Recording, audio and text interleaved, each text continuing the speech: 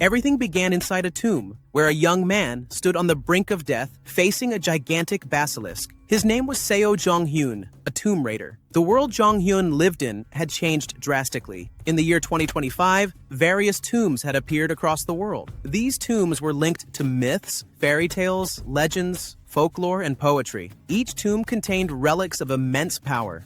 Many stories told of people whose lives changed drastically after obtaining a relic from these tombs. The great power of these relics drove everyone to become tomb explorers. Seo Jong-hyun was one of the luckiest. He had acquired a relic called the Archaeist, which granted him an unparalleled ability to analyze tombs. This ability made him the greatest tomb excavator in the world. Unfortunately, he could no longer explore tombs alone. Governments and large corporations had begun to control them, seeking to monopolize the relics. Because of this, he joined TKBM, a highly renowned tomb excavation company. With the Archaeist, Jong-hyun helped TKBM rise to the top of the industry, even though many mocked him as nothing more than TKBM's lapdog. But in return, TKBM treated him poorly. Their CEO, Kwon Tae-jun, saw Jong-hyun's team as a threat and deliberately trapped them inside a perilous tomb, leading them to a grim fate. Just before the basilisk devoured him, Jong-hyun heard a voice calling for help, but it was already too late. Half of his body had been crushed. However, just before he met his end, the relic that had accompanied him for so long suddenly revealed itself. A raven appeared before him, offering him a second chance to see if this time he could become a king. After the relic's intervention, Jong-hyun awoke in a panic, his body completely intact. He quickly realized he was inside a police station. In his confusion, he gradually understood the situation. He had returned 15 years into the past. He was now reliving the moment when he had been blackmailed by a mother and son. Now, knowing that he had returned to a time before the tombs had appeared, Jong-hyun made a firm decision. In this second chance, he would claim every relic and never be deceived again. Lost in his thoughts, Jong-hyun suddenly realized that he was back in an annoying moment. He was once again faced with the mother and son who were extorting him. But this time, things were different. Jong-hyun could now properly defend himself, even if it meant ending up in prison.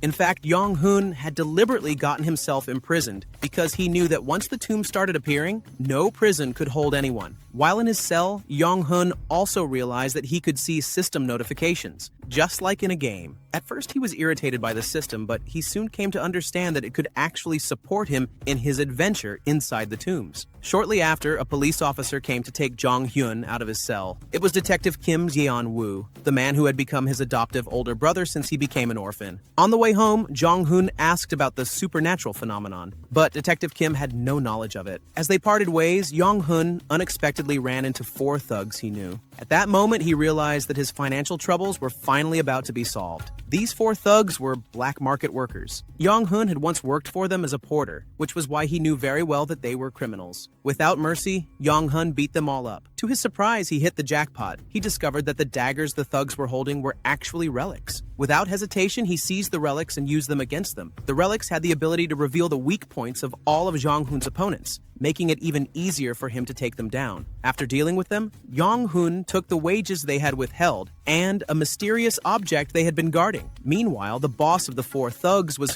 furious. He couldn't believe that Jong-hyun was this strong. Jong-hyun then went to a thrift store nearby, only to find out that the Buddha statue he was holding had no value at all. However, he soon received a notification that the real treasure was hidden inside the statue. Without hesitation, Jong-hyun smashed it open, revealing a stash of illegal drugs inside. Realizing the gravity of the situation, Jong-hyun immediately contacted Detective Kim and reported his findings. Thanks to his tip, the gang leader was arrested, along with all the evidence that Jong-hyun had uncovered. According to the local law, whistleblowers in such cases could receive a reward of up to 100 million yen. With that in mind, Jong-hyun walked home with a beaming smile, knowing he was about to come into a fortune. Unfortunately, as he arrived at his house, his excitement quickly turned into shock. His home had vanished, swallowed by a massive mound of earth. The people in the area were, of course, in a panic, especially with the military aiming their weapons, making everything even more chaotic. That was why Jong-hyun struck the uniformed man and demanded an explanation. He soon discovered that the Korean government was collaborating with foreign entities to resolve the phenomenon. On the other side, Linda Walker, an American agent, and Abe Kiyoshi from Japan met. Both of them were foreign operatives who already knew about the existence of the tomb and the relics that might be inside. However, they were competing against each other and had no intention of cooperating. Upon learning this, Jong-hyun realized he had to move quickly to find the entrance to the tomb. Jong-hun eventually obtained the tomb glyph, an inscription that detailed everything about the tomb. Around this time, Jong-hyun also acquired his second skill. After searching for quite some time, Jong-hyun finally found the tomb's entrance. Using the relic dagger he held, a massive explosion occurred. When the tomb opened, agents from America and Japan also realized that the entrance had been unsealed. Both of them rushed toward the tomb's entrance, knowing they had to jump down. Upon reaching the bottom, they found the tomb flooded with water. Aware of this, Jong-un activated the tomb's trap. Water surged inside, sweeping away the American and Japanese agents. As he ventured deeper, Jong-hyun arrived at a vast pool and presented his relic. A giant serpent emerged and asked, "Which dagger belongs to you, Jong-hyun? The gold one or the silver one?" Jong-hyun recognized this as a trap, inspired by the tale of Hermes and the cute woodcutter. Refusing both, he instead took his original relic. However, the moment he grasped his dagger, he launched an attack on the tomb's guardian. The guardian fought back, but Jong-hyun knew exactly what to do. He activated his domination skill. To master a relic within a tomb, there are at least 3 skills that can be used. The first is affinity, where the relic submits peacefully. The second is domination, where the relic is forced into submission by the user's strength. The third is fit force, an anomaly where the relic and its user are naturally created for each other. Jong-hyun knew that he could only use domination on the relic in the current tomb. After a prolonged struggle, he finally managed to subdue it, revealing itself as a golden axe. This success unlocked Jong-hyun's third skill, Tomb Digger. Shortly after obtaining the relic, American and Japanese agents arrived inside the tomb, only to be met with disappointment. Since Jong-hyun had completed the tomb, he had the right to close it. Thus, at his command, the tomb began to collapse. Upon leaving the tomb, Jong-hyun realized that his house had returned to normal. At this point, he had officially begun his main mission, gathering information about the CEO of TKBM, the man who had betrayed him in his previous life. The next day, Jong-hyun began to sense the presence of the TKBM CEO. That's why he contacted the 4 thugs from earlier and sent them to Midas, a prestigious auction house in Vegas. Jong-hyun wasn't asking for a favor for free. He promised to pay them handsomely if they could find a man named Black Cayman, the alias of Kwon Tae-jun. After involving the thugs, Jong-hyun quickly set off to carry out his plan for the day, hunting relics. During his journey, he unexpectedly crossed paths with Abe Kiyoshi from Japan. Jong-hyun knew about Abe's presence because Japan had seers capable of predicting the location of ancient tombs. Wanting to uncover Abe's relic, Jong-hyun intentionally spilled beer, but he refrained from taking further action to avoid unnecessary trouble. Shortly after they parted ways, Abe received a phone call from a Japanese seer, informing him that the previous relic conqueror was none other than Jong-hyun, the very man he had just encountered. After arriving at the site where the tomb was set to appear, Jong-hyun once again encountered Abe. However, before Abe could do anything, the tomb's entrance suddenly opened and exploded. It turned out that they had entered the cursed sword tomb of Muramasa. This tomb originated from the legend of a Japanese swordsmith family that was exterminated by Ieyasu Tokugawa through a sword known as Muramasa. Because of this, the tomb was filled with traps and broken swords scattered throughout its interior. Jong-hyun also started to feel a dense poison spreading inside, forcing him to hurry. Abe, who was there, attempted to use his gun, but it backfired and exploded on its own. Modern weapons were useless inside the tomb. Seizing the opportunity, Jong-hyun threw Abe into a pit filled with living corpses, trapping him and rendering him unable to move. Venturing deeper, Jong-hyun obtained 2 additional relics, a bracelet and a mochi. These relics were inspired by classic Japanese folklore. The mochi requested by a tiger and a rope that descended from the sky to save the mochi's owner. Upon acquiring these relics, Jong-hyun unlocked a new skill, completing the 4 fundamental skills he needed. It was only after that moment that he realized the tomb was filled with trapped civilians. Upon closer inspection, there was already a girl rampaging under the influence of a relic. Jong-hyun immediately restrained her using the rope relic he had obtained. When he held the relic the girl had been using, he realized it was useless. After that, Jong-hyun proceeded to free everyone from the trap. Meanwhile, the Japanese agent was furious for still not obtaining Muramasa. Before he could get his hands on the relic, he was beaten up by everyone for being the reason they were all trapped in the first place. Amidst the chaos, Jong-hyun used the golden axe to summon Muramasa. When it appeared, he held it and demanded 10 lives, sending everyone into a panic. Of course, Jong-hyun had no intention of doing such a thing. Instead, he dominated Muramasa. At last, Muramasa submitted and reached its perfect form. Now, Jong-hyun only needed to seal the tomb. The Japanese agent Abe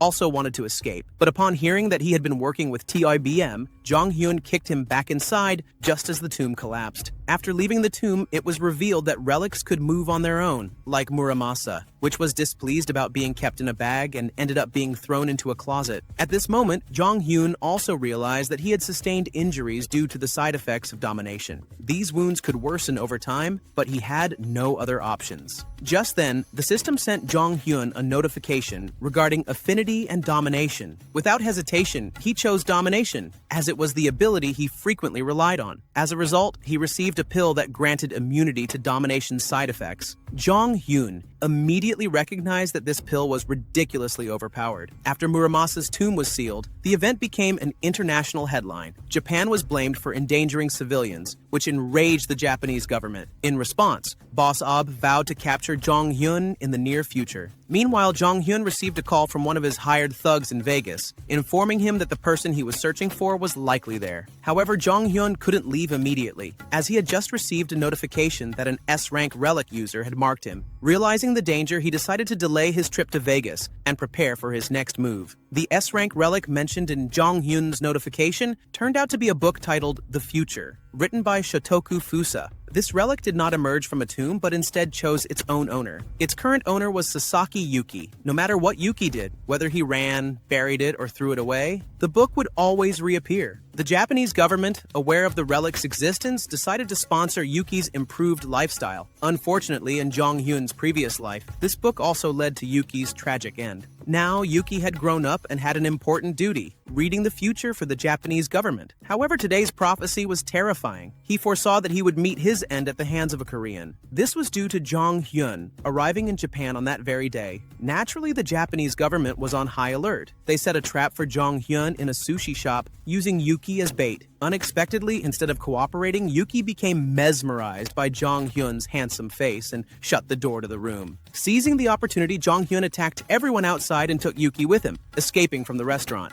Jong Hyun unexpectedly took Yuki away, escaping from the dull grip of the Japanese government. As a naive girl, Yuki agreed without hesitation. However, when they arrived at a cafe, her hands were suddenly tied, and she was forced to transcribe as much of the future book's contents as possible to spare her life. Moments later, the Japanese authorities arrived, abruptly halting Yuki's writing. Instead of ending Yuki's life, Jong Hyun did something unexpected. He destroyed the future relic right in front of her eyes. The Japanese forces stormed in, only to witness their most revered relic crumbling into ruins. Furious, the Japanese military immediately ordered an attack on Jong Hyun. After being attacked, Jong Hyun threw a mochi relic. This relic had the ability to sow discord among anyone nearby, causing the entire army there to turn on each other. Jong Hyun then arrived at the airport, and while on the plane, he began reading the prophecy written by Yuki. Jong Hyun knew that in his past life, the CEO of TKBM had met Yuki to obtain the world's greatest relic. As he read the prophecy, he realized that the place where the TKBM CEO acquired the best relic was Midas, Las Vegas. On the American agent's side, they had also heard about the destruction of the future relic. However, they had a different approach. Instead of attacking Jong Hyun, they wanted to recruit him to America with the lure of money.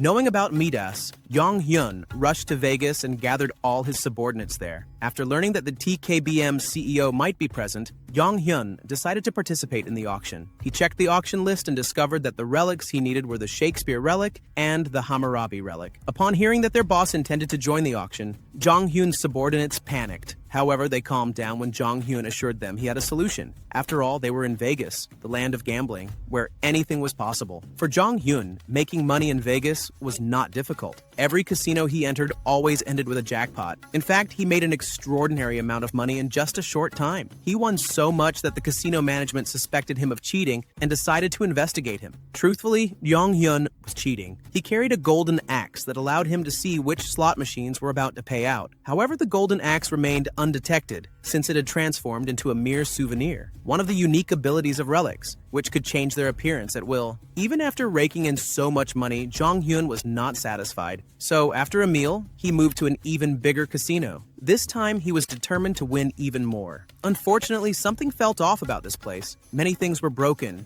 and the atmosphere was strange. Jong Hyun quickly realized that there was a relic nearby. That relic turned out to be a silver sword. While the golden axe revealed luck, the silver sword had the ability to expose misfortune. It wasn't long before Jong Hyun noticed a beautiful girl named Irene Horton. In Jong Hyun's previous life, Irene was known as one of the kings due to her body's resemblance to a relic. She was infamous as the king of bankruptcy. Anyone or anything near her would be struck by misfortune. Realizing this, Jong Hyun wanted to leave the casino as fast as possible. But something unexpected happened. Irene suddenly reached for his hand, her face lighting up with happiness. When he held her, the system notified Jong Hyun that his strength was drastically declining. That's why he brushed off Irene's hand and tried to escape. However, Jong Hyun's subordinates refused to let Irene be left behind. Unfortunately for them, they were the ones who ended up unlucky. Jong Hyun then warned everyone to stay away from Irene. Jong Hyun headed to the auction house. There, he hit the jackpot after encountering Yoon Si-woo, the son-in-law of TKBM's CEO.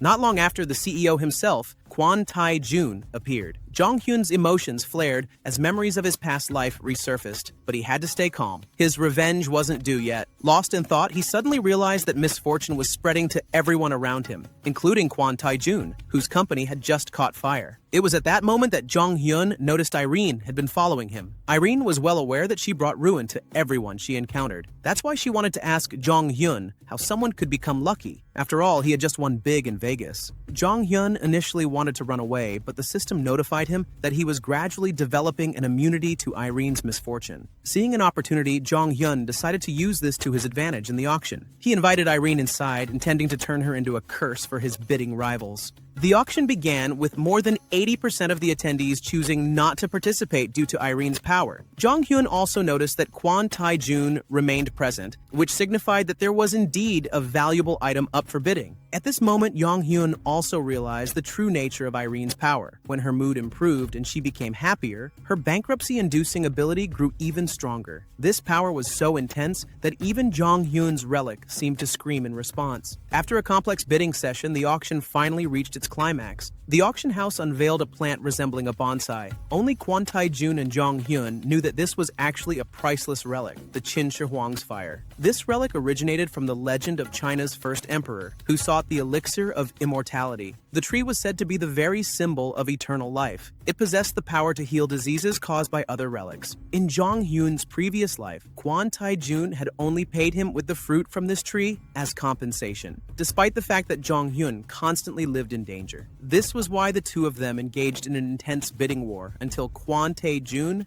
finally offered $10 million.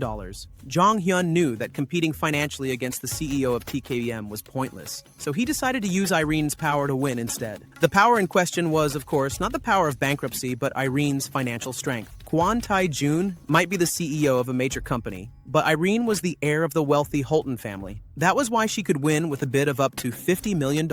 After winning, Irene sat down with Jong Hyun, and the two of them looked for a way to eliminate Irene's bankruptcy power. At first, Jong Hyun thought that Irene possessed a relic, but that wasn't the case. It turned out that Irene, like Yuki, had a tattoo because she was highly compatible with a certain relic. However, Irene's tattoo was vastly different. It was a parasite that couldn't be cured, as the power of the relic had embedded itself within her. At least for now, Jong Hyun was still figuring out how to lift Irene's curse. That's why they exchanged contacts, and Irene gave Jong Hyun the Qin Shi Huang fire relic. Jong Hyun could only claim all the items he had won once the auction house received his payment. Unfortunately, his money was stolen by his own subordinates. In the end, Jong Hyun tracked them down with the help of the golden axe. But he wasn't just there to take back his money. He also wanted to test his new relic, Hammurabi. This relic originated from the Babylonian story of its laws, which dictated that punishment must be equal to the crime. An eye for an eye, a tooth for a tooth, and betrayal for betrayal. With the Hammurabi relic, Jong Hyun sealed the three people in front of him. To them, nothing felt different.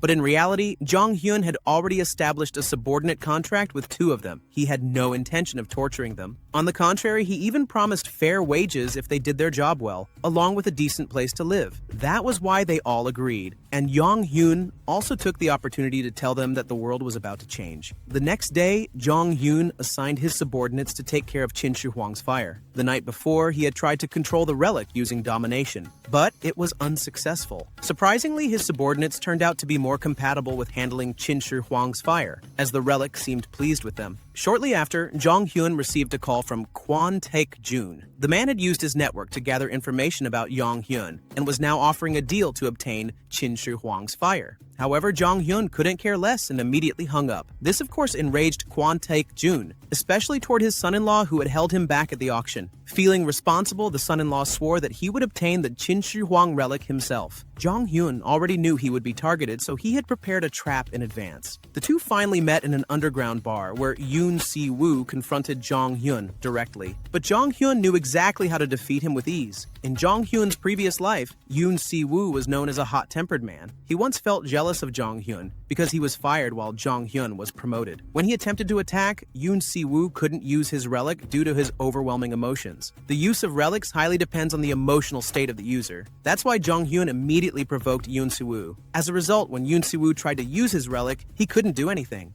Jong Hyun then seized the relic, which turned out to be called Voodoo Priest Zombie Powder. As its name suggests, anyone who comes into contact with the liquid from this relic will turn into a zombie. That's why Kwon Taek-jun was frustrated to see his trusted subordinate behaving like a zombie. Kwon Taek-jun became even more determined to target Jong Hyun and decided to send a lawyer after him. At Las Vegas airport, Jong Hyun was ready to return home. He was satisfied with all the relics he had obtained in such a short time. However, just before he departed for Korea, a woman appeared. She was a lawyer from TKBM, the company owned by Kwon Taek-jun. The lawyer from TKBM unexpectedly came to recruit Jong Hyun. He made a tempting offer, an advance payment of $100 million and a guarantee of high wages for every completed grave. Naturally, Jong Hyun refused, stating that he would never be a part of TKBM. The TKBM lawyer did not anticipate such a rejection. He then threatened Jong Hyun, warning that if the CEO of TKBM became angry, he could make Jong Hyun disappear. However, rather than intimidating him, the threat only fueled Jong Hyun's anger. Without hesitation, he splashed the zombie relic onto the woman. She had only one way out, resisting the activation of the zombie relic and using her own relic, which could summon waves of water. Unfortunately for her, the relic proved useless as Jong Hyun countered with Hammurabi.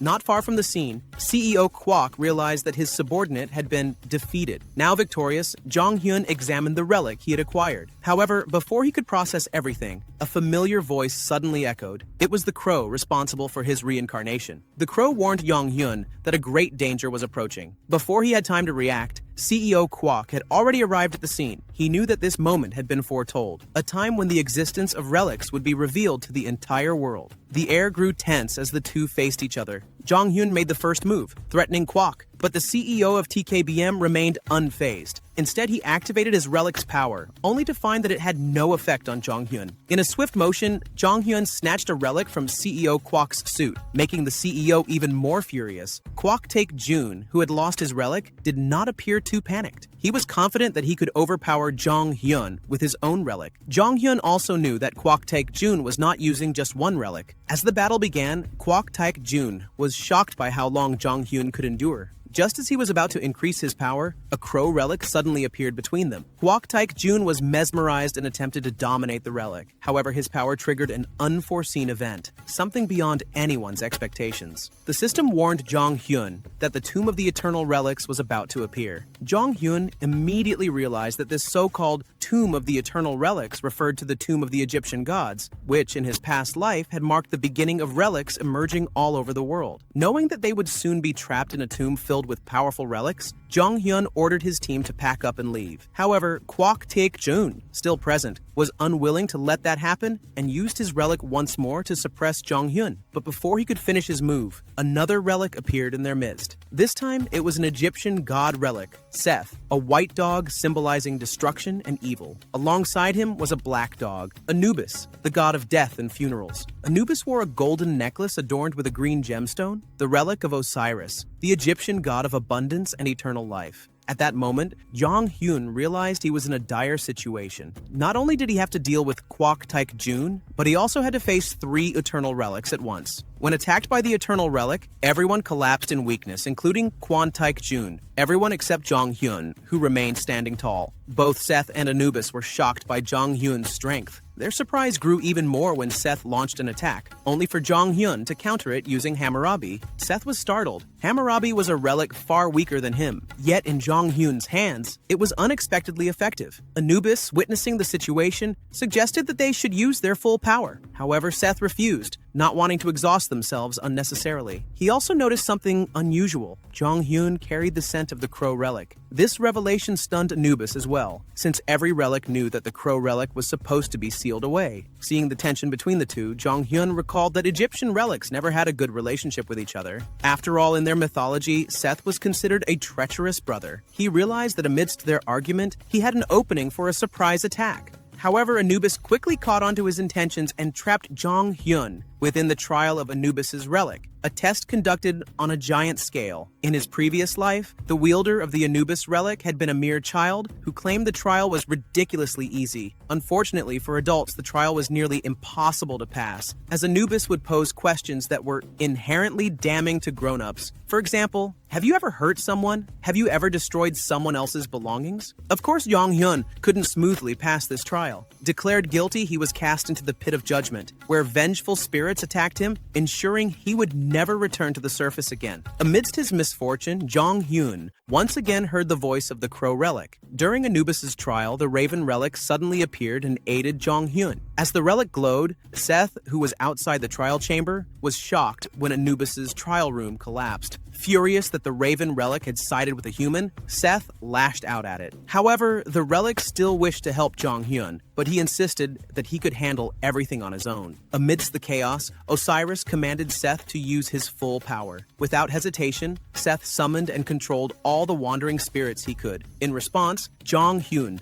wielded Muramasa to fight back. Seeing this, Seth raised the challenge's difficulty by wrapping all the relics and spirits into a giant mummy, making it impossible for Jong Hyun to determine where the Egyptian god relics were hidden. But Jong Hyun had a solution. Using the golden axe and silver axe, he managed to locate the relics of Seth and Osiris. However, instead of immediately defeating the remaining Anubis relic, Jong Hyun demanded that Anubis reopen his trial chamber, this time under Jong Hyun's authority. By answering all of Anubis's questions, Jong Hyun successfully conquered the eternal Egyptian relic. With this, Anubis's tomb had been completed. Jong Hyun then began sealing the tomb. CEO Kwok, who was present, was naturally shocked by what he had witnessed. That was why he wanted to recruit Jong Hyun into TKBM, offering a price even higher than before. However, Jong Hyun, who harbored a deep grudge against TKBM, was immediately enraged. Without hesitation, he attacked CEO Kwok. Although CEO Kwok took a direct hit, his Achilles relic granted him immortality. Jong Hyun was already aware of this, but he had another way to win. He unleashed the full power of Muramasa. The sword had a unique ability. The stronger its opponent, the more frenzied it became. Jong Hyun then launched an attack that triggered a massive explosion. The intensity of their battle kept escalating. Trapped in a corner, CEO Kwok began attacking recklessly. Jong Hyun countered his relentless assaults with Hammurabi. Using a combination of Muramasa and Hammurabi, Jong Hyun managed to defeat CEO Kwok,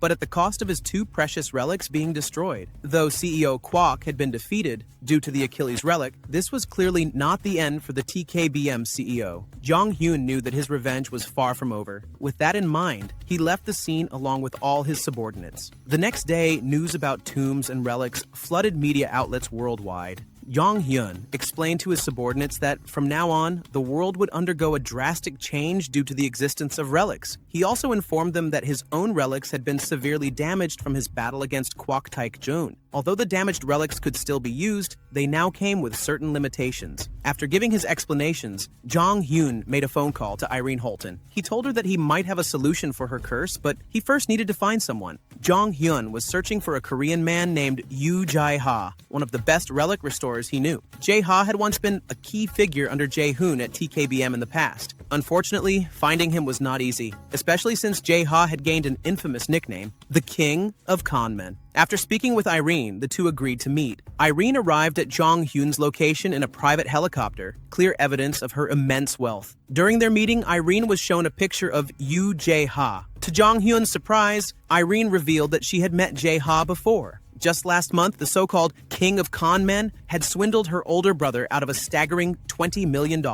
an unshakable trait of the man who bore that infamous title. According to Irene's story, her family had attempted to chase Yoo Jae-ha down. However, during the pursuit, Jae-ha's car veered off a cliff. Jong Hyun was left puzzled. Jae-ha was not supposed to meet such a fate. If the information was true, then the man he was searching for might already be dead. Since his reincarnation, many things had changed. Jong Hyun also realized that it was not the Egyptian relics that should have been unearthed first, but the relics from India. Despite his growing unease, he still firmly believed that Yu Jae-ha, the so-called King of Thieves, was alive. Jong Hyun's search for his old crew had begun. After an intense battle between Jong Hyun and Kwon Taek-ju, Kwon Taek-ju ended up in the hospital. He wasn't just complaining about his defeat, but also about the fact that the existence of relics had now been exposed to the world. He had originally planned to dominate all the relics before they became public knowledge. Still consumed by anger, Kwon Taek-ju was eager to hunt down Jong Hyun. In the midst of his frustration, Kwon Taek-ju was visited by an important figure from TKBM, Edward. The two had a long conversation about many things, including the fact that the relic Kwon Taek-ju had used in battle was severely damaged after fighting Jong Hyun. Edward had a solution. He could have the relic restored through one of his trusted connections. Their conversation eventually ended, and Edward left, instructing his assistant to gather information on Jong Hyun, the man who had just defeated the CEO of TKBM. Meanwhile, Yu Jae-ha, the most sought-after person at the moment, received a call from Edward. Jae-ha was the relic restorer Edward had in mind. Though Jae-ha wasn't particularly thrilled about restoring relics, since it was an exhausting process, he quickly changed his mind when he heard that the client was TKBM, a company with an enormous budget. The prospect of making a fortune was too tempting to refuse. Sometime later, Jong Hyun, who was also searching for Jae-ha, arrived at a hotel. Unfortunately, the receptionist informed him that Jae-ha was not there. In response, Jong Hyun set a trap by displaying 10 relics in his possession. The receptionist then excused herself, saying she needed to step away for a moment. Jong Hyun, however, knew exactly what was happening. This receptionist, Yoon Min-hee, was actually Yu Jae-ha's older sister. The two of them were a pair of skilled con artists. In a back room, Min-hee informed Jae-ha about the relics that had arrived for restoration. At first, Jae-ha refused, but when he learned that the client was easily deceived, he quickly agreed, because he had the ability to duplicate relics for scams. Once Jae-ha made up his mind, Min-hee relayed the message to Jong Hyun, telling him that his relics could be restored but needed to be left in their care. However, instead of being fooled, Jong Hyun was actually pleased, because it meant Jae-ha was still alive, and he now had a lead on the whereabouts of the King of Thieves. Yu Jae-ha's face lit up with excitement as he saw a dozen high-quality relics before him. He had hit the jackpot. While Jae-ha could duplicate relics, not only their form but also their function, their power was significantly weaker. Once the restoration was complete, Min-hee took out the fake relics for Jong Hyun. However, upon realizing he had been tricked, Jong Hyun flew into a rage, terrifying Min-hee to the point that she revealed the location of Jae-ha's room. Jong Hyun stormed in and immediately used his rope relic. Bound tightly, Jae-ha was powerless as Jong Hyun took back all of his relics. Not stopping there, Jong Hyun forcefully used the Shakespeare relic to impose a slave contract on Jae-ha. On the surface, the contract didn't seem too bad. Jong Hyun promised Jae-ha comfort, security, and a staggering $60 million in monthly commissions. But Jae-ha still wanted to escape. He longed to be a free man. Seeing Jae-ha's resistance, Jong Hyun recalled the tragic story behind him. Jae-ha had once been a brilliant young painter at a top American university. Unfortunately, his career was destroyed when his own teacher, John Richard, claimed his artwork as his own. Devastated, Jae-ha dropped out of school and turned to forgery, which eventually led him to the forger's relic. With such a dark past, it was no surprise that Jae-ha wasn't easy to convince. But where had the so-called King of Thieves escaped to? It turned out that Jae-ha had fled to make a phone call. On the other end of the line was none other than Kwok Tae-joon, ready to strike a deal with Jae-ha. Still on the phone, Jae-ha was suddenly captured by Jong Hyun's gang. Jong Hyun took over the call just to mock the CEO of TKBM, further enraging Kwok Taek-joon. After hanging up, Jong Hyun spoke to Jae-ha about their previous agreement, but Jae-ha lost his temper and insisted on joining TKBM. Provoking him, Jong Hyun mentioned the name Jean Richard. That name alone made Jae-ha furious, and he tried to attack Jong Hyun, but failed. Jong Hyun then revealed a harsh truth. Richard could perfectly duplicate Jae-ha's artwork because he was a relic user. That was why Jong Hyun offered to expose Richard's lies and restore Jae-ha's reputation as a genius painter. Hearing this, Jae-ha hesitated, still considering whether to side with Jong Hyun. Growing impatient with the negotiation, Jong Hyun left the choice in Jae-ha's hands and walked out of the hotel. A while later, Jae-ha met with the CEO of TKBM. He agreed to become TKBM's personal relic restorer, but only under the condition that they help him expose Richard as a fraud. Unfortunately, Kwok Taek-jun only laughed at him. Why? Because TKBM was actually on friendly terms with Richard. In fact, they were about to establish the Pandora organization to monopolize relics. Jae-ha was visibly disappointed and attempted to leave the room. But before he could, he was restrained and intended to be... After taking down all the TKBM guards and ejecting Kwok Taek-jun, Jong Hyun escaped with Jae-ha. At Jong Hyun's place, Jae-ha agreed to be assigned as a relic restorer, as per their agreement. However, since Jong Hyun had saved him, he demanded that all relic restorations be completed in just one day. Jae-ha immediately protested, estimating that it would take a month to restore all the relics. But Jong Hyun challenged him, claiming that he could restore the relics quickly using Jae-ha's own relic. Jae-ha didn't believe him and bet that if Jong Hyun succeeded, he wouldn't ask for payment. To Jae-ha's shock, Jong Hyun actually managed to do it using domination, leaving Jae-ha stunned. While Jong Hyun was indeed capable of restoring relics, the process was an immense burden on him, which was why he needed Jae-ha. Having lost the bet, Jae-ha had no choice but to comply. As he left Jae-ha's room, Jae-ha's phone suddenly rang.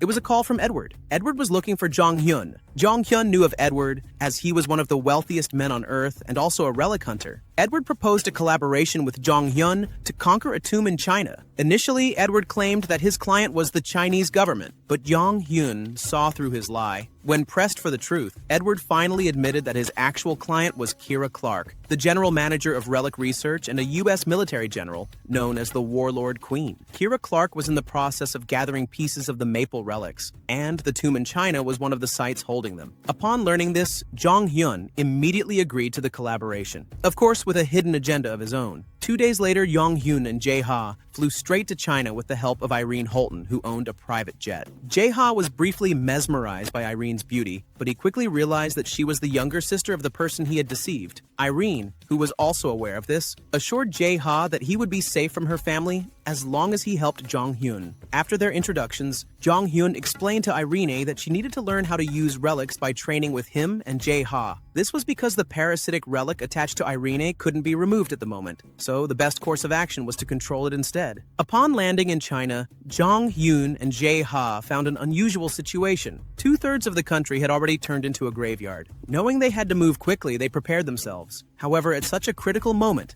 Jae-ha lost his restoration relic to a thief. Jong Hyun immediately requested his rope relic to chase after the culprit. The thief turned out to be a young boy who was actually an agent from the United States. The boy wielded the Medusa relic, which he couldn't fully control, making it easy for Jong Hyun to defeat him. After winning, Jae-ha was instructed to take all the relics the boy possessed. At this moment, Jong Hyun also realized that his own relic had not yet been restored by Jae-ha, but there was no other choice. Since they had already arrived in China, they had to keep moving forward, even with incomplete relics. After losing all the relics they had, the American agents grew restless about their team's condition. It turned out that America had brought along 3 of their top tomb raiders, Linda Walker, Thomas, and Vivian Lucy. Lucy was questioned about the whereabouts of her relic, but she couldn't say much. Jong Hyun had already used the Shakespeare relic to make a pact with Lucy. Every time she tried to explain what had happened to her, she would be tickled until she couldn't speak. This only worsened the American agent's frustration.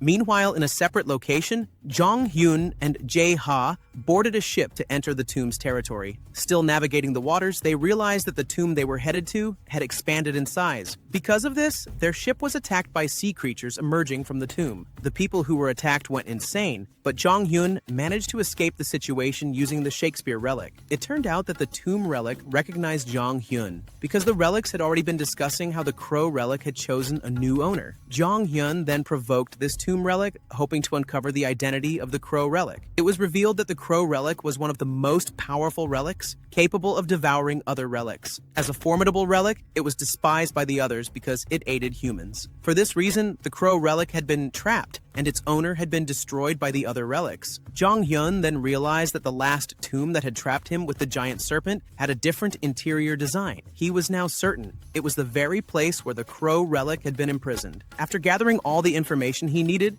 Jong Hyun continued provoking the tomb relic in China. In response, the relic sent its army of sea monsters to attack him. Their conversation came to an abrupt end. The two of them fought relentlessly, and even Jong Hyun's newly repaired relic was destroyed once again. With no other options left, they had only one choice: to flee. However, as they were escaping, they ran into an American agent seeking revenge. Here, Agent Thomas from America confronted Jong Hyun. Thomas was an A-class relic user with formidable combat skills, forcing Jong Hyun to be cautious in battle. But it didn't take long. Jong Hyun managed to defeat Thomas, seize his relic, and escape on a small boat with Jae-ha. The American forces intended to pursue them, but Jong Hyun used his rope relic to hurl Linda into the ocean, halting the agent's chase. Upon reaching the inner chamber of the tomb, Jong Hyun arrived at the relic's location, which appeared as a giant tree. The relic's trial required him to pray until it was satisfied. However, Jong Hyun had a different solution. He was going to cut it down. After cutting down the tree earlier, the relic that appeared was a map originating from the Ming Empire's story. It was said that the Ming Emperor once ordered more than 60 ships to sail in search of treasures across various parts of the world, achieving great success. That's why this relic map was valuable. It could reveal various treasures related to relics. Once restored, the relic could be used properly. Irene, who had just tried using it, was able to see the location of the relic connected to her curse. It was in Turkey. That's why their next destination was Turkey. However, before departing, Jong Hyun ordered Jae-ha to duplicate the map and hand it over to the Americans.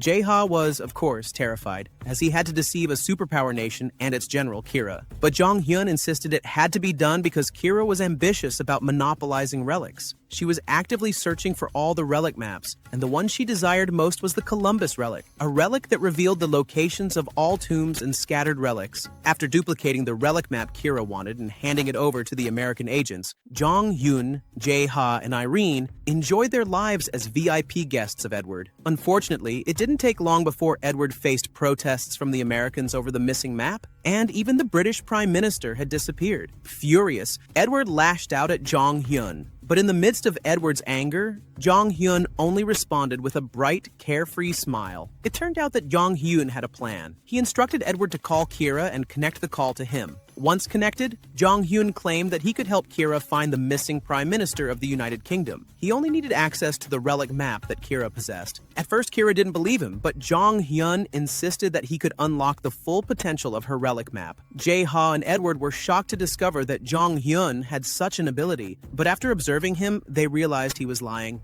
Kira, deceived by Jong Hyun's words, eventually agreed, but on one condition. Jong Hyun was not allowed to take any relics. He accepted the terms and they reached an agreement. They met at a hotel where Jong Hyun brought Jae-ha along. Upon arrival, they were greeted by a receptionist and two of Kira's subordinates. Jong Hyun then met Kira and began executing his plan. Jong Hyun wrote relic scripts on Kira's map, claiming that it could reveal the location of the missing Prime Minister. Of course, this was pure deception. Jong Hyun had already discovered the Prime Minister's whereabouts using a relic he had obtained earlier. That was how he could write down the exact coordinates so accurately. Unfortunately for him, even after completing the task, Kira refused to let him and Jae-ha leave. She ordered Jong Hyun to stay until the Prime Minister was successfully evacuated, all while teaching her the language of the relics. Still, Jong Hyun remained calm. Sometime later, Kira received confirmation that the Prime Minister had been successfully evacuated. However, she still refused to let Jong Hyun go. She wanted him to work for her so she could monopolize all relics. But Jong Hyun had no intention of complying and had already prepared an escape plan. Suddenly, chaos erupted. An explosion occurred, and Kira's subordinates went berserk, destroying their boss's relics. As it turned out, Jong Hyun had brought the Shakespeare relic and had been manipulating the people in the hotel. The receptionist had caused the explosion, while Kira's subordinates had unknowingly destroyed her relics. Taking advantage of the confusion, Jong Hyun and Jae-ha escaped using one of Jong Hyun's relics. After the dust settled, Kira contacted Jean Richard to find a relic restorer. She also informed him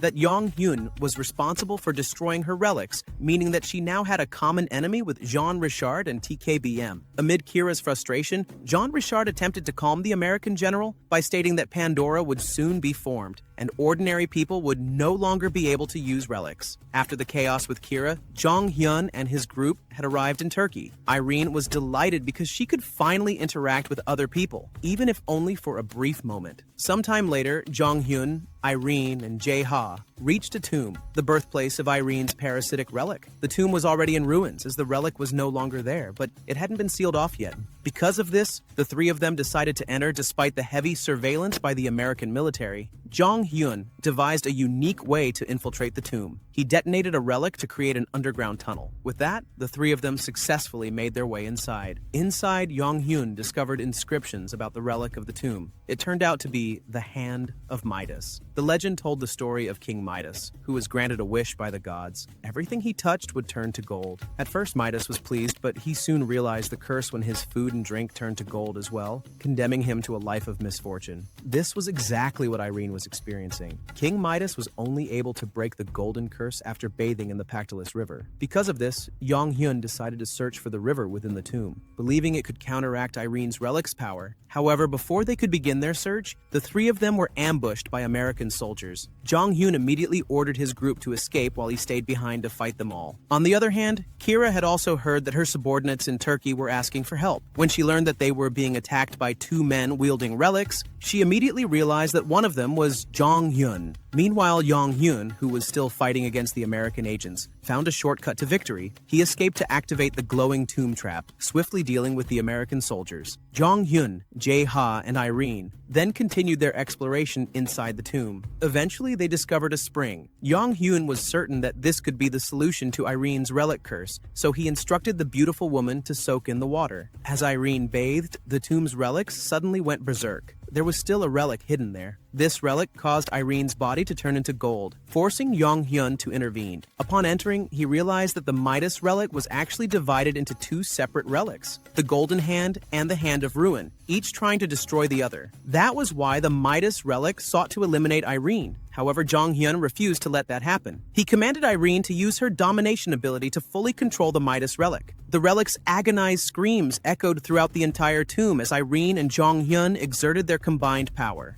Longer turned into gold. Naturally, she was overjoyed. She could finally control the relic of bankruptcy. Elsewhere, Kira was enraged when she received no confirmation from her strike team regarding Jong Hyun's presence at the Turkish tomb. She vowed to eliminate Jong Hyun and his group that very day. Back at Jong Hyun's location, a strange phenomenon occurred. The tomb began to tremble as if it were about to collapse under attack. Jong Hyun immediately realized that this was the power of Kira's strongest relic, the relic of Sekhmet. In Egyptian mythology, Sekhmet was the goddess of destruction, and this relic granted Kira the ability to attack her targets regardless of distance or time. A terrifying power, indeed. However, Jong Hyun had his own way of dealing with it. He used the relic of Hammurabi to withstand the tremors, and then activated the newly acquired tomb restoration skill. Eventually, they managed to escape safely. At the American agency's headquarters, chaos ensued. Despite Kira unleashing her ultimate attack, they were unable to locate Jong Hyun and his group. Frustration spread throughout the team, made worse by the side effects of the relic of Sekhmet. Each time Kira used it, she would regress into a baby until her strength was fully restored. Amid the commotion,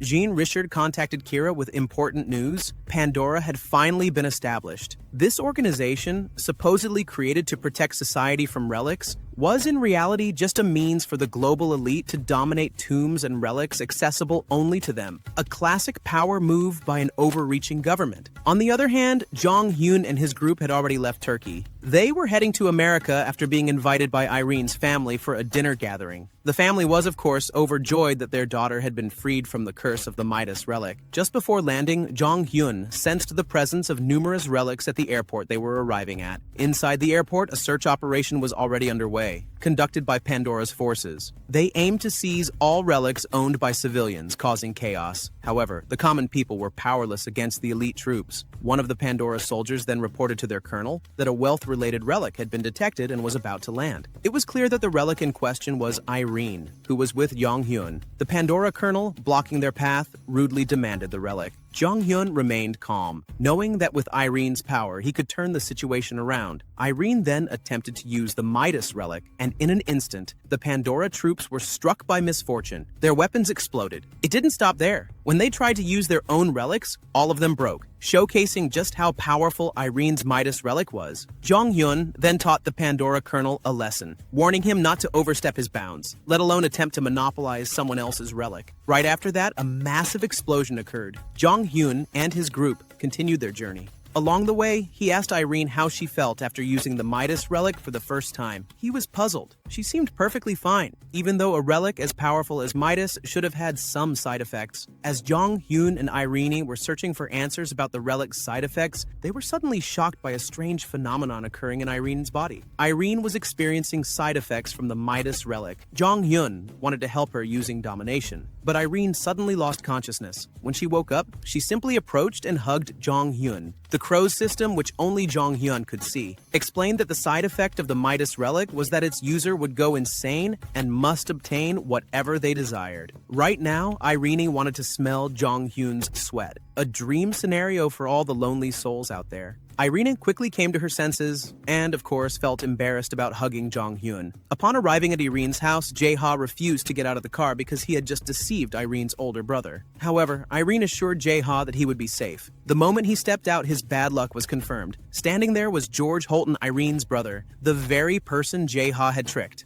George was ready to explode at Jae-ha, but fortunately Jong-hyun was still able to negotiate. At first, George softened upon hearing that his sister had been freed from the relic's curse. However, in a matter of seconds, his anger flared up again. George realized that even though Irene was free, she was still holding onto a relic. The Holton family was known for being devoutly religious, considering relics to be objects of heresy. George's strong aversion to relics stemmed from his family's beliefs. However, despite his anger, he still let Jae-ha go. Here, George's extreme stance on relics raised questions in Jong-hyun's mind. He could tell that there was something deeper going on within the Holton family. Sensing that something was off, Jong-hyun immediately forced his way into the Holton family residence. As soon as he entered, he saw Irene's parents looking weak and helpless. George claimed he had no idea what had happened, even though they had been perfectly fine earlier. Jong-hyun then stated that Irene's parents were suffering from relic syndrome. In his previous life, 1/3 of Earth's population had vanished due to this disease. Although he was familiar with the illness, he found it strange because the disease typically took years of exposure before reaching such a dire state. This realization led Jong-hyun to understand that the Holton family had been attacked using a relic capable of accelerating the effects of the disease. Determined to help, Jong-hyun promised that he could cure them, as the disease could only be treated using a healing relic. He possessed such a relic, the Qin Shi Huang Flame, but he had yet to master its use. Therefore, the group set out on a journey to find another relic that could trigger the Qin Shi Huang Flame, transforming it into a fully functional medical relic. The relic they were searching for was the Seobok relic. Seobok was a renowned physician and a trusted confidant of Qin Shi Huang, tasked with finding the elixir of immortality. However, Seobok never returned from his voyage. Many believe that Seobok had discovered the elixir but refused to hand it over to Qin Shi Huang. This story is what connects the Seobok relic to Qin Shi Huang's fire relic. The mission to find the Seobok relic began with Jong-hyun searching for a beggar. Who would have thought that the beggar he was looking for turned out to be Edward, who had fallen into poverty? The moment Edward saw Jong-hyun, he flew into a rage, blaming him for his downfall. However, Jong-hyun offered him a new future, but on one condition: information about the Seobok relic. Jong-hyun explained that the Seobok relic could serve as a medical relic, allowing them to establish a pharmaceutical company and become wealthy. Edward agreed, but unfortunately, he had already sold the information to Kira, who had now taken action. To Edward, Kira's approach seemed unusual. Rather than deploying American agents, she was using her private forces instead. Hearing this, Jong-hyun was actually pleased, and they immediately set off for Ghana, where the Seobok relic was located. Upon arriving in Ghana, Jong-hyun immediately spotted Kira's special forces and had already devised a plan. He would face them, starting with a card game. During a card game, Jong-hyun realized that Kira's subordinates were using a luck-based artifact. Kira's men were, of course, shocked, but there was nothing they could do about it. Moreover, the artifact they used was only grade C, while Jong-hyun used Midas Irene's relic to turn the situation around. That's why Jong-hyun wanted to extract information from them, but they refused.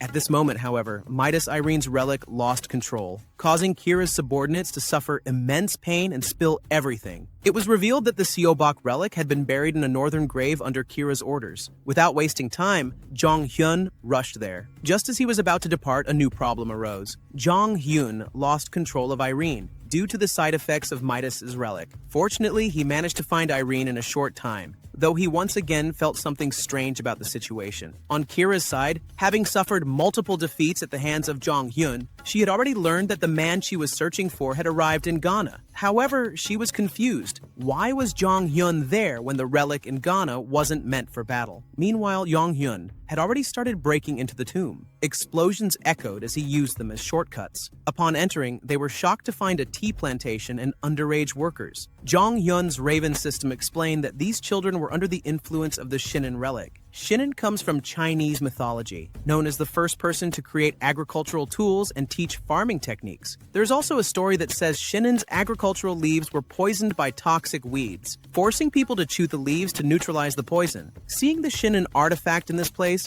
Jong Hyun became even more confused about Kira's true intentions for the tomb in Ghana. However, he set aside his confusion for now. He had to find the Sobok artifact first. The search was anything but easy, as they were suddenly attacked by the children inside. Amidst the commotion, Jong Hyun, unwilling to harm the children present, bound them all using his original artifact. With that taken care of, he could focus on searching for the relic he sought. It didn't take long for Jong Hyun to sense the relic's presence. To his surprise, the relic took the form of an earthworm. According to legend, Seobok was known as the Extorter because he left with a large sum of money from the Chinese Empire but never returned. Knowing this, Jong Hyun had prepared a vast amount of money, understanding that this relic had a strong affinity for wealth. The moment the relic saw $2 billion in cash, it reacted with excitement, yet it still refused to submit to Jong Hyun. However, once Irene Holton presented a land certificate, the relic immediately surrendered and submitted to Jong Hyun's group. Once tamed, Jong Hyun placed Seobok inside a jar. Its first task was to rescue all the children in the tomb and collect samples of the tea leaves they had harvested. Afterward, Jong Hyun instructed Jae-ha and Irene to escape first, as he still had unfinished business to attend to. Unfortunately, just as they parted ways,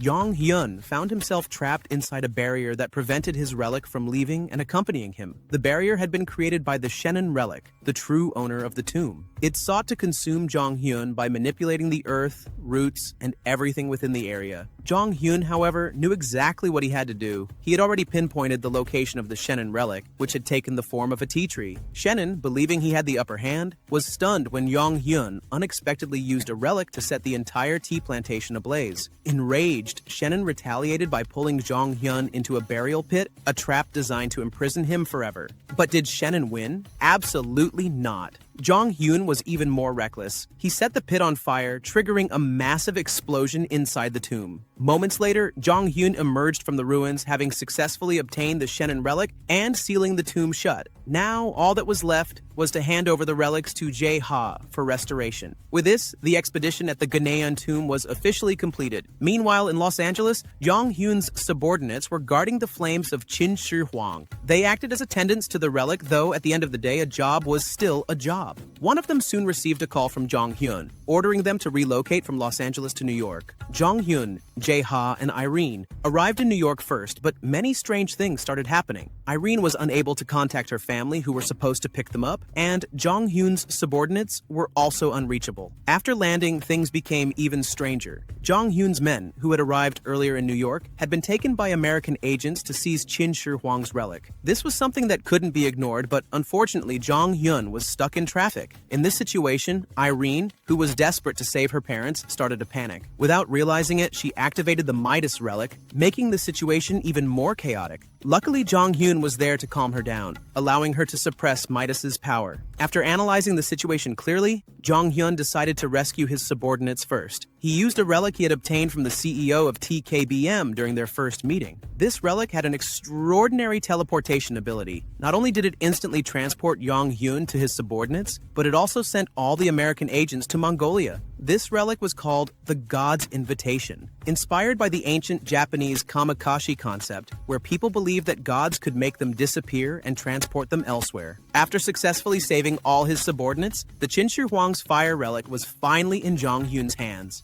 Jong Hyun then took possession of the relic and fused it with the Seobok relic. As soon as the two artifacts made contact, Jong Hyun immediately performed domination. His strategy worked, and the two relics merged perfectly. Qin Shi Huang's fire finally transformed into a complete medical relic. Now the next step was to go to the Holton family's house to heal the hosts. At Irene's home, the scene was shocking. The family's guards had already been defeated. Inside the house, George Holton was gravely injured after being attacked. He revealed that Irene's parents had been kidnapped by American agents using a painting. This revelation pushed Irene further into panic, almost triggering the Midas relic once again. However, Jong Hyun was there to calm the situation. It turned out that Jong Hyun had already swapped Irene's parents with a duplicate using Jae Ha's relic, which had the ability to replicate anything. This meant that the American agents had only kidnapped copies of Irene's parents. This revelation brought a great sense of relief, but it wasn't the end of Jong Hyun's plans. He intended to use this situation to set a trap for Kira, the leader of the American agents responsible for the abduction. After finishing at Irene's house, Jong Hyun, Jae Ha, Irene, and George headed into the heart of New York City. They began listening to the news on the radio. A shocking report surfaced, mentioning Kira's name in connection to child slavery in Ghana.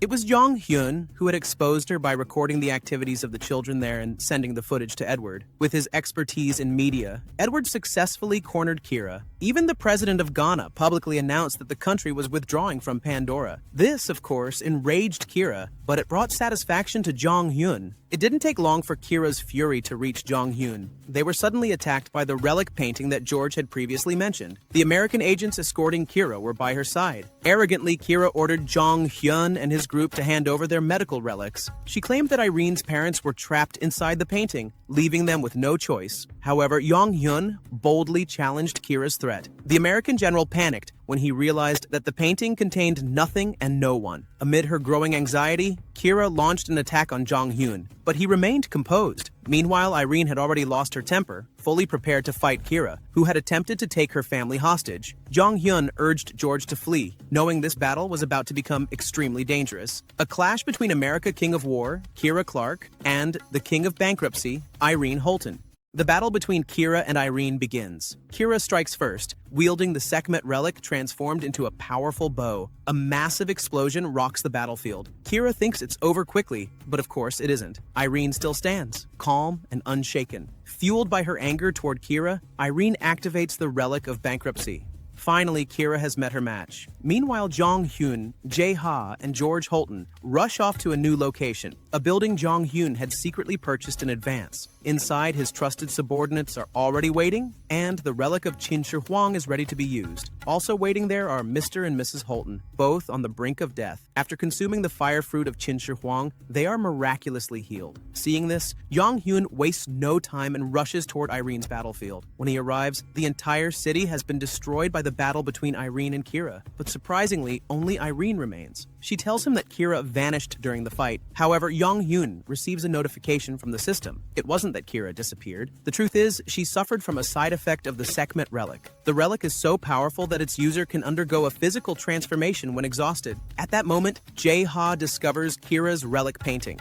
Jong Hyun uses a torn piece of the relic to track her down, and to his shock, he finds that the War King, Kira Clark, has turned into a silkworm. After securing Kira as a hostage, Jong Hyun informs Irene about her parents' recovery. The two part ways for the time being. Jong Hyun and Jae Ha head to a luxurious mansion prepared for them. Jae Ha is immediately tasked with repairing the Van Gogh relic, a relic capable of entrapping people. Meanwhile, Jong Hyun attempts to communicate with Kira, who keeps raging uncontrollably. Annoyed by her endless yapping, he traps her inside a bottle filled with alcohol. According to legend, Sekhmet is weak to alcohol, so the same tactic works well on Kira. A while later, Jae Ha reports that the Van Gogh relic is ready. Suddenly, they both sense they are surrounded. Kira's subordinates have tracked them down, searching for their missing leader. Jong Hyun tosses the bottle containing Kira, and she quickly returns to her original form, only to be immediately trapped inside the completed Van Gogh relic. Jong Hyun intends to interrogate her, but the War King refuses to calm down. Kira orders her subordinates to find a way out, but thanks to Jae Ha's modifications, there is no escape. Worse yet, Jae Ha can draw monsters into the relic world to keep them under pressure. Realizing he can't get any useful information, and that Kira poses a future threat, Jong Hyun makes a cold decision. He burns the Van Gogh relic, erasing both Kira and her subordinates for good. The next day, Jong Hyun and Jae Ha are aboard the Holton family's private cruise ship, celebrating the recovery of the family patriarch. During the celebration, Jong Hyun is granted full sponsorship from the Holton family, not just for tomb expeditions, but also for launching a medical relic company of his own. While speaking with Mr. Holton, a crow-shaped relic suddenly appears. Its presence causes all other relics, including Irene's Midas, to vibrate violently. Jong Hyun immediately orders everyone to clear out, leaving only him and the crow relic behind. The crow delivers a warning. Jong Hyun is now being targeted by multiple S-rank relics, including the Golden Dragon Liu Chao relic, one of the very relics that once sealed the crow relic itself. Despite the warning, Jong Hyun remains calm and composed, which slightly relieves the crow. Impressed by Jong Hyun's unwavering demeanor, the crow rewards him with an S-rank relic, Hoonbu and Nolbu. Since its abilities are unknown, Jong Hyun decides not to use it recklessly and instead seals it within the Van Gogh relic for safekeeping. The next day, Jong Hyun's relic company is officially established, with Edward appointed as its lead operator. After wrapping up initial affairs, Jong Hyun receives word from Irene. They've been invited to a summit hosted by Pandora, gathering all major Tomb Raiders. Jong Hyun initially refuses the invitation, especially since it's issued by the CEO of TKBM, someone he despises. But when he sees the name Julian Miller on the list, he changes his mind. In his previous life, Julian was a formidable Tomb Raider and one of Jong Hyun's bitter rivals. Now, Jong Hyun is determined to meet him again.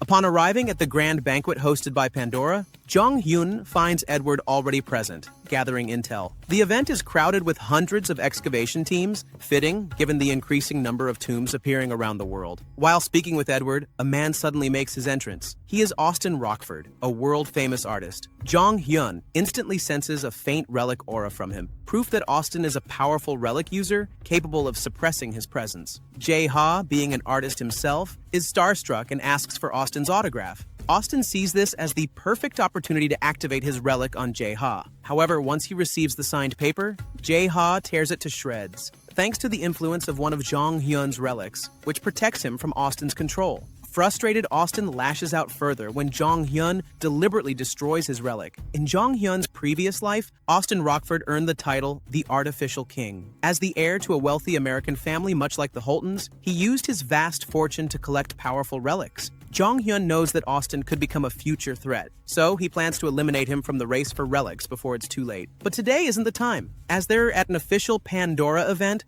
open combat is off limits. Soon after, the main announcement begins. Jong Hyun notices Julian Miller on stage delivering a speech. In Jong Hyun's past life, Miller had been both an ally and rival. They worked side by side under TKBM. Jong Hyun as the right hand, Miller as the left. The two were a terrifying combo. Jong Hyun wielded the Archaist relic, while Miller used the Zhuge Liang relic, which provided comprehensive intel on tombs. That's how TKBM came to dominate the relic world, despite the frequent clashes between the two. Now, Jong Hyun has one goal at this event. Make sure Julian Miller does not side with Kwok Taek-jun, the CEO of TKBM. After Miller's speech, Kwok Taek-jun unveils his master plan. He intends to recruit Miller into TKBM. To celebrate, he invites the media and announces a massive humanitarian donation, playing to Miller's well-known values of justice and compassion. Seeing this, Jong Hyun quickly mobilizes his team to sabotage the plan. He starts with Jean Richard, who is also present. Jong Hyun exposes Richard,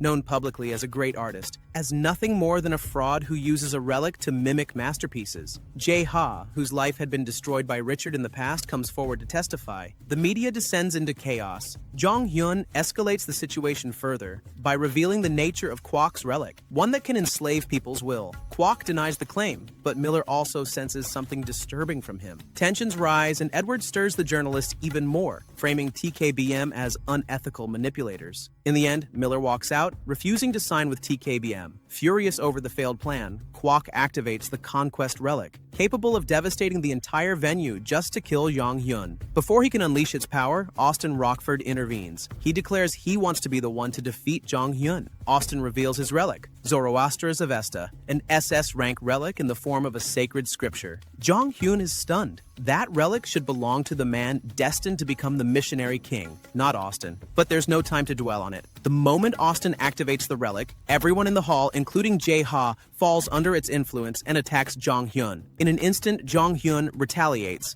knocking Jae-ha back to his senses. Now aware that his opponent is using a powerful mental-type relic, Jong-hyun draws his own countermeasure, the deadly Muramasa relic. Seeing his boss draw a sword, Edward immediately panics. However, Jong-hyun has no intention of harming anyone. His plan is to unleash a wave of mental attacks, including one aimed directly at Austin. Caught off guard by the psychic assault, Austin panics, creating the perfect opening for Jong-hyun to snatch away his relic. Jong-hyun attempts to dominate the Avesta, Austin's SS rank relic, but because Austin is still conscious, the relic resists his control. Fortunately, Jong-hyun has a rope relic that binds Austin, weakening him enough for domination to succeed. To Jong-hyun's surprise, the process goes far smoother than expected. He remembers how painful it was to dominate Muramasa before, yet now he manages to tame an SS rank relic without a scratch. Before he can reflect too deeply, Austin's bodyguards arrive to rescue their master. Not wanting a prolonged fight, Jong-hyun escapes using a relic that creates a thick smokescreen. Amid the chaos,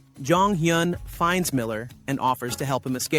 Though hesitant at first, Miller decides to follow him. With Jae-ha's relic assisting their getaway, the group escapes the venue safely. On the move, Jong-hyun attempts to recruit Miller. He knows Miller is desperately searching for his younger sister, so Jong-hyun offers to help find her, in exchange for Miller joining his team. However, Miller drops a bombshell. He's already found his sister, but she's dead. Jong-hyun is stunned. In his past life, Miller's sister was still alive. This unexpected turn confirms what Jong-hyun has long suspected. The future is no longer the same. Having no reason to stay, Miller quietly walks away. The next day, the world is in uproar. News headlines everywhere condemn Pandora for the disaster at their event. Jong-hyun is more than satisfied. He came out ahead, especially having secured the powerful Avesta relic. Still, something nags at him. The fact that Miller's sister was already dead means fate is shifting. The past Jong-hyun once knew can no longer be trusted. While lost in thought, Jae-ha bursts in to complain about the rope relic. According to him, the relic refuses to be restored. It simply wants to stay near Jong-hyun. Confused, Jong-hyun tries to investigate, only for something miraculous to happen.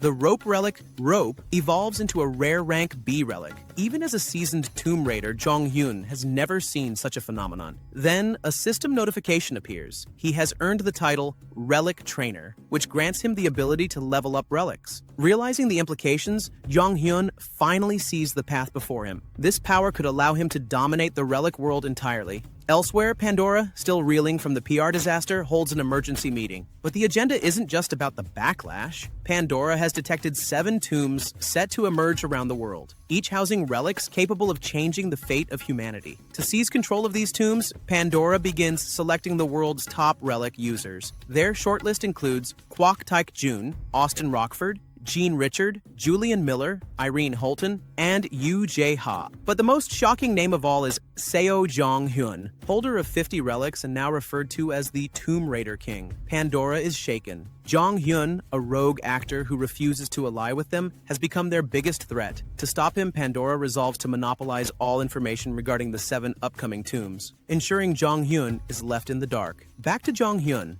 He's currently overwhelmed trying to make sense of his new skill, the ability to level up relics. Unfortunately, it's far from straightforward. The requirements are complex, and worse, even the Raven relic can't explain them properly. This leaves Jong-hyun deeply frustrated. Taking a short break, he catches the latest news. Hundreds of tombs have appeared all around the world. When asked, Pandora dodges the questions, clearly hiding something. Jong-hyun knows exactly what they are hiding: the 7 great tombs. In his previous life, these 7 tombs were each linked to one of the 7 deadly sins. The archaist relic Jong-hyun once obtained came from the Tomb of Greed, one of the 7. He knows better than anyone that conquering these tombs will take more than just brute strength. They'll need powerful allies, but Jong-hyun has a bolder idea. He plans to use Avesta, the newly acquired SS rank relic. There's just one catch. Avesta only activates when its user has at least 10 fans. Since he can't rely on fame like Austin, a celebrity in his own right, Jong-hyun comes up with a new plan: become a novelist and gain fans that way. Unfortunately, it backfires spectacularly. His subordinates find his writing so bad they nearly throw up. The next morning, while Jae-ha is busy restoring relics, Jong-hyun suddenly interrupts him. They're heading to Tokyo. In Japan's biggest city, a bizarre phenomenon has been unfolding. Over 2,000 women have gone missing. Jong Hyun suspects the culprit is the harem relic, and he plans to capture it. His goal? Simple: gain fans. Despite being dubbed the Tomb Raider King, Jong Hyun has no real fan base, and it's starting to seriously bother him. Once they arrive in Tokyo, they head straight to the incident site, already heavily guarded by local police. It doesn't take long for Jong Hyun to notice something strange. The women in the area are attacking people. That shouldn't be happening. The harem relic normally causes affection or obedience, not violence. To calm the situation,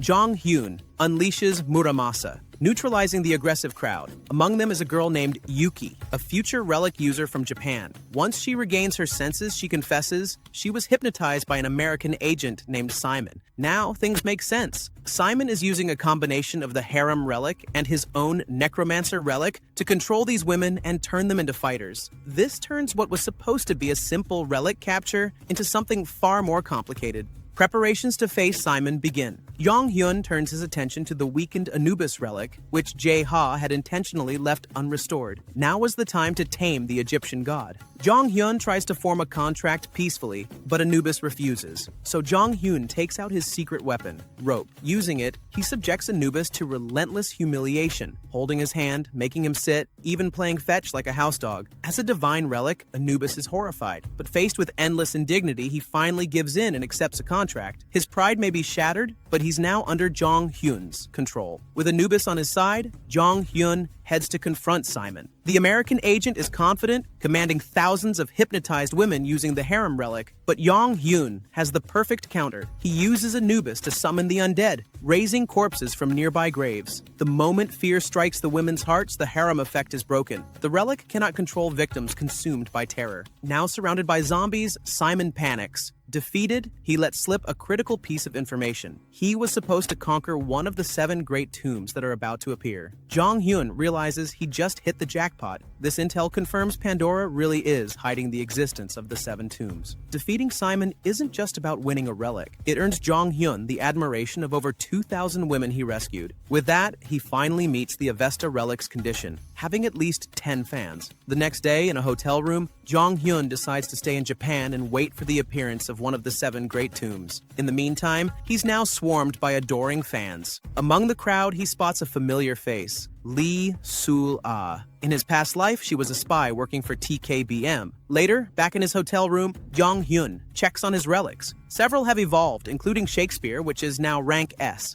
After forming a contract with Avesta, he also receives a new relic, Casanova's perfume. While he's reviewing his gains, a hotel maid knocks on the door. It's Sul-ah. Jong Hyun immediately stops her and demands to know why she's spying on him. Cornered, Sul-ah summons her relic, Dokaibi Gilda, a relic that can manifest spirits to attack. Jong Hyun initially flees, knowing he's unprepared for a direct fight. But then something strange happens. When Gilda tries to attack, the spirit becomes terrified and flees. All that remains is Sul-ah, now tied up tightly by rope, helpless before Jong Hyun. Jong Hyun begins interrogating Sul-ah. As expected, she's not easy to break. She deliberately stalls for time, waiting for her allies to arrive. Unfortunately for her, once her backup appears, they're instantly neutralized. Anubis attacks without mercy. With all of them captured, they finally spill the truth. It turns out Sul-ah and her teammate are part of China's relic excavation team. While Pandora is controlled by America and its allies, China and Russia have formed a rival alliance. These two were dispatched to investigate Simon and gather intel on the 7 great tombs set to appear soon. Jong Hyun presses them for every detail,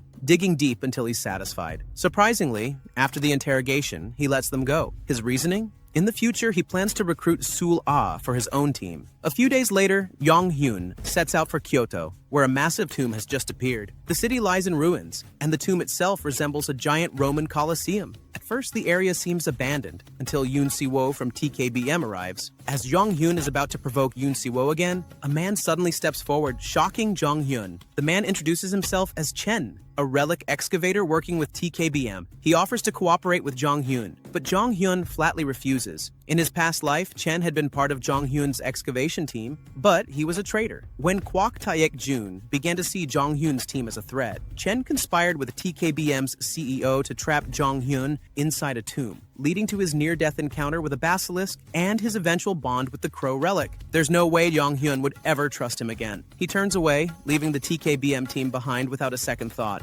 Jong Hyun and Jae Ha soon reach the tomb's entrance. Its interior reflects classic Roman architecture. To their surprise, they find the Tiot BM excavation team already collapsed inside, unconscious from the tomb's aura. Jong Hyun explains, "This is one of the 7 deadly sin tombs, sloth. Anyone who enters is cursed with overwhelming drowsiness. To resist the effect, Jong Hyun summons Anubis, using his presence to push deeper inside. But poor Anubis. Once they reach the next area, Jong Hyun blows him up to trigger a hidden mechanism and gain further access. Luckily, Jae Ha is there to repair and restore Anubis afterward. Inside, they discover a magnificent golden Roman chamber, the Domus Aurea, or Golden Palace. But before they can make sense of it all, the entire room erupts into flames. Jae Ha quickly identifies the tomb's relic, Nero, the infamous Roman emperor known for his cruelty. Thankfully, Jong Hyun had come prepared, with Van Gogh's relic, which absorbs and neutralizes the blazing fire. Still, the danger isn't over. The tomb's spell begins to fade, and all the unconscious excavators wake up, drawn toward Jong Hyun's location. Jae Ha urges him to retreat, but Jong Hyun has a different plan to handle the crowd. As the TKBM excavators began advancing,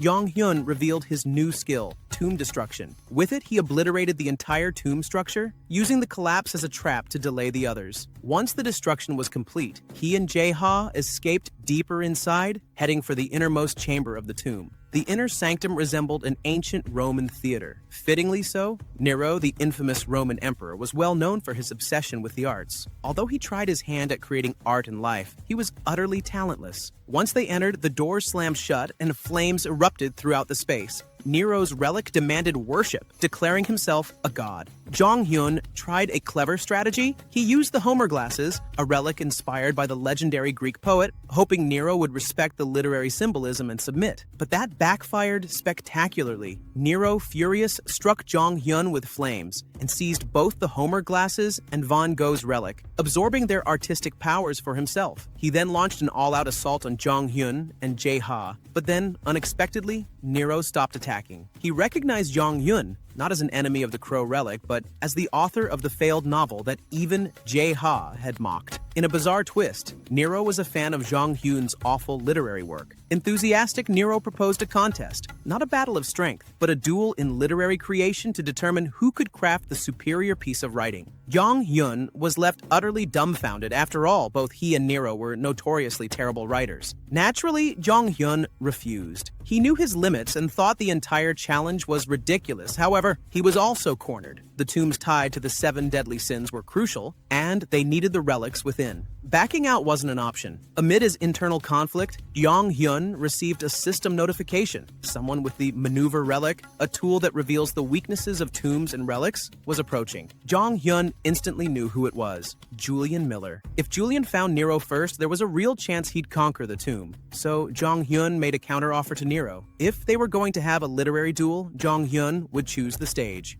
Desperate to face his favorite author in an artistic showdown, Nero immediately agreed. Just as they finished negotiating, Julian Miller arrived, but it was too late. Jong Hyun had already taken Nero and left the tomb. Days later, news of the tomb's conquest spread across the globe. Austin Rockford was furious when he found out Jong Hyun had claimed the victory in Tokyo, especially since Austin had dispatched his elite excavation team. To make things worse, he already knew from Nostradamus' relic that conquering Nero's tomb would require a sacrifice of 100 people. Yet Jong Hyun succeeded with just 2. Austin was livid, unable to comprehend how Jong Hyun had defied fate. Back at base, Jong Hyun finally questioned Nero. How did his novel end up in the relic realm? Nero explained that he had bought it from a relic merchant, someone who distributes various artifacts and information throughout the relic world. Suspicious, Jong Hyun turned to one of his own relics, Rope, but when questioned, Rope began acting suspiciously. Despite being questioned multiple times, Rope kept denying any involvement, until Anubis revealed that he too had read Jong Hyun's novel. That was the turning point. Jong Hyun realized all of his relics had read his novel, so he stormed into Jae Ha's room to interrogate everyone. Tension filled the air as the relics looked around nervously, and finally, all fingers pointed to one culprit, Seobok.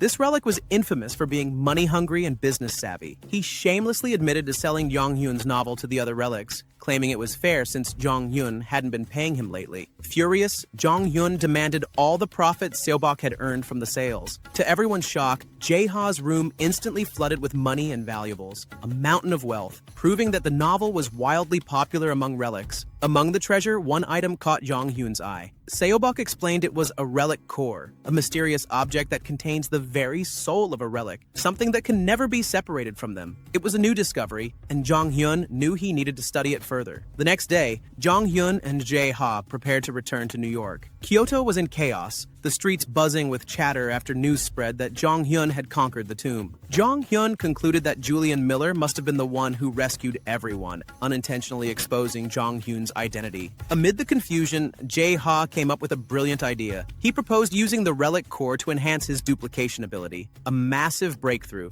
Jong Hyun was intrigued. With this, the future of their operations just became even brighter. To sell the fake relics Jae-ha had crafted, they used Pandora's website, the world's largest hub for trading relics and tomb-related info. It was the most accessed forum on Earth. Realizing its potential, Jong Hyun took over from Jae-ha, planning to trick collectors into buying their fakes. He claimed the relic came from the Kyoto tomb, supposedly the relic of Julius Caesar, the legendary Roman emperor. The next day, their strategy paid off beyond expectations. Pandora's forum crashed from the traffic surge. The relic made headlines on national TV, with demand soaring. Jong Hyun upped the stakes. He announced that the sale would now be a live auction in Los Angeles. Auction day arrived. To attend, participants had to pay an entry fee of one relic each. At first, the crowd erupted in outrage. It was too steep, but Jong Hyun didn't budge. Slowly, one by one, the attendees began to give in. Jae-ha collected the relics, and among them were some top-tier relics, far beyond their expectations. Inside the auction hall, excitement buzzed through the room. The audience was mesmerized by the relic on display.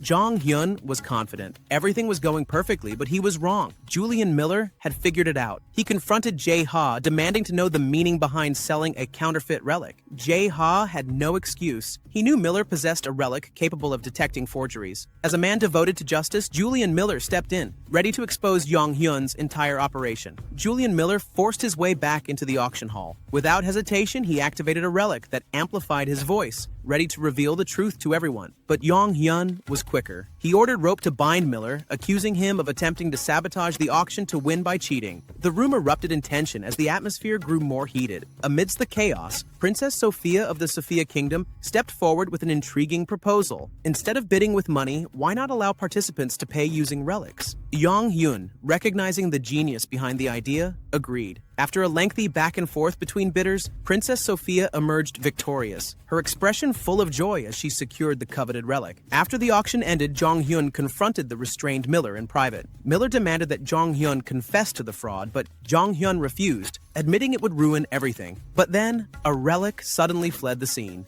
Jong Hyun immediately realized what had happened. Sul-ah, from the Chinese tomb-raiding faction, had been eavesdropping on their conversation. She wasted no time, rushing to Princess Sophia and whispering the truth. The relic Princess Sophia just bought, it's fake. To prove it, Sul-ah sliced the relic in half using only a rank B relic. Everyone was shocked. A true rank S relic should be indestructible against such a low-tier weapon. The truth was undeniable. The relic was a forgery. The room erupted into chaos. As people panicked and accusations flew, Sul-ah separated herself from the turmoil. Her goal was now clear. She would hunt down the 7 great tombs alone, free from Jong Hyun's interference. Meanwhile, Jong Hyun calmly began executing his backup plan. He stepped forward before the angry crowd, maintaining composure. He explained that Jae-ha had been injured, and they were under threat, that the auction had been a ruse to identify the mysterious attacker interested in the relic. And now that the auction was over and the item had a rightful owner, they would honor the results and hand over the relic. But when he turned to present it, the relic was gone. Panic spread. Jong Hyun immediately ordered a full search of everyone in attendance. Miller, still present, used his own relic to track its location. And then shock hit him. The authentic relic was in his own jacket. Miller was stunned. He had no idea this was Jong Hyun's final move. Jong Hyun had instructed Rope to release Miller earlier on and plant the real relic in his coat. Now, when the Princess of Amroko tested it with a relic cutter, the item remained perfectly intact. The relic was genuine. The crowd gasped. Miller was speechless. Jong Hyun simply burst out laughing, relishing the perfect twist of fate. The auction ended with a miserable fate for Miller. Jong Hyun orchestrated everything to ensure Miller wouldn't bother him again in the future. When the auction concluded, Jong Hyun handed over the real Nero relic to Princess Sophia. Shortly after, Jong Hyun returned to New York. carrying both the money and relics he had acquired. But who would have guessed? The Nero relic returned to Jong Hyun. Jong Hyun knew Nero was a type of relic that could never truly let go of its target. So even after being separated, Nero, who had yet to face off with Jong Hyun, came back to him. This was a decisive victory for Jong Hyun. Now only one problem remained. Nero was demanding the promised duel. Jong Hyun then decided where their match would take place. Meanwhile, chaos was unfolding for Princess Sophia. When Nero escaped, he set the entire palace on fire. Though fortunately, the blaze was extinguished. Princess Sophia, having spent a great deal of money on the relic, was furious about Nero's escape. With Sul Ah's help, they managed to trace Nero's steps and discovered that the relic had gone to Hawaii. Of course, Nero's presence in Hawaii was because he was with Jong Hyun there. Jong Hyun targeted the famous TKBM villa as the venue for their duel. There were two reasons for this choice. It was far from civilization. It belonged to TKBM, the company Jong Hyun despised. To minimize casualties caused by the tomb Nero created, Jong Hyun lured everyone out with money. As the villa's guards busily chased after Rope, who was carrying the cash, Jong Hyun gave the signal for Nero to open the tomb. The tomb opened, and the TKBM villa was instantly destroyed. The interior of the tomb resembled the familiar Roman-style theater inside the Golden Palace. Here, Jong Hyun and Nero would duel fairly, witnessed by all the relics. On the other side, Kwok Taek Jun was shocked by the series of misfortunes hitting his company. To make matters worse, the CEO of TKBM received a call from Princess Sophia. She berated Kwok Taek Jun harshly after discovering that the relic she had just won was actually at Kwok Taek Jun's villa. Kwok Taek Jun was confused and angry, having no idea how this happened. So he gave Princess Sophia permission to go there. After ending the call, Kwok Taek Jun realized that the person behind all this was Seo Jong Hyun, which only fueled his anger further. Kwok Taek Jun, knowing about Jong Hyun's actions, immediately set off to Hawaii. Meanwhile, the duel between Jong Hyun and Nero had already begun, witnessed by all the relics who had read Jong Hyun's novel. Nero got angry and unleashed his flames, scorching everyone around. Jong Hyun had to quickly think of a way to calm Nero, and at the same time, win. In a short time, Jong Hyun came up with a solution. He asked Nero to bring out his novel manuscript, since the duel was a literary competition. Nero underestimated Jong Hyun, claiming that he wouldn't understand the relic language. But that was false. When Jong Hyun held the manuscript, he could read it fluently. Reading it aloud, the manuscript turned out to be very bad. Even the relics mocked Nero's work. Seeing he was going to lose, Nero threw a tantrum and attacked everyone. Nero was indeed known as a dictator. Jong Hyun dealt one last blow to Nero's morale by tearing the manuscript apart. Nero was stunned and powerless. After making Nero collapse mentally because of his terrible work, Jong Hyun claimed victory. Nero surrendered and became one of Jong Hyun's subordinate relics. At this moment, a notification appeared saying that Nero was one of the 7 keys of the Emperor of the Relic World. Though unclear for now, Jong Hyun knew he had to obtain all relics from the 7 available tombs. After the duel ended, the relics watching wanted to leave. Jong Hyun didn't allow that. He captured all relics using rope. He thought none of them could escape, but some were rank S relics that could break rope's bindings. So all captured relics managed to escape. Once again, Jong Hyun summoned Anubis. Anubis's task was to convince all relics that Jong Hyun was worthy of their allegiance. Anubis did this perfectly, so Jong Hyun didn't even need to use domination powers to make them obey. With everything settled, Jong Hyun closed the tomb. Outside, the scenery had completely changed. The TKBM villa was utterly destroyed. There, Kwok Taek Jun was already waiting for Jong Hyun to emerge, ready to fight. Jong Hyun smiled, knowing that this was exactly the confrontation he had been waiting for. The meeting between Jong Hyun and Kwok Taek Jun quickly heated up. Kwok Taek Jun immediately ordered all his men to attack using relics. Unfortunately, none of the attacks reached Jong Hyun. It turned out the relics used by the TKBM team were relics who admired Jong Hyun's novel, so they obeyed him. This infuriated the CEO of TKBM.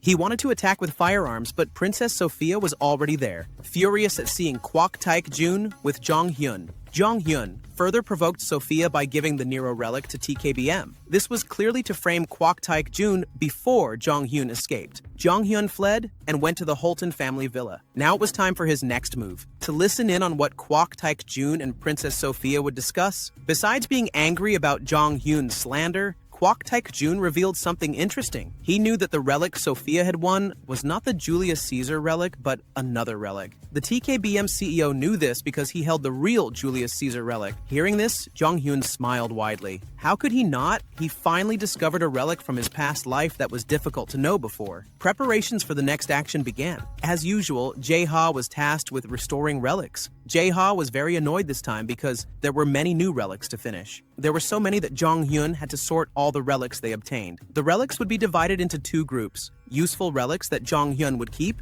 and useless relics that would be sent to their base. After sorting, Jong-hyun became interested in one relic, Non-hyungrang. This relic came from the Three Kingdoms story, where a general's child could communicate with a ghost named Gildal. This relic was what stopped Gildal from attacking Jong-hyun during his encounter with Sula. Realizing this, Jong-hyun ordered Jae-ha to repair that relic. After sorting, Jong-hyun met Irene. In the news, Korea had lost many people, including important figures. Hearing this, Jong-hyun realized the second tomb of the 7 major tombs would open, and that tomb was Cleopatra's. Of course, the sin sealed there was lust, which made Jae-ha very happy to hear. In another news report, not only government officials but also civilians were disappearing. This confused Jong-hyun, and he prepared to depart for Korea. Irene and Jae-ha wanted to come along, but Jong-hyun knew Cleopatra's relic was too strong for the two of them. Upon arriving in Korea, Jong-hyun noticed the traffic was strange that day. Everyone seemed to be lining up to enter a certain place. These people were heading to a mountain. When they all gathered, the tomb began to open. Here, Jong-hyun realized that the tomb he was about to face was not Cleopatra's. As the tomb opens, Jong-hyun is unaware that he has become the most coveted target inside the tomb, especially by all the women. Not only that, but he's also chased by jealous men who envy this attention. While running for his life, Jong-hyun tries to guess what relic might be hidden within this tomb. The only story that comes to his mind is Ilo and Noon, a vulgar Korean tale that fits perfectly with the sin of lust sealed inside this tomb. Cornered, Jong-hyun attempts to escape by swinging through the air with his rope, but the tomb's power forbids it. He falls to the ground, almost overwhelmed by the swarm of women. Fortunately, Rope is there to fend them off, giving Jong-hyun a chance to flee deeper into the tomb. Meanwhile, Irene hides her worry. She uses a relic of the Maya god, entrusted to her by Jong-hyun, to detect what danger awaits him. The result shocks her deeply. What about you, Jae-ha? Jong-hyun's subordinate defied orders and came to Korea. He ends up entering the Tomb of Lust that he has long desired. But before stepping into the tomb's domain, he faces a new relic. This relic causes him, instead of being chased by women, to be chased by men. Truly, bad luck seems to follow this guy wherever he goes.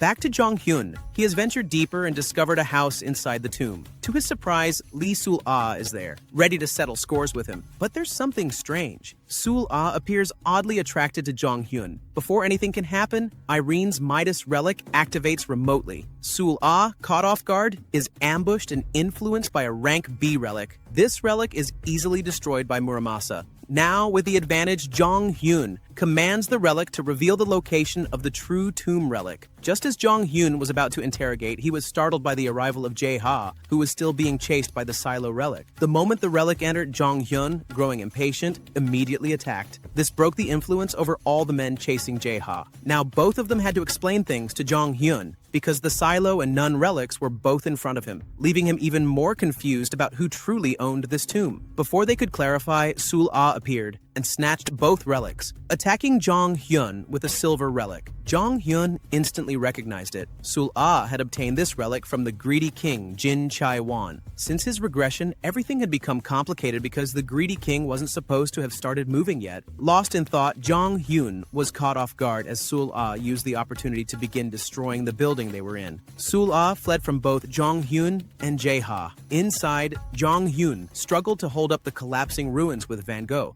but it was almost impossible. To make matters worse, Sul-ah returned with a follow-up attack. However, her assault failed to fully take effect, thanks again to Irene's Midas relic activating. Jong-hyun still didn't fully understand how Irene's Midas worked so well. After finally defeating Sul-ah, Jong-hyun recovered all the relics. He then ordered Silo and Noon to reveal the true owner of the tomb. The two relics opened a massive door. Jong-hyun and Jae-ha entered, followed closely by Sul-ah. Inside the tomb, they faced a giant door that could only be opened by a virgin man. Surprisingly, although Jong-hyun looked like a thug, he fit the criteria perfectly, which made Jae-ha laugh at his boss. As the door opened, the tomb's guardian relic appeared. This relic was Dalgi, the concubine of the Silver King in ancient China, notorious for her cruel and indulgent life. Upon seeing Jong-hyun, Dalgi immediately wanted to devour him, radiating a seductive power. Jong Hyun was unaffected, but Jae Ha was strongly influenced. Sul Ah was similarly affected and even wanted to offer Jae Ha to Dalgi. Sensing his energy draining rapidly under Dalgi's overwhelming influence,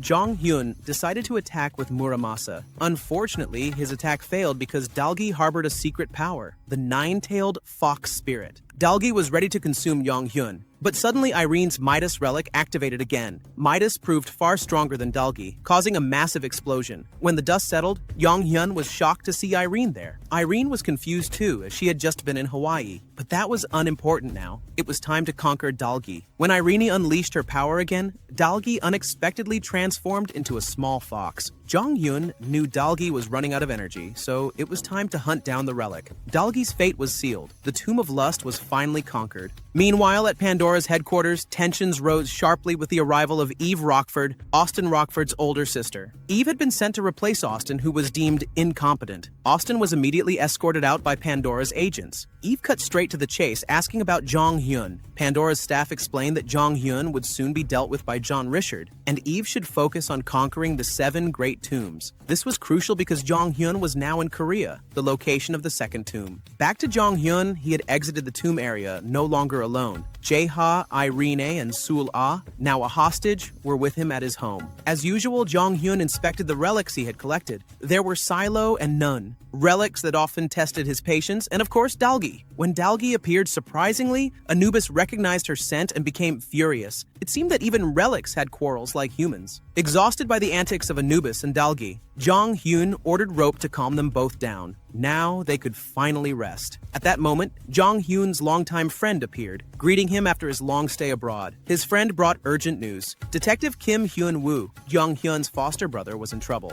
Upon hearing this, Jong Hyun hurried to Detective Kim Gun-woo's house. There, Yeon-ji-yoon, Detective Kim's wife, was arguing with Pandora's agents. Pandora had just implemented a new rule. Anyone using relics, conquering tombs, or failing to report tombs would be fined 150 million won, an absurd amount. Detective Kim's family had no choice but to conquer the relic disturbing their baby. Pandora refused to listen and forcibly entered Kim's home. Seeing this, Jong Hyun immediately took action, beating up the agents and exposing Pandora's weakness. They're scared of relics themselves, yet they claim to protect the people, he scoffed. After the agents left, Jong Hyun promised to solve Detective Kim's family's problems. Later, Jong Hyun called Edward to inquire about the strange new rule. In Jong Hyun's memory, this rule wasn't supposed to appear for another 10 years. He ordered Edward to investigate who was sponsoring this suspicious regulation. To execute his plan against Pandora, Jong Hyun contacted George Holton, requesting him to infiltrate Pandora. George refused outright. He still hated relics. Moreover, Pandora was full, with no open Senate seats.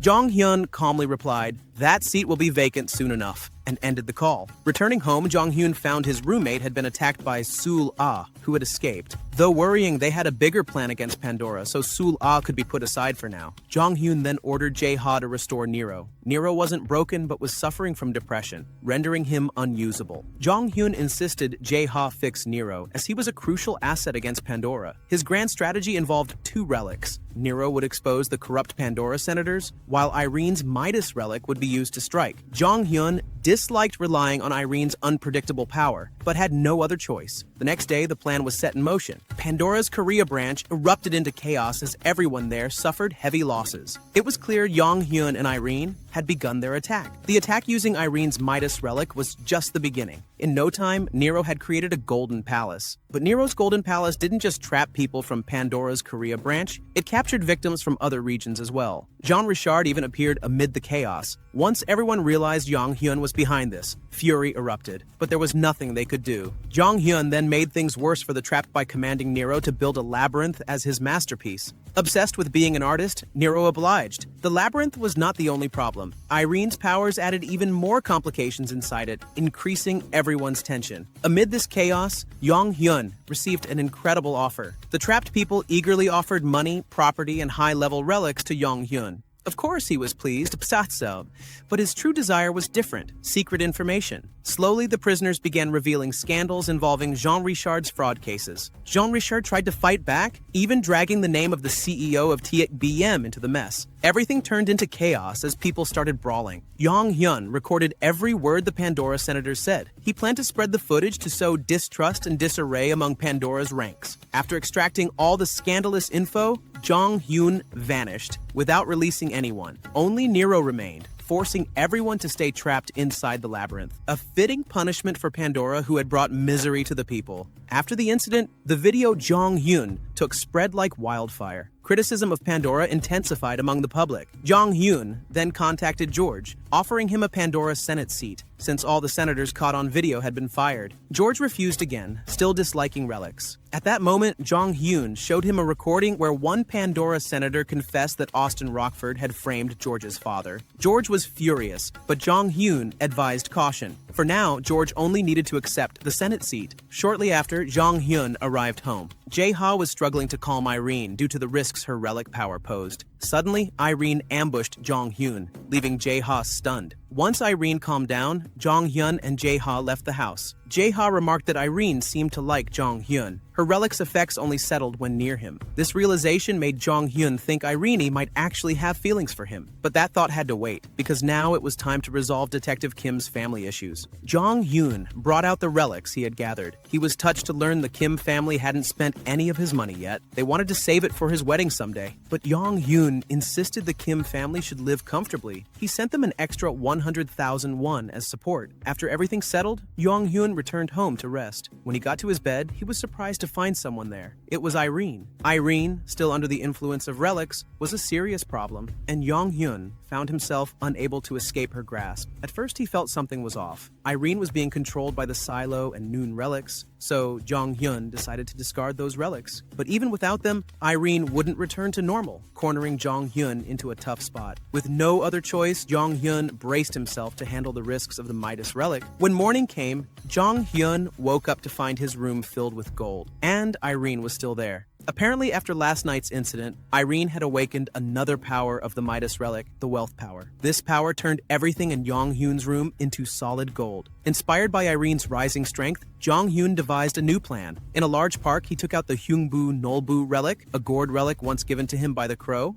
Jong Hyun aimed to extract the relic's contents by using Irene's wealth power to guarantee a 100% success rate. Once infused with the wealth power, the gourd relic transformed into a shining golden color. Jong Hyun began his experiment to discover what was inside the gourd. The first gourd exploded, releasing more smaller gourds. The second gourd released several angels, but these angels turned out to be hostile. The situation worsened when other gourds burst open, unleashing demons. Jong Hyun and his allies were forced to flee as they came under attack. During the chaos, one of the demons threw a weapon, and Jong Hyun noticed it was a relic. Quick to react, he counterattacked using Muramasa. Then, Jong Hyun had a brilliant idea. Harvest the relics. He smashed all the gourds and unleashed Irene's bankruptcy power on their foes. In no time, piles of relics were collected. Meanwhile, at Pandora headquarters, a new figure was introduced. Joshua Jackson, a powerful man suffering consecutive losses due to Jong Hyun's actions, was preparing his revenge. Joshua was a key player in today's world, known as the King of Fate, because he wielded the Nostradamus relic. This relic had the most accurate power of future prediction. After using the Nostradamus relic, Joshua visited the TKBM branch office. There, Jean Richard and Kwok Taek Jun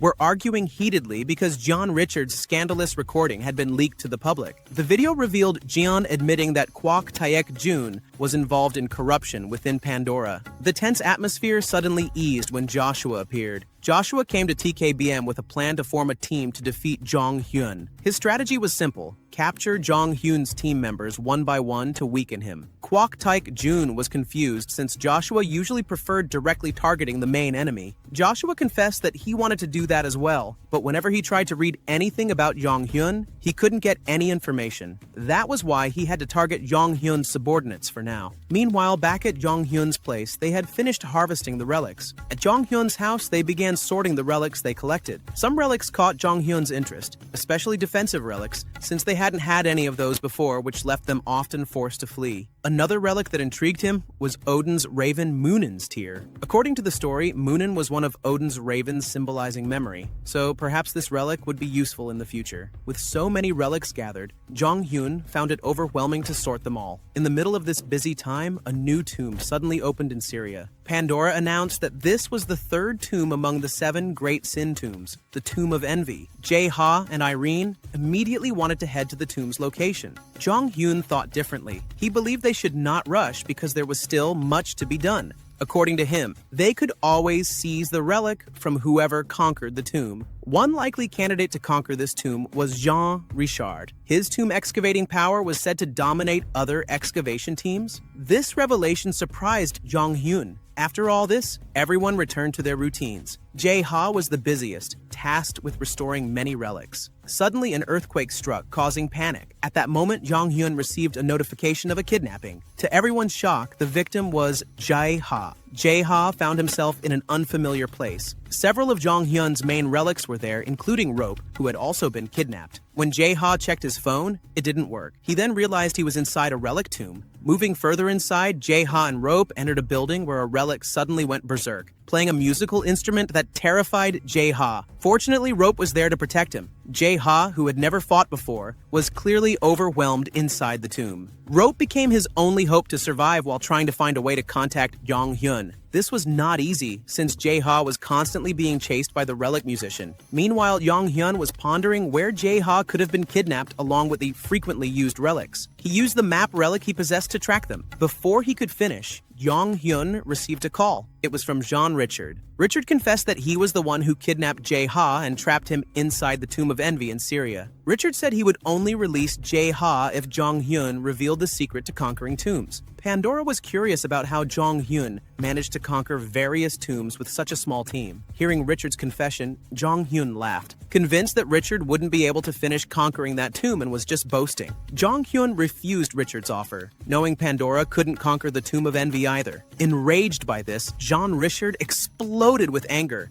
But Jong-hyun hung up the phone. Shortly after, Nero appeared holding a scroll. Nero thought it was a draft for Jong-hyun's new novel, but upon reading it, Jong-hyun was shocked. It was a message from Jae-ha asking for help. After receiving Jae-ha's message, Jong-hyun quickly arrived at the tomb location in Syria. Unfortunately, they couldn't venture far inside because Jong-hyun detected Jin Chai-won, the Greed King, guarding the area. So Jong-hyun had to find a way to enter the tomb without confronting Jin Chai-won. While searching for another route, Jong-hyun unexpectedly entered a firing zone controlled by the China-Russia alliance stationed there. Seol-ah ordered her troops to shoot at Jong-hyun. Fortunately, Jong-hyun reacted quickly and used his defense relic to protect himself in an instant. He then counterattacked using the Nero relic and appeared right in front of Seol-ah. No one could stand against Jong-hyun and Nero. It came down to just Jong-hyun and Seol-ah. During their confrontation, Jong-hyun revealed something unexpected. He knew about Seol-ah's family situation. Seol-ah had become a tomb excavation agent because her family forced her to work for the China-Russia alliance. Jong-hyun offered Seol-ah freedom through a cooperation deal, but Seol-ah flatly refused and was ready to fight Jong-hyun. Jong-hyun, prepared to win once again, was suddenly surprised when the Moonin relic started glowing. It had found a suitable target. The battle between the two began. Jong-hyun struggled against Seol-ah's attacks, but he managed to use the Moonin relic. When the Moonin's tear struck Seol-ah, she immediately collapsed unconscious.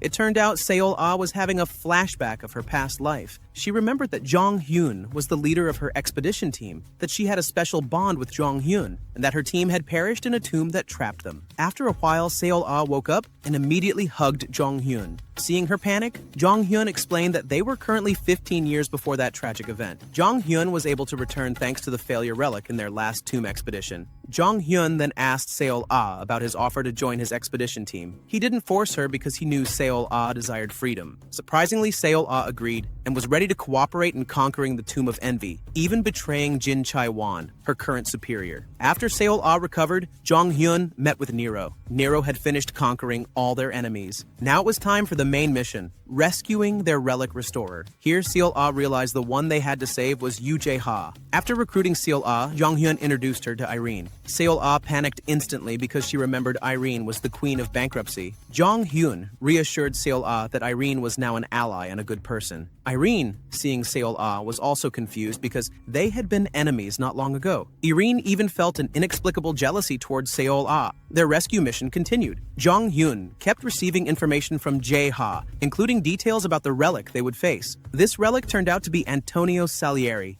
a talented Italian musician who mentored Beethoven but was also full of jealousy towards Mozart. Salieri was truly fitting for the Tomb of Envy. Inside the tomb, Jae-ha constantly faced many dangers. Not only Salieri, but there was also another relic he had to avoid. Rope was there, saving Jae-ha from various threats. But when they were surrounded, Jae-ha and Rope could do little. Thankfully, at this critical moment, Jong-hyun appeared to rescue Jae-ha. Facing Salieri, Jong-hyun used the fire relic and launched an attack together with Seol-ah. Spotting an opening, Seol-ah immediately saved Jae-ha. Seeing Jae-ha afraid of Seol-ah, she realized his memories hadn't returned yet. Fortunately, Jae-ha was still a coward and, with a little threat, agreed to follow Seol-ah to escape. Once Jae-ha was safe, Seol-ah appeared with the relic Jong-hyun needed. Using Muramasa, Jong-hyun was ready to fight all the relics inside the Tomb of Envy. The battle between Jong-hyun and the Salieri relic began. Empowered, Salieri went on a rampage, commanding all his minions to play music. Jong-hyun immediately activated his defense relic and then summoned the Hammurabi relic, which smashed all the enemies away. Jong-hyun noticed a similarity between Salieri and Nero.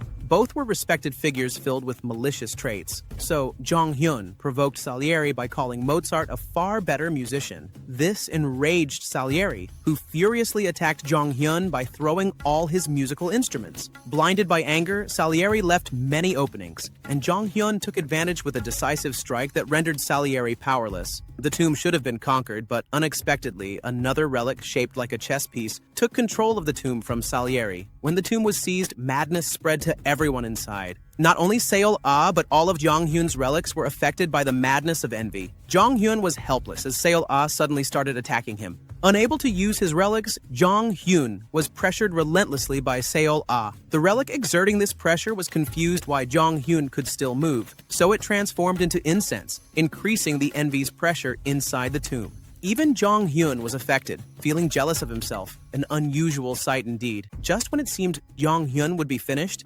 Jae-ha appeared to stop both Jong-hyun and Seol-ah. Jae-ha destroyed the relic that had trapped them, allowing everyone to escape. Jae-ha, tasked with carrying items, almost fell under the influence of a relic inside the tomb, but Rope stopped it just in time. In Rope's hands was the Mnemosyne memory coin relic, inspired by the Greek goddess of memory. Jong-hyun recognized this relic as the one Mik-ji Chai-won had used to spy on him. Seol-ah, being Chai-won's subordinate, confirmed this fact. Without hesitation, Jong-hyun used the relic correctly this time. Instead of keeping it, he detonated the rank C relic to break free from the tomb. The massive explosion was witnessed by Irene, who immediately picked them up as they escaped. As they fled, they noticed a TV station's vehicle heading toward the explosion site at the tomb. Jong-hyun came up with a brilliant idea to use the TV broadcast to attack Pandora once more. He told Yoo Jae-ha that it was time to retaliate against Jean Richard. Meanwhile, Jean Richard was giving an interview. He was invited by the media to talk about his team's excavation of the Tomb of Envy. Jean Richard claimed he was close to conquering the tomb and ending Seo Jong-hoon's solo acts. Suddenly, chaos erupted during the broadcast. The TV station received news that the tomb had already been conquered. A video was played showing Jong-hyun and Jae-ha at the scene. Jong-hyun revealed that he had obtained the Salieri relic, the master of the Tomb of Envy. This enraged Jean Richard, who had been boasting about his ability to conquer the tomb. Jong-hyun struck another blow. Jae-ha admitted he was a victim of Jean Richard's crimes when the bald man was his teacher. Jae-ha confessed that Jean Richard couldn't paint and all his famous paintings were stolen from him. Jean Richard was left speechless, only able to stare as Jong-hyun dealt a heavy blow to his pride. Though speechless, Jean Richard, who was live on media, had no choice but to give an explanation to save his face and protect Pandora. He claimed they might have lost this time, but would win next time, the classic excuse. He also accused Yoo Jae-ha of plagiarism. Meanwhile, in Jong-hyun's group, Yoo Jae-ha was forced to use various defensive relics because he would be the one most frequently kidnapped. Attacking a relic restorer is expected to become a common tactic in the future. Before they could finish discussing this, Yoo Jae-ha was kidnapped again. Fortunately, Jong-hyun was there and ready to follow him. At the kidnapper's location, Jean Richard was waiting with a firearm. Luckily, Jong-hyun managed to handle the situation with his defense relic. This was the first time Yoo Jae-ha used an offensive relic, even an S-rank relic, Salieri. As a result, Jae-ha felt an unexpected effect and fainted from exhaustion. Seeing the chaos, Jong-hyun took advantage and escaped from the scene. This second kidnapping by Jean Richard caused more trouble for him, as it went viral in the media once again. After everything settled, Jong Hyun and Seol-ah made a work contract. Of course, Jong Hyun said the contract was sealed using a relic. Seol-ah agreed, especially since her memories had returned. Shortly after, Jae-ha also appeared. Seol-ah asked Jong Hyun why Jae-ha's memories hadn't been restored. Jong Hyun revealed he hadn't returned Jae-ha's memories because of Jae-ha's past personality, the so-called King of Thieves. While restoring his memories would make Jae-ha stronger and more skilled with relics, it would also unearth his past traumas. Seol-ah agreed, saying that Jae-ha was better off the way he was now. Meanwhile, the frustrated Jean Richard was constantly scolded by Kwok Taek-jun. Not only had Jean Richard failed at the Tomb of Envy, but he also damaged several valuable relics belonging to Kwok Taek-jun. Jean Richard, proud but clueless, angrily tried to contact Jin Chai-won, the King of Greed. Switching to the China-Russia excavation team, Jin Chai-won received a report from his team. One of them mentioned getting a call from Jean Richard. When Jin Chai-won answered, he flatly refused whatever Jean Richard wanted. Jin Chai-won wanted to focus on Jong Hyun, the man who conquered the Tomb of Envy that should have belonged to him. Jin Chae-won was known as the King of Greed for a reason. He had a reputation for getting everything he desired. The next day, Jong Hun and Jae-ha attended various media outlets to expose John Richard's plagiarism. They revealed the relic used by the bald man, the Conan Doyle mirror mask, named after the author of the famous Sherlock Holmes series. This relic allowed Jean Richard to transform into anyone, so when he painted in Jae-ha's style, he actually transformed into Jae-ha. That's why Jean Richard never painted directly. In truth, he couldn't paint at all. Strangely, despite all the media appearances, not a single news outlet reported anything about Jean Richard. Instead, the opposite happened. Jean Richard kept appearing in the media, issuing clarifications, even after Jong Hyun used a relic on Jean Richard through Seol-ah.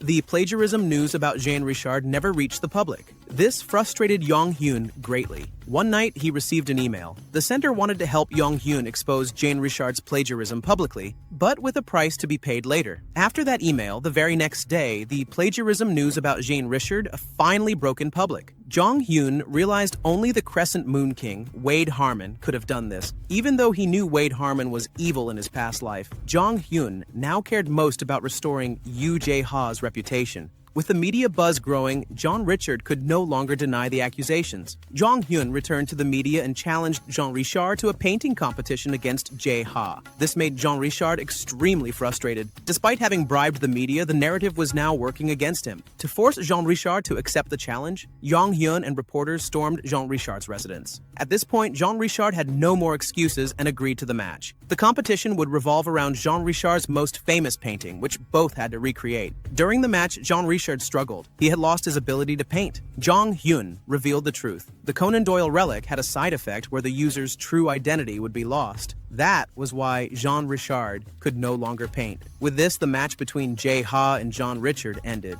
After his defeat by Jae-ha, John Richard refused to accept it and flew into a rage upon realizing all the reporters had seen through his lies. John Richard attempted to escape using a glowing relic, but Jong Hyun immediately ordered rope to seal all the rooms. As a result, Jean Richard was caught red-handed, disguised as a statue. News of Jean Richard's capture quickly spread. Joshua, Jean Richard's sponsor, was furious that Jong Hyun had once again won. In his rage, Joshua beated everyone until George Holton suddenly appeared and stopped him. George was now a Pandora senator and intimidated Joshua by revealing he knew Joshua had collaborated with Austin to poison his own parents. Back with Jong Hyun's group, Jae-ha, despite his victory, still felt insecure. This worried everyone because Jae-ha's confidence was crucial for restoring relics. So, Jong Hyun organized a solo exhibition for Jae-ha to boost his morale. Although Jae-ha still had bad luck since Jong Hyun would take 90% of the exhibition's profits. The next day, Jong Hyun received news that Pandora had created a global ranking for relic users. It was time to see what rank Jong Hyun's team had earned. Jong Hyun was listed as one of the kings, nicknamed the King of Robbers. This caused everyone, including Jae-ha and George Holton, to mock him. Frustrated, Jong Hyun could only keep looking at the rankings. Surprisingly, every member of Jong Hyun's group was recognized as one of the best relic users worldwide. This made them even more cautious about future threats. During their discussion, Jong Hyun's phone rang. The caller was Wade Harmon, the so-called West Wind King, who controlled the media. Wade Harmon was the one who had helped Jong Hyun publicize the news about Jean Richard. He proposed a partnership to Jong Hyun for tomb conquests. Jong Hyun had to be careful because Harmon possessed the Goebbels relic, inspired by the story of the mustachioed aide Yuang, which allowed him to control the news. Wade Harmon offered a fair deal for from information about the 7 deadly sins tombs to a relic called the King's Treasure. Jong Hyun agreed, but there was one surprising catch. Wade Harmon was currently facing a dangerous man named Julian Miller. Though surprised, Jong Hyun didn't say much. He immediately wanted to meet Wade Harmon. On a luxurious plane, the two met. Jong Hyun witnessed what Julian Miller had done, completely wiping out Harmon's excavation team. Harmon asked Jong Hyun to finish Miller off so they could start digging up the tomb, then split the profits fairly. After agreeing, Jong Hyun headed to Syria. There, Seol-ah suddenly remembered that this place was the home of Ali, the man who was supposed to be the king of the sect. Jong Hyun said that wouldn't happen because the relic of Ali was in his possession. Still, Ali remained one of the strongest in Syria. This meant Jong Hyun's team was caught in a three-way conflict: Ali, Julian Miller, and Wade Harmon. Jong Hyun also revealed the relic Miller used, the thunder relic inspired by the Indian god of war, Indra. The relic was powerful but had weaknesses, and they just had to exploit them. In the Syrian desert, Julian Miller was on the move, crushing rival groups and taking their relics. But Miller's actions were actually to protect the nearby villagers. As always, this man's sense of justice was sky high. After his attack, Miller received news that Jong Hyun had arrived in Syria and joined Wade Harmon's team. This made Miller order his troops to move quickly before Jong Hyun could make his move. At Jong Hyun's base, Wade Harmon's crew was busy. They were in a tough spot. Jong Hyun offered an absurd profit split, 9 to himself, 1 to them. But they couldn't refuse since Jong Hyun was the only one capable of stopping Miller. After everyone agreed, Jong Hyun set out for Miller's location. It didn't take long for Jong Hyun to find Miller. They clashed immediately with Miller wielding the Indra relic. Jong Hyun activated his defense relic. His home relic had always been his safe haven, and he easily provoked Miller. What Miller didn't realize was that Jong Hyun had prepared something unexpected. Jae-ha released all of Jong Hyun's female fans to swarm Miller's location. This caused a huge chaos. Miller was furious because Jong Hyun endangered innocent civilians. Once all the women arrived, Jong Hyun finally emerged from his relic. Suddenly, Miller's relic went berserk. The relic apparently loved women and became unstable. Overjoyed, the relic attacked Miller for allowing women to be in the middle of the desert. Eventually, Miller was defeated by his own relic. Falling down, Miller was swarmed by Jong Hyun's fans, who remembered his promise to date anyone who could get him back up. Miller couldn't withstand this and used his power to put all the women unconscious, allowing him to continue fighting Jong Hyun. Jong Hyun activated his defense relic again. Miller was confused as Jong Hyun didn't attack. It turned out Jong Hyun activated a low-level relic to mock the Indra relic. Indra retaliated, but the attacks hit Miller instead. After being hit twice by the godly relic, Miller was knocked out. Jong Hyun didn't mean harm to Miller, and even offered him a contract to join the excavation team. Though Jong Hyun threatened to expose photos of Miller with the women, Miller ultimately agreed to the contract. After joining the team, Miller revealed that Wade Harmon's group was searching for the Pak Kumis relic. The Gobbles relic and the Pak Kumis relic, if united, would become incredibly powerful, making Wade Harmon stronger than Pandora. Jong Hyun was already aware of this plan and actually intended to betray the Crescent Wind King. His betrayal was simple: conquer the tombs in Syria and give nothing to Wade Harmon. It was time for them all to enter the tomb. Miller was shocked by Jong Hyun's excavation method. He blew up all the paths leading inside the tomb. As they ventured deeper, the tomb was revealed to contain a plague relic. What shocked Jong Hyun was that they weren't just facing one plague relic, but several. At that moment, Jong Hyun realized he had been trapped by Wade Harmon. In this desperate situation, Jong Hyun's entire team activated their relics to avoid the incoming diseases. After a long battle and detonating numerous relics,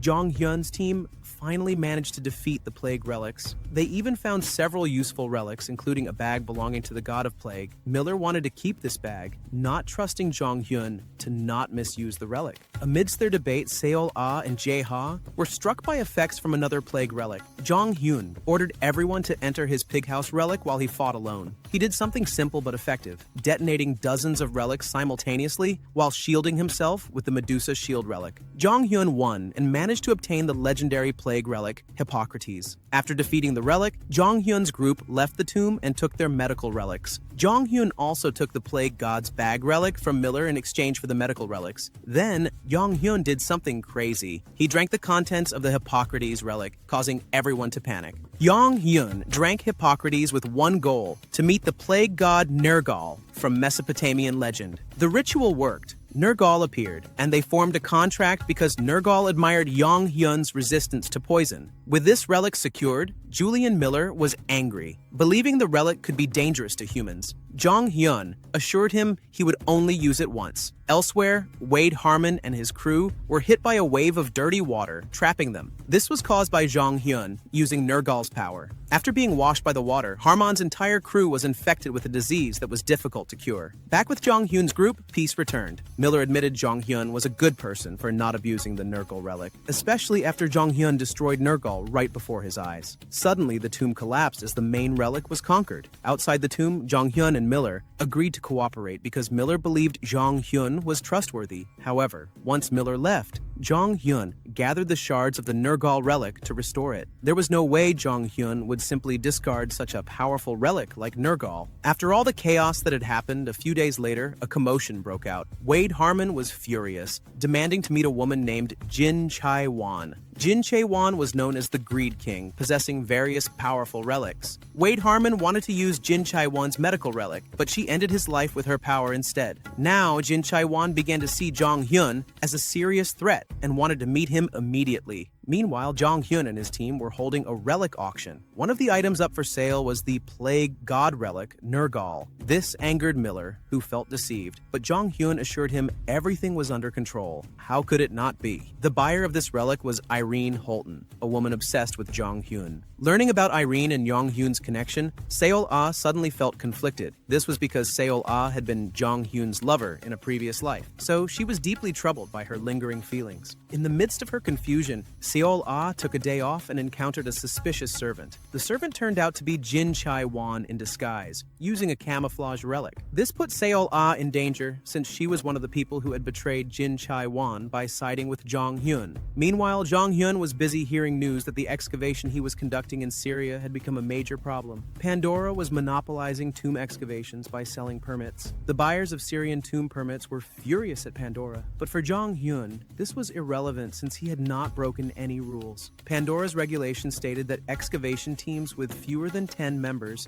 didn't need to buy permits. With his small team, Jong Hyun was clearly benefiting from this rule. Unfortunately for Seol-ah, she was kidnapped and trapped inside a fake tomb created by Jin Chae-won. Jin Chae-won only wanted to imitate Seol-ah's appearance to easily get close to Jong Hyun. It didn't take long before Jin Chae-won reached Jong Hyun's apartment, but unexpectedly, Jong Hyun mocked Jin Chae-won right in front of her disguised men. He called her old and shameless on purpose because he knew that the Seol-ah before him was actually Jin Chae-won in disguise. This was easy for Jong Hyun to figure out thanks to notifications from his crow relic. After the disguise was exposed, a battle between them began. Jin Chae-won was too powerful. She could open tombs anywhere. This not only caused Jong Hyun's apartment to change shape, but also inflicted plague attacks on him and made all his relics scream in pain. This was extremely dangerous, so Jong Hyun chose to retreat. Unfortunately, as Jong Hyun tried to escape, Jin Chae-won had already transformed the place into a tomb, trapping him inside with no way out. Even after detonating relics as he usually did, Jong Hyun could do nothing because the tomb kept regenerating itself. To make matters worse, all of Jong Hyun's relics became fearful, rendering him powerless to fight back. Jin Chae-won laughed wickedly as Jong Hyun was betrayed by his own frightened relics. But Jong Hyun wasn't out of ideas. He launched a barehanded attack, landing a solid hit on Jin Chae-won. This angered her relic, which sensed the power of the crow relic. Her relic then took control, transforming into a terrifying giant spider. The relic revealed it was involved in imprisoning the crow relic long ago.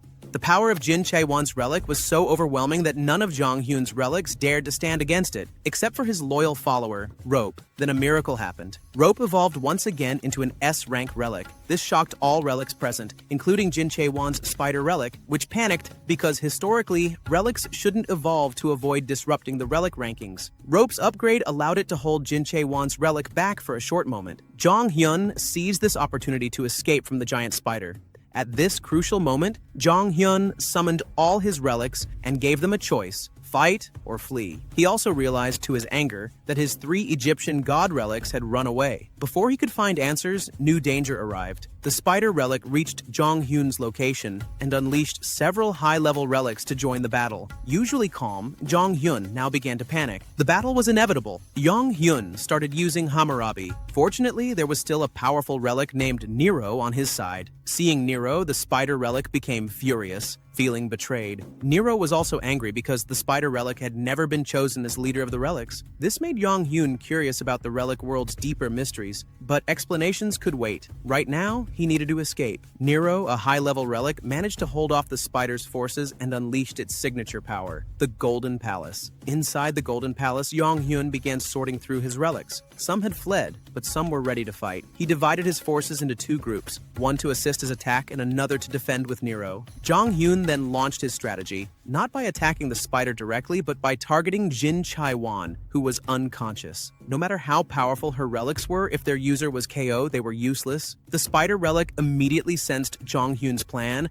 and transferred its consciousness into Jin Chai-wan's body. Fortunately, this was anticipated by Jong Hyun. Although his troops were only C-rank relics, their numbers allowed them to push Jin Chai-wan's body backward. Jong Hyun didn't need a decisive victory. He only had to force Jin Chai-wan out of the apartment. Using portals created by the Silo and Nun relics with one strong push, Jong Hyun succeeded in sending Jin Chai-wan's body into the portal. Even the overpowering spider relic couldn't do anything and had to retreat. Jong Hyun still benefited greatly because all the monsters under the spider relic remained behind. Relics he planned to conquer and harvest again. Outside the apartment, Irene, Seol-ah, Jae-ha, and even Jong Hyun's gang anxiously arrived. When the apartment exploded, panic grew, but shortly after, Jong Hyun appeared from the rubble smiling. Within moments, the incident at Jong Hyun's apartment became headline news everywhere, shocking everyone, including his own group. He had just defeated the King of Greed and even stolen his relic. Though victorious, Jong Hyun was exhausted and fainted. Meanwhile, Jin Chai-wan was furious over her defeat and even scolded her relic for taking over her body without permission. Determined to escalate, she entered a vault filled with relics and unleashed sealed relics. A few days later, Jong Hyun's group appeared calm. Jae-ha was still stressed over the many relics that needed restoration. Meanwhile, Jae-ha and Seol-ah noticed the news about a new relic user, a suspicious relic that appeared in various places, choosing its master instantly without the usual tomb conquest. This news quickly went viral. Even Pandora had yet to comment. Amid all this chaos, Jong Hyun, the team leader, remained unconscious from the previous battle. During a discussion,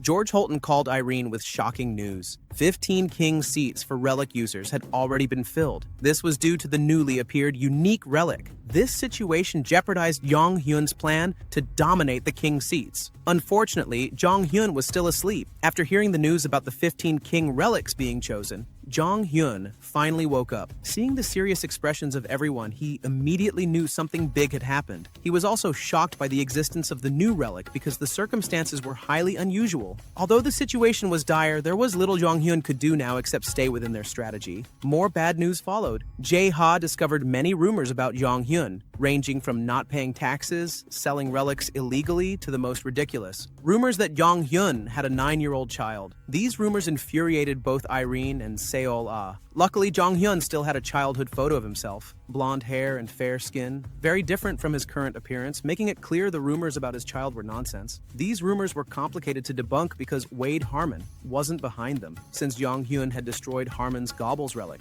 After sorting out the rumors, Jong Hyun turned his attention to the relics he had just acquired from Jin Chai-wan. He began sorting through which relics he could use. Among them were the Pygmalion relic, inspired by the Greek sculptor who fell in love with his own statue, and the fire relic of Hephaestus, the Greek god of blacksmiths. These relics were clearly useful for Yu Jae-ha. The next day, Jong Hyun's group prepared to move again, heading back to Asia for another tomb excavation. Miller was already famous there for battling many excavation teams. An interesting thing caught Jong Hyun's attention. A photo of a boy who looked like him. This made Jong Hyun angry and determined to confront the boy, who was likely a relic user imitating him. The scene shifts to Kazakhstan, where a commotion erupts in front of a tomb. The TKBM team is furious because they cannot easily excavate the tomb. They must pass through Julian Miller. Besides TKBM, there are other excavation teams present, including one with a boy who looks remarkably like Jong Hyun. None of them can enter the tomb because Miller only allows one person inside, due to the notorious reputation of the teams in front for sacrificing their own members. Amid the heated debate, an expected figure appears, Seo Jong-hyun himself. In an innocent tone, Jong-hyun claims that Miller is now his subordinate, which explains why Miller is holding everyone back. Miller, one of the strongest people in the world, takes offense to this and immediately fights Jong-hyun. Seeing this opportunity, all the groups unite to fight Jong-hyun, who has become a barrier to their excavation efforts. Elsewhere inside the tomb, Jong-hyun and his team are already deep within. What's happening outside is merely a ruse. He uses a relic to create a clone of himself there. Now it's time to begin excavating the Kazakhstan tomb. Inside, rows of statues shaped like ancient Chinese royal guards are neatly arranged. Jong-hyun quickly realizes the tomb's relic owner wants to play a game of chess. About to start the chess game, Jong-hyun discovers it's an ancient version of chess. He provokes the tomb's relic owner to change the basic rules of the game, arguing it's unfair since Jong-hyun doesn't know the original rules. The relic agrees. Jong-hyun knew it would because the tomb's relic is The Art of War, written by the great Chinese general Sun Tzu, legendary for his military treatises. Jong-hyun pushes the relic further away from a simple chess game because he knows he will never win by the rules. With no agreed rules left, Jong-hyun provokes a direct battle, which the Art of War relic accepts. Now, Jong-hyun and his team must fight stone statues. But things don't go smoothly. Jong-hyun's clone outside has already been defeated, forcing the team to split up. Jae-ha and Seol-ah will hold off the other excavation teams outside, while Jong-hyun focuses on fighting inside. Outside the tomb, everyone, including Miller, is shocked when Jong-hyun suddenly disappears before their eyes. Only Miller realizes they were fighting Jong-hyun's clone all along. Then, the crowd rushes into the tomb, only to be taunted by a statue of Jong-hyun. Unbeknownst to them, this statue was prepared by Jae-ha to lure all the groups into a trap room. It didn't take long for Yoo Jae-ha's brilliant strategy to trap everyone inside the trap room. Julian Miller also arrived at the scene. Miller was not pleased with what Jae-ha had done. Unfortunately for Miller, he didn't realize that Jae-ha had already prepared a relic for him, a relic that trapped Miller inside an illusion of the Three Kingdoms era war. Worse yet, Miller's Zhuge Liang relic was very fragile against the Three Kingdoms era, which was another of Miller's weaknesses. This made Yoo Jae-ha laugh at Miller, who, despite being considered a very powerful entity, had many vulnerabilities. Meanwhile, some excavators had reached the edge of the trap room. They came out searching for Jong-hyun, but before long, Jong-hyun appeared right in front of them. In front of everyone, Jong-hyun announced that he had finished conquering the tomb and was just about to seal it. Everyone was shocked that Jong-hyun had managed to conquer the tomb all by himself. Here, Jong-hyun also encountered the boy he was after, Louis Martin, the boy pretending to be his son. Louis held a grudge against Jong-hyun because Jong-hyun had ended the career of General Kira. Jong-hyun realized that Kira had recruited many talented kids like Louis. Fueled by anger, Louis activated the Gobble's relic to influence everyone. Jong-hyun was confused because he had destroyed that relic before. The Crow system explained that this was a fake relic, but it worked 100%. This led Jong-hyun to one of the most OP relics, the Leonardo da Vinci relic. This relic belonged to Jae-ha in his past life, the relic that made Jae-ha the king of trickery. Despite being attacked, Jong-hyun was happy because he didn't expect to encounter the Leonardo da Vinci relic so quickly. The battle continued with Louis turning the entire room into a museum with his relic. All the artworks tried to fight Jong-hyun, but none were effective against him using Hephaestus's fire to counterattack. The immense power of this relic caused a massive explosion that also hit Yoo Jae-ha. At this point, Jong-hyun had decisively won and bound Louis with rope. Jong-hyun immediately wanted to take the Da Vinci relic, but it wasn't in Louis' possession. Jong-hyun did not detect any lies, so he believed Louis and now had to find out who was controlling Louis and enabling him to use the Da Vinci relic. After dealing with the boy using rope, Jong-hyun was finally informed that the Da Vinci relic was in the United States. This relic was very important, so it was kept at the Pentagon, the US headquarters. Now, Jong-hyun just needed a solid strategy to get in there. While thinking, Jong-hyun ended up having to argue with Miller. This hero refused to interrogate, let alone kidnap a child, so he demanded Jong-hyun release Louis. The two inevitably clashed in battle. Amidst all the chaos, Rope got distracted and accidentally let Louis escape. In the end, the boy holding the key to the Da Vinci relic ran away. But don't worry, Jong-hyun managed to secure a piece of Louis' torn clothing, making it easier to track him down. Back at their base, Jong-hyun's group returned to their tasks. Jae-ha remained busy restoring relics. Seol-ah gathered information, and Yong-hyun searched for Louis's whereabouts. It turned out that information about Louis was tightly guarded for several reasons. The boy was not just an American agent, but was also soon to become one of the Relic Kings, known as the King of Trickery. Because of this, they had to move quickly, and Yong-hyun decided to restrict Louis's movements. One of the actions he took was contacting George Holton. Yong-hyun forced George to create a new rule in Pandora. Minors were forbidden from becoming relic users. The next day, news broke that Pandora limited relic use for children under 12 years old. If a child wanted to use a relic, they had to store it with their parents. This regulation worked to Jong-hyun's advantage. He planned to use the hoax about Louis being his son. Although Yong-hyun would go viral for claiming to have a child, he thought it was worth it if it meant getting the Da Vinci relic. Besides, the fake fatherhood story was only a backup plan if the kidnapping mission failed. On the other hand, Louis was furious when he heard about the rule because it would further restrict his movements. Louis' complaints became a jackpot for TKBM. They tried to recruit Louis by promising that Kwok Taek-jun, CEO of TKBM, would become his guardian. Louis was naturally happy, especially since TKBM was famous as a highly successful tomb excavation company. Back to Jong-hyun, who was busy planning Louis' kidnapping when Edward called. Edward was in charge of forging the DNA test between Yong-hyun and Louis. But there was something strange. Yong-hyun's submitted DNA sample was identical to Louis. Jong-hyun was shocked and panicked, but became even more confused when he found out the sample given to Edward wasn't his, but Yoo Jae-ha's. Technically, Louis was now Jae-ha's child. Even worse, their DNA was more like that of identical twins rather than a parent and child. This stressed Jae-ha out even more.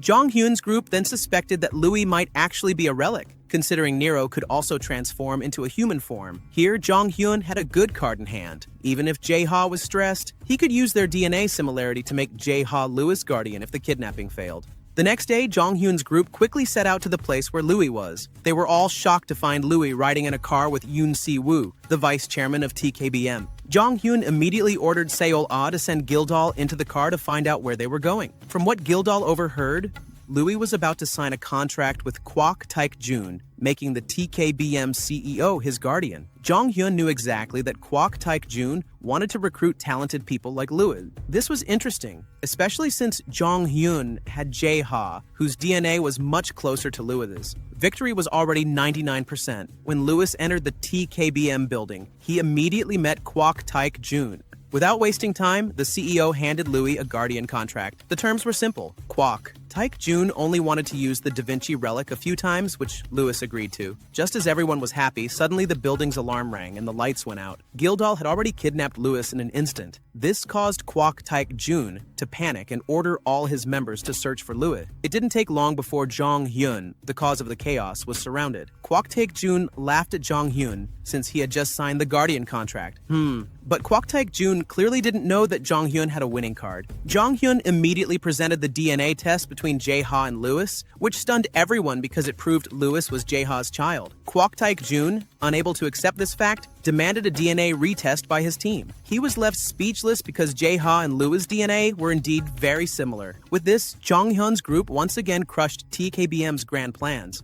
After securing Louis, Jong-hyun didn't waste time. He immediately took Louis to the Pentagon. Although Louis was furious and Jae-ha was mentally shaken, Jong-hyun didn't care because securing the Da Vinci relic was far more important. During the journey, the train they were using suddenly crashed due to the appearance of a tomb. Jong-hyun received a notification from the Crow relic that the tomb's appearance was caused by another relic, so Jong-hyun was sure they were under attack. Quickly, Jong-hyun ordered Seol-ah to use Gildal to evacuate everyone inside. Outside the train, Joshua, one of the relic users at the king level, was already there. He was the attacker and wanted to take Louis because Louis was a very valuable asset. Joshua easily succeeded by using his relic to capture Louis. Now, Joshua had only one goal left: to eliminate Jong-hyun, who was also there.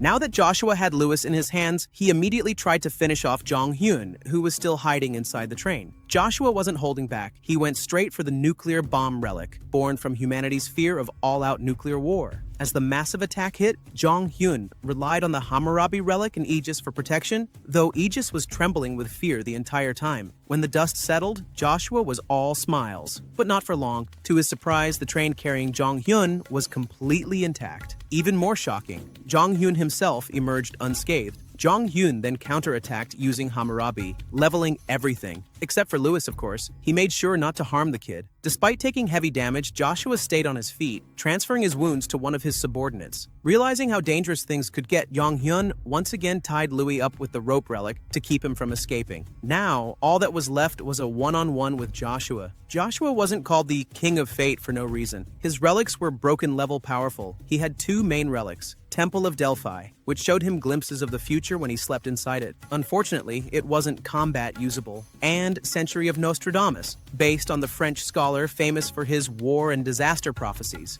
This relic was his real weapon. Anything Joshua said would come true within seconds. That meant Jong-hyun couldn't let him speak, so he launched relentless attacks, trying to keep Joshua on the defensive and unable to utter a single word. But things got complicated. Joshua could teleport with ease, slipping past Jong-hyun's strikes. Worse, he could now use the Nostradamus relic freely. After dodging Jong-hyun's attacks, Joshua finally got the chance to speak. He declared that Jong-hyun would die here. But nothing happened. Jong-hyun wasn't affected at all. Instead, he landed hit after hit on Joshua with no resistance. Why? Because Jong-hyun had blocked his hearing using a noisy, seemingly useless relic. The weakness of the Nostradamus relic? If the target doesn't hear the prophecy, it doesn't work. Once again, Jong-hyun had countered an OP relic with a completely trash one. Joshua was helpless, beaten down so hard that he even thought about surrendering. But Jong-hyun knew better. He knew Joshua would never give up that easily, so he kept going, relentlessly pounding Joshua until he was knocked out cold. Then, something strange happened. Joshua's body changed. It wasn't even his real body. Turned out he had used a relic that let him switch bodies with someone else.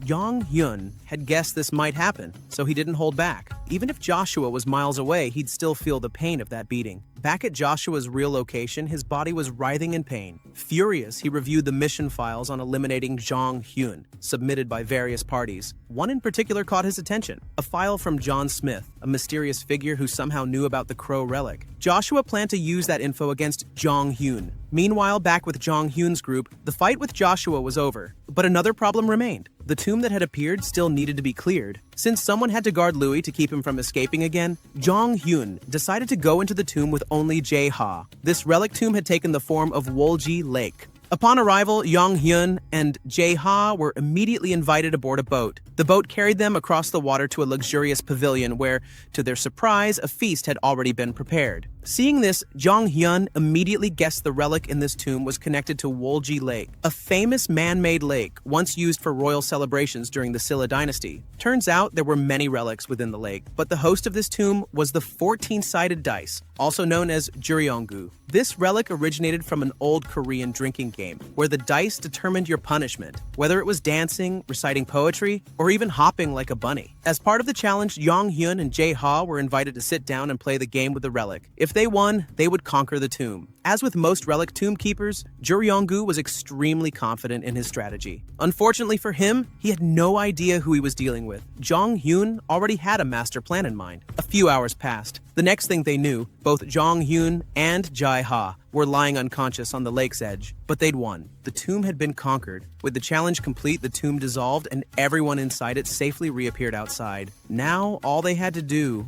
was call the rescue team and go home. But just as things seemed to be wrapping up, something unexpected happened. A military unit approached, not a rescue team. These soldiers were sent specifically to take down Jong-hyun. Even more shocking, their commander boldly claimed he knew Jong-hyun's weakness. The soldiers turned out to be from the United States military. America had officially labeled Jong-hyun as a major threat. To make things worse, they tried to paint themselves as heroes, accusing Jong-hyun of holding civilians hostage even though those people were Joshua's victims. Jong-hyun stayed calm. He told the civilians to go with the American soldiers and let them escort everyone to safety. Once all civilians were secured, it was go time. Jong-hyun's team was ready for war. This time, it wasn't just Seol-ah stealing the spotlight. Even Jae-ha, usually the scaredy cat, stepped up. Using the Salieri relic properly for the first time, Jae-ha took down multiple opponents on his own. As for Jong-hyun, as always, even when surrounded and attacked from all sides, he dominated. The Hammurabi and Muramasa relic combo made short work of their enemies. Then, the American commander made his move. He summoned a mysterious female relic, claiming she was Jong-hyun's greatest weakness.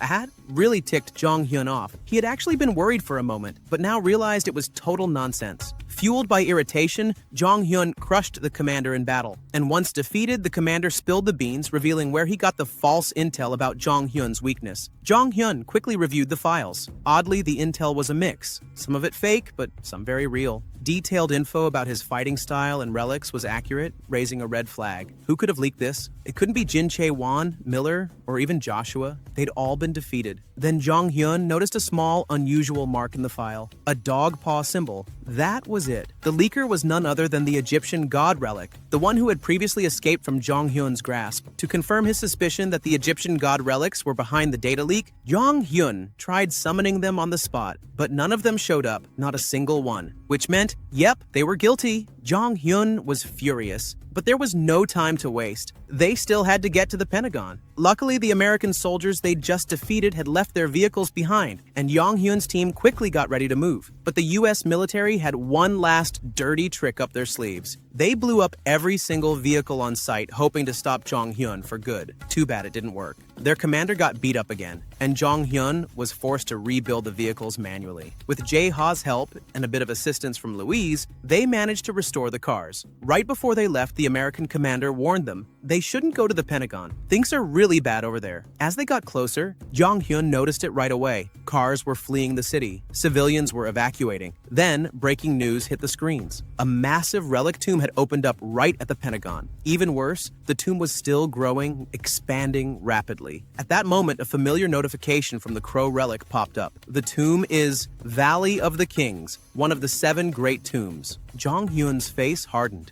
An Egyptian-themed tomb? If that's the case, then the escaped Egyptian god relics are almost definitely involved. Once they reached the Pentagon border, their car was stopped by US soldiers. Since they were driving American military vehicles, the soldiers assumed they were enemies and tried to arrest them. Luckily, someone stepped in, Matthew Tyler, a military officer who knew Jong Hyun personally and was willing to talk. Elsewhere, inside the massive tomb, Jong Hyun's prediction was dead on. The Egyptian god relics were already gathered: Osiris, Seth, and of course, Anubis. Out of the 3, Anubis was the most eager for a fight. He'd been waiting for Jong Hyun to show up, convinced that the human was worn out and finally beatable. Osiris and Seth, however, weren't as interested. Turns out, they'd started enjoying life outside of combat. They liked watching TV, eating fried chicken, and basically vibing with the modern world. The only one who truly hated Jong Hyun was Osiris. He still held a grudge for the way he was treated. Meanwhile, back with Jong Hyun's group, Matthew Tyler formally apologized for the previous military attack. He then revealed the real reason for their meeting. The President, PF America, wants to meet Jong Hyun. We need your help to conquer this giant tomb.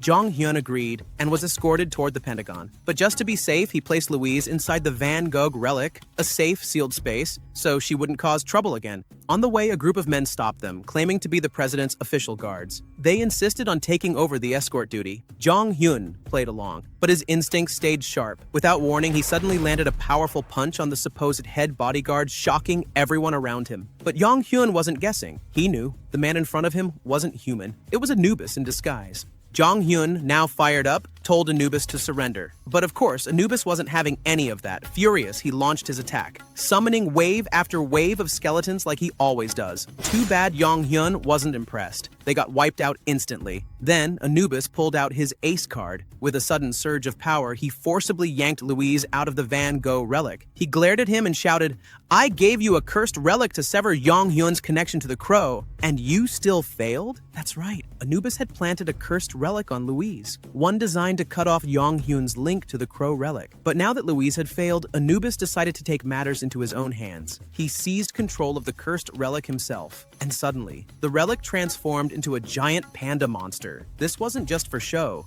Jong Hyun knew that if even one of the panda's attacks landed, he could be in serious trouble. So, without hesitation, Jong Hyun summoned Hephaestus's fire, a blazing divine flame. The fire clashed with the panda and held it back, giving Jong Hyun the upper hand. At the same time, Seol Ah joined the fight. She had recently powered up, and this was her moment to shine. Together, they overpowered the panda and shattered it into pieces. Anubis realized the battle was lost. If he got captured, he knew he wouldn't be sealed. He'd probably be turned into kebab. Panicking, he tried to flee, but Jong Hyun gave the order to rope to get Anubis cue the chase scene. Anubis ran for his life, literally crawling along the ceilings, trying to escape like a horror movie villain. But it didn't matter. Rope caught him. Dragged in front of Jong Hyun, Anubis already knew his fate was sealed. He tried to plead his case. I didn't betray you out of malice. I just knew we couldn't win against Jin Chai-won's relic. I did what I had to. Jong Hyun didn't care. He was pissed, not just because of the betrayal, but because Anubis doubted him. So he turned Anubis into a lontong, yeah, that soft rice cake, and tossed him to Jae-ha for a relic restoration session. Not long after, Seth and Osiris showed up.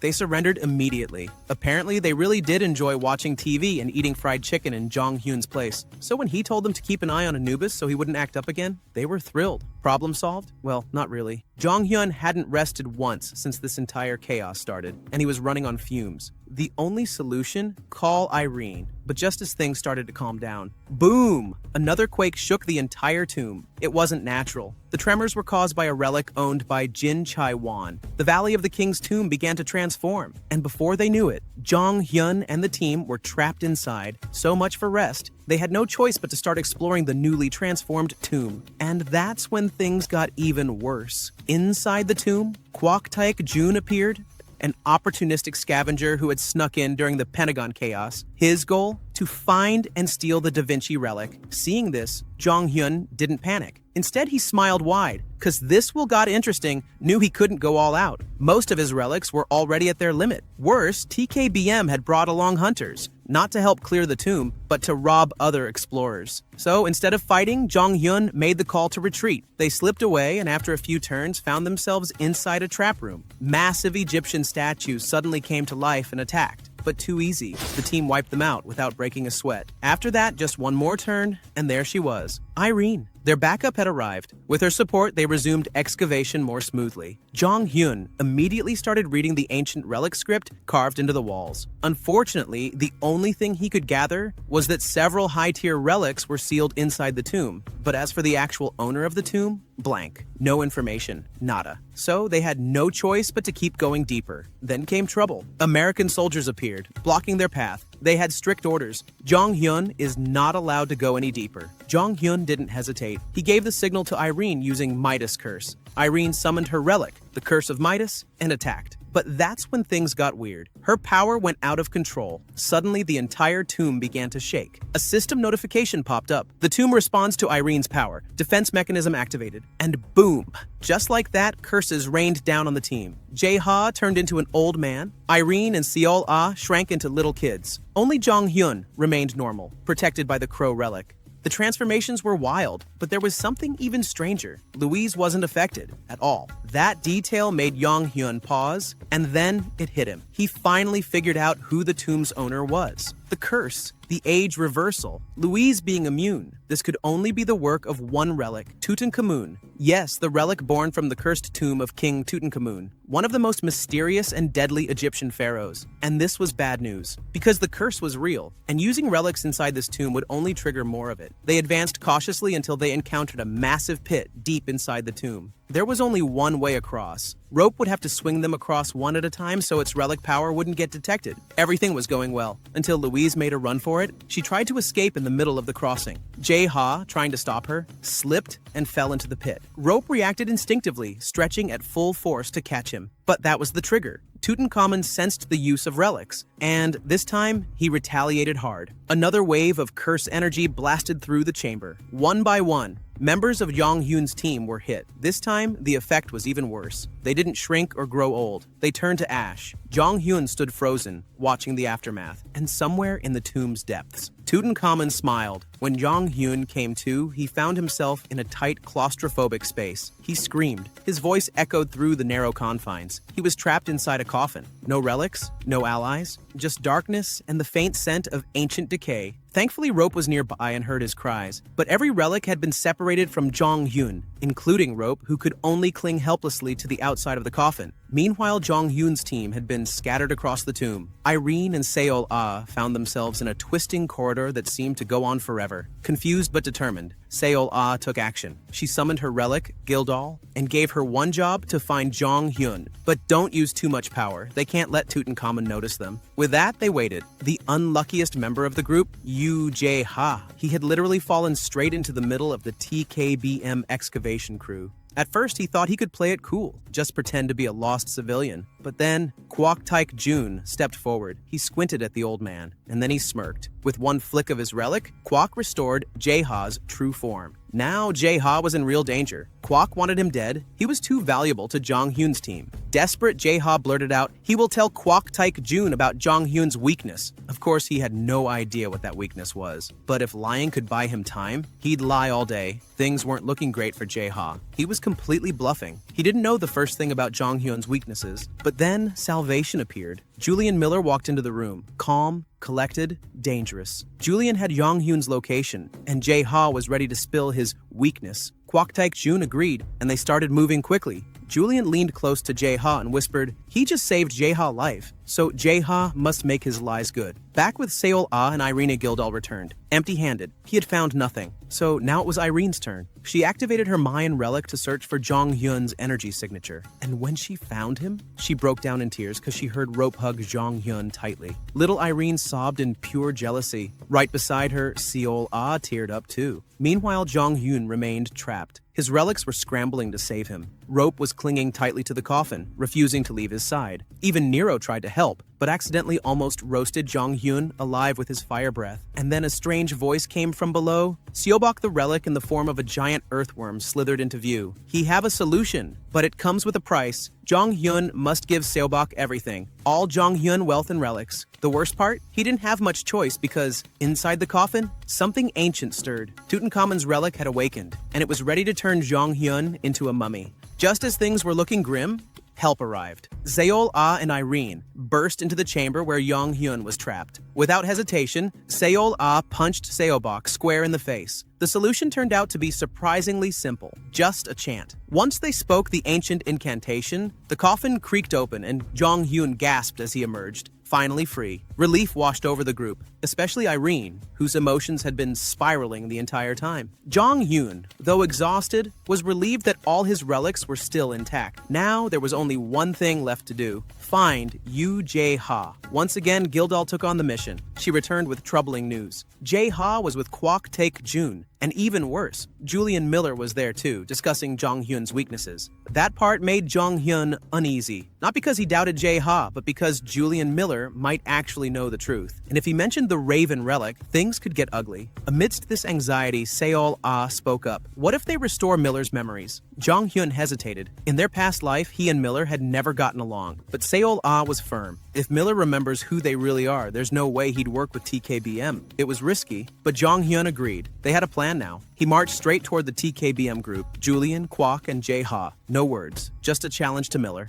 Kwok Taek-jun smirked. He stepped back, eager to watch the show. The battle between Jong-hyun and Julian Miller exploded into motion. Jong-hyun didn't hold back, not even when Miller said he to save Jae-ha. Instead of stopping, Jong-hyun grinned and struck with his memory relic. A pulse of light hit Julian, and he collapsed. Memories flooded in, images of their last tomb together. The betrayal by Kwok Taek-jun, and Jong-hyun sacrificing himself to save the team. It all came back. When Julian opened his eyes, he was furious. Julian roared and unleashed hell on every TKBM member in sight. While chaos erupted, Jae-ha slipped away, grabbing a few relics as souvenirs before making a clean escape. Jong-hyun saw the opportunity and smashed the tomb floor, causing Julian and Kwok to fall into a lower chamber to continue their fight somewhere else. He turned back. He had to regroup with Irene and Seol-ah, but then he paused. Jae-ha had left something behind, a relic. Not just any relic, a rank S, Liu Bei's sword. Jae-ha also passed along a crucial tip. Miller's super sensitive to any relics tied to the Three Kingdoms, especially Liu Bei. That sword,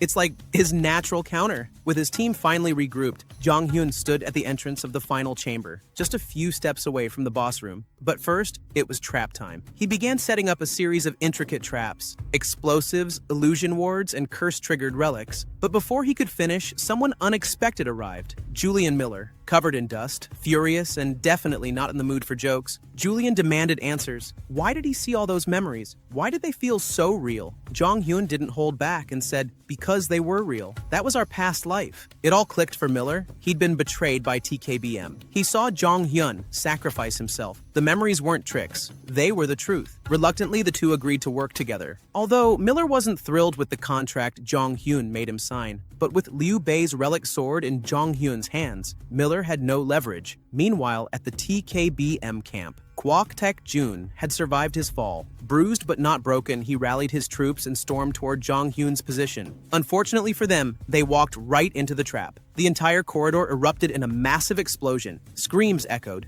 Dust filled the air. And Jong-hyun? He just smiled. TKBM had fallen. The trap worked like a charm. Smoke, debris, and half the team out cold. Jong-hyun stepped out casually, brushing dust off his jacket. He rolled out a golden sarcophagus. Yes, the cursed coffin that once imprisoned him. This relic was designed to trap anyone with king-like authority. And now, it was time to use it on Kwok Taek-jun. Kwok didn't stand a chance. The moment he approached, the coffin snapped open and dragged him inside. Now, with Kwok out of the picture, it was time. Jong-hyun and his team pressed deeper into the tomb. They arrived at the boss chamber, but instead of a throne room or treasure vault, it was a vast desert. A scorching, never-ending field of golden sand. As the entrance slammed shut behind them, panic started to rise. Far in the distance, Jong-hyun spotted a lone tree, a beacon in the desert. But as they moved toward it, the sand shifted. A sandstorm was coming. The sandstorm didn't just bring wind and chaos, it brought monsters. Dozens of them, each one oozing malice and bearing symbols of relic royalty. They serve the spider relic, and they're here to end Jong-hyun. But their intimidation didn't last long. The moment they saw Jong-hyun's army of loyal relics, their confidence cracked. They hesitated. That was all Jong-hyun needed. His relics attacked, wiping out the wave of sand creatures with brutal efficiency. But it wasn't over. The real tomb began to awaken. The desert shifted again, revealing a massive temple rising from the sands. Its gates opened, and hundreds of relic soldiers marched out. An army of cursed warriors, but the worst part? They weren't led by one relic. They were controlled by several high-tier relics working in unison. Anyone else would have collapsed under the pressure. But Jong-hyun? He just smirked. Of course he was smiling. Why wouldn't he? Jong-hyun held 3 Egyptian god-tier relics. So when a dozen Egyptian royal relics emerged from the sands, roaring and threatening his life, he didn't even flinch. And then Seth stepped forward, grinning. With a surge of divine energy, Seth, Osiris, and Anubis transformed into towering giants. Relic titans that shook the desert floor. The royal relics? They panicked. They tried to sway him, but Anubis was helpless. He couldn't fight Seth and Osiris together. Even when he tried, he looked more like a tired dog getting dragged around. A sight that made Jong-hyun chuckle. Within minutes, the battle was over. Jong-hyun had won completely.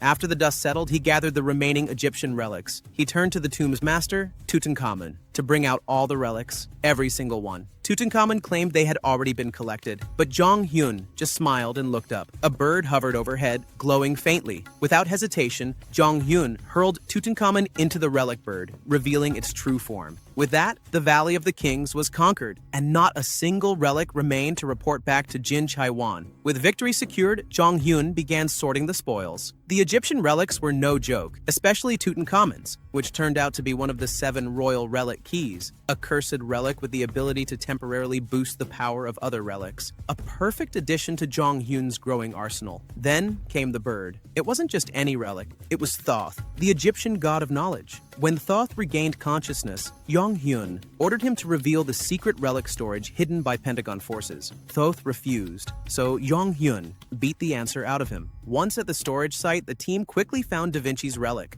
A perfect match for Jae-ha, who instantly bonded with it and gained a massive boost in skill and creativity. As for the rest, Jong-hyun absorbed them all. With that, the group began their exit from the Valley of the Kings. By the next day, news of the valley had spread like wildfire. People were shocked. The tomb hadn't vanished. It was still floating above Pentagon soil. Jong-hyun had left it open on purpose. Why? Because Kwok Taek-jun was still trapped inside. With his enemies sealed and relics secured, Jong-hyun just wanted one thing, is to rest. Back at base, his most loyal relic, Rope, worked hard to prepare his room, cleaning every inch of it. But then came Dalby, stirring trouble. Rope's heart sank. Even worse, Yong-hyun tossed Dalby out of his room when he walked in. But Rope had already fallen into despair. That's when Thoth, still bitter, tried to manipulate her. Luckily, Seth appeared just in time to stop it. He offered Rope a real solution to ask Seobok, the relic with connections. He might know something. Rope followed the lead, but as expected, Seobok didn't move without incentive. $100 million. The next morning, Rope was on a mission. She needed money, and fast. Her first target? None other than the weakest member of the team, Yoo Jae-ha. While she was busy trying to squeeze cash from him,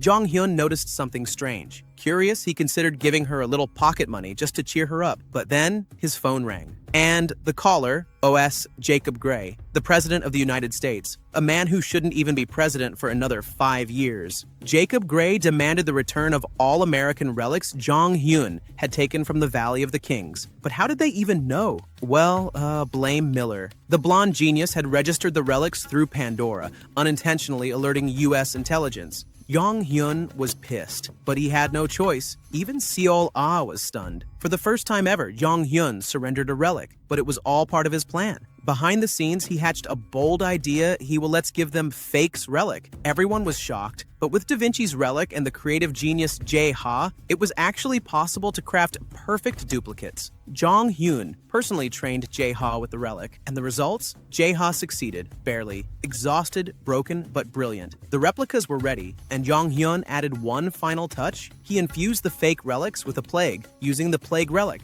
turning them into ticking time bombs. Finally, the exchange day arrived. Jong-hyun, Seol-ah, Miller, and Jae-ha headed straight to the Pentagon. Along the way, they discussed Jacob Gray. He shouldn't be president yet. This future, it's already changed. Jong-hyun frowned. In his past life, Jacob Gray started World War III with General Kira. They can't let that happen again. They arrived at the drop site. Everything was ready. The fake relics, the curse hidden within, the smiles hiding daggers. Upon arriving at the White House, the President of the United States, Jacob Gray, immediately asked about the whereabouts of his relic. Jong-hyun promptly handed over what the president wanted, knowing full well that rumors about the man weren't exactly flattering. Jacob Gray was accompanied by his official relic restoration team to verify whether the relic was genuine or fake. This group is highly trusted by the U.S. government, as it consists of exceptionally talented individuals. Unfortunately, they're still no match for Yoo Jae-ha, and thus were unable to detect that the relics were actually all fake. Upon hearing from his personal restoration team that the relic was genuine, President Gray immediately wanted to discuss a possible collaboration with Jong-hyun. This was, of course, beneficial for Jong-hyun, as it gave him access to new information that the U.S. possessed. However, something strange happened in the blink of an eye. One of Jong-hyun's relics escaped on its own. The relic that fled was none other than Anubis. He was kidnapped by subordinates of the Spider Relic. They had been tasked with eliminating Anubis, claiming that he had now sided with humans. It became clear that all relics serving under the Spider Relic were extremely hostile toward humans. Anubis was helpless. He had to accept his grim fate as his soul core was attacked in an instant. He was nearly destroyed in the blink of an eye. In his final moments, a relic named Rope tried to save Anubis. Sadly, time was not on their side. Meanwhile, an even more serious issue occurred when the American forces attempted to capture Rope. Jong-hyun immediately sensed what was happening to Rope.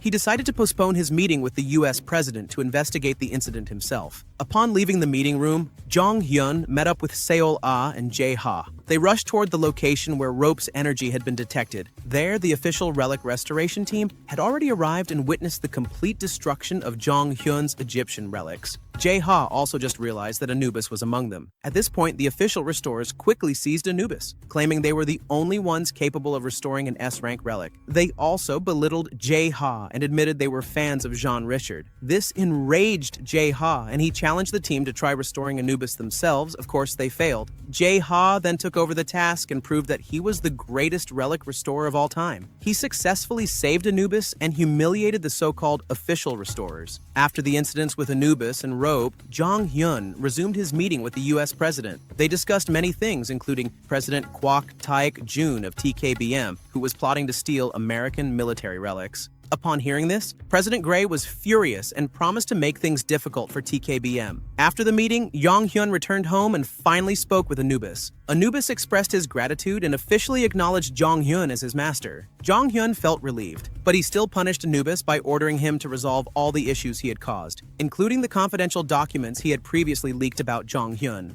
After receiving his mission, Anubis moved swiftly. With the help of Rope and Tutankhamun, he eliminated everyone targeting Jong Hyun. This sudden purge didn't go unnoticed. Pandora, who had placed a bounty on Jong Hyun, quickly realized what was happening. Furious at their inability to stop Jong Hyun, chaos erupted among them. In the middle of this heated argument, Miller suddenly appeared and attacked them all. He was enraged because they had ignored his reports about the relic he had previously submitted. Elsewhere, Jong Hyun was driving through an undisclosed location. He had just reclaimed Louise, the woman who had once nearly brought about Jae-ha's downfall. Jong Hyun took Louise in, recognizing her talent and knowing that she mustn't fall into the wrong hands. During this time, Jong Hyun received a phone call from Miller. The bespectacled man had received intriguing information from Yoon Si-wo. Apparently, TKBM was on the brink of internal conflict. After the disappearance of Kwok Tak-jun, his 3 children were now preparing to fight for leadership of TKBM. Jong Hyun, foreseeing the coming turmoil, smiled, realizing the immense advantage he could gain from this power struggle. Tensions among Kwok Tak-jun's children escalated rapidly. Kwon Sung-woo, the eldest son, had an intense obsession with claiming all of his father's relics. He even ordered Chen, a loyal TKBM employee, to persuade Kwon Joo-hee, the daughter of Kwok Tak-jun, to side with him. Seung-woo needed Jo-hee because despite being the eldest, he lacked the ability to effectively wield relics. To open the relic vault left behind by their father, he needed her power. Acting on his orders, Chen went to Joo-hee's location and told her they were in danger because of Jong Hyun's actions. But instead of focusing on the warning Jo, he got distracted by how handsome Jong Hyun was. Still, despite the distraction, she did seem willing to support her oldest brother's side. Meanwhile, Jong Hyun was deep in thought, trying to figure out how to benefit from the internal feud among Kwok Tak-jun's children. This was a golden opportunity. He knew that no one else could open Kwok Tak-jun's relic vault except his children, and himself. That's why he needed to leverage one of them. As luck would have it, Jong Hyun was soon approached by Kwok Sung-jae, the second son of Kwok Tak-jun. Sung-jae proposed a partnership to monopolize his father's relics. He was even willing to pay Jong Hyun $2 billion for his cooperation. Seeing such a golden opportunity present itself, Jong Hyun smiled. He knew the perfect chance had arrived. Since Jong Hyun wasn't interested in money, he set a different condition. He wanted a share of the relics they would obtain from Kwok Tak-jun's vault. The agreed-upon split was 30% for Jong Hyun. However, he could only see and choose the relics without knowing what their functions were. Jong Hyun had no problem with that condition because he could identify the function of any relic through the Crow relic. Once the agreement was made, Seung-jae entered Jong Hyun's home. But instead of behaving properly, he caused trouble, trying to steal one of Jong Hyun's relics out of greed for its immense power. When he attempted to dominate Seth, things went horribly wrong. He couldn't control Seth at all. At that moment, Jong Hyun revealed his true strength, far surpassing Seung-jae's. Seung-jae was in disbelief since, according to Pandora's database, Jong Hyun should have been weaker. Jong Hyun laughed it off, explaining that the data on Pandora didn't even reflect 50% of his actual power. After making sure Seung-jae understood his place, Jong Hyun demanded compensation for the damage to his house. Not only that, he instructed Rope to extort money from Seung-jae, knowing full well that the TKBM heir had plenty of it. After Rope finished draining Seung-jae of 2 billion won, Jong Hyun stopped him and got back to discussing their mission. Just as Seung-jae was about to outline their strategy to defeat his older brother, a piece of viral news hit, France had just announced that one of the 7 main tombs, the Tomb of Pride, had opened. After careful consideration, Jong Hyun decided they should focus on conquering this tomb first. At the same time, Seung-jae received a phone call from Yang Chen, the most pragmatic man in TKBM. Chen had aligned himself with Seung-woo, the eldest son, to gain maximum benefit while Kwok Tak-jun remained trapped inside the Valley of the King tomb. Conquering the Tomb of Pride wouldn't be easy. France had just announced stricter restrictions on excavation teams as they wanted to claim the tomb for themselves. Jong Hyun's famous excavation team would no longer be allowed to enter. That's when Jong Hyun revealed his backup plan, using fake identities. With help from Yoo Jae-ha and Louise, both of whom were now on his side, they quickly forged new identities. The skills of these two were top-notch. making the process seamless. With preparations complete, it was time to depart for France. Jong Hyun's excavation team boarded a commercial flight to blend in with the crowd. Mid-flight, Jong Hyun suddenly realized that Yang Chen and Kwok Taek-jun's eldest son were also on the same plane, headed for France. It was a rare sight to see such wealthy men flying economy class, but it made sense. Money couldn't buy access to the Tomb of Pride, especially not under French government control. Realizing that his enemies were on board, Jong Hyun immediately warned his team. This flight could very well turn into a battlefield. To turn the airplane battle in their favor, Jong Hyun had already prepared a plan. He wrote an absurd contract designed to provoke Sung Woo emotionally. If Sung Woo were to tear the paper, the contract would activate thanks to the relic power Jong Hyun used. Rope effortlessly delivered the contract to Sung Woo. However, during delivery, Rope was caught by Yang Chen. Realizing Rope was Jong Hyun's relic, Chen ordered his men on board to attack. The TKBM troops quickly located Jong Hyun's position, and the battle broke out. Unfortunately, Jong Hyun was at a disadvantage. He couldn't use his most powerful relics, as doing so in a crowded airplane would cause civilian casualties. Meanwhile, the TKBM squad used combat-enhancing relics more efficiently. As the fight dragged on, Jong Hyun found himself increasingly cornered. Luckily, Sung Jae appeared. Jong Hyun instantly lunged at the eccentric man, using him as a human shield. This unexpected move confused the TKBM troops, making it harder for them to decide their next step. After taking Sung Jae hostage, Jong Hyun demanded a fitting ransom. For the second son of Kwok Taek-jun, Jong Hyun asked for shares and relics from TKBM. While the demand was outrageous, Sung Woo still agreed and signed the contract delivered by Rope. With the deal sealed, Rope was freed and the contract was completed. However, the excavation team hired by TKBM grew furious. The chaos in first class jeopardized their chances of landing in France. Enraged by TKBM's actions, they turned against Jong Hyun's group, initiating another round of conflict on board. The chaos spread quickly, sending the other passengers into a hysterical panic. Jong Hyun, anticipating this, had already prepared a backup plan. The backup plan crashed the plane. Now the objective was to identify which passengers to save and deploy the right strategy to survive. Jong Hyun wasn't the only one thinking this. Yang Chen had also begun executing an evacuation plan to protect TKBM's eldest son. While scanning the cabin for passengers to rescue, Seol Ah was shocked to spot a woman with long hair healing the wounded and effortlessly taking down both terrorists and TKBM agents. Seol Ah immediately recognized her, Chloe, the doctor who was once part of their team. She knew Chloe had to be watched closely. Meanwhile, Jong Hyun's plan was nearing completion. The key players, Jae-ha and Louise. Jong Hyun had secretly moved all the passengers into Van Gogh, his relic, and created illusions of them inside the plane, fooling TKBM completely. He also spread word that the mid-air chaos had been instigated by TKBM, gaining even more political leverage. As the mission approached its final phase, Yang Chen confronted Jong Hyun, demanding the release of Sung Jae. But Jong Hyun simply replied that Sung Jae would only be released after safely landing at the airport. Yang Chen responded with a smug smile and mocked the aircraft itself. As the plane exploded mid-air, Jong Hyun immediately bound everyone together using rope. At the same time, the TKBM squad deployed a powerful defensive relic to protect themselves from the blast. When the wreckage crashed down, Yang Chen scoured through the debris, only to find Jong Hyun's body lying motionless among the ruins. To make sure everything was over, Yang Chen blew up the crash site once again and fled with Sung Woo and Sung Jae in tow. But elsewhere, the real Jong Hyun and the other passengers were perfectly safe. The body Yang Chen saw? A fake. So was the Sung Jae who escaped with him. Jong Hyun had used the Invitation of God relic to pull off the entire deception. There was just one problem. The survivors had been flung all the way to the North Pole. Now, to survive the freezing wasteland, Jae-ha and Louise had to get creative. Their mission? Build a railway and train to reach the nearest habitable area?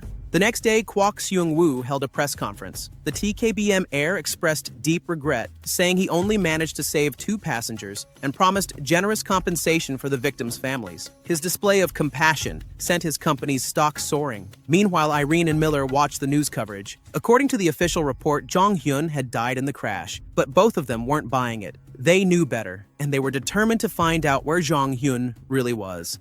For TKBM, today marks a decisive victory. They're seen as heroes, while Jong Hyun has been branded a villain and presumed dead. TKBM is showered with praise and can now excavate tombs freely without interference from Jong-hyun. However, their celebration won't last long. Jong-hyun has successfully built a vehicle and is now crossing the snowy plains to reach the nearest village. During the journey, Jong-hyun realizes that the relic contract he made has been activated. Since Kwok Seung-woo destroyed the contract, all of TKBM's shares and relics will eventually fall into Jong-hyun's hands. The relic issue might be resolved sooner than expected. Seung-jae, who is traveling with Jong-hyun, suddenly remembers where his father stored all of TKBM's relics. Hearing this, Jong-hyun smiles. Once they arrive at the nearest village and re-establish communication, all the rescued passengers start giving testimonies that TKBM was the one truly responsible for the plane explosion. Amid the chaos erupting within TKBM, Jong-hyun prepares to head to the TKBM relic vault. After it's confirmed that all surviving passengers are on a remote island in Canada, the Canadian government immediately dispatches aid. At the same time,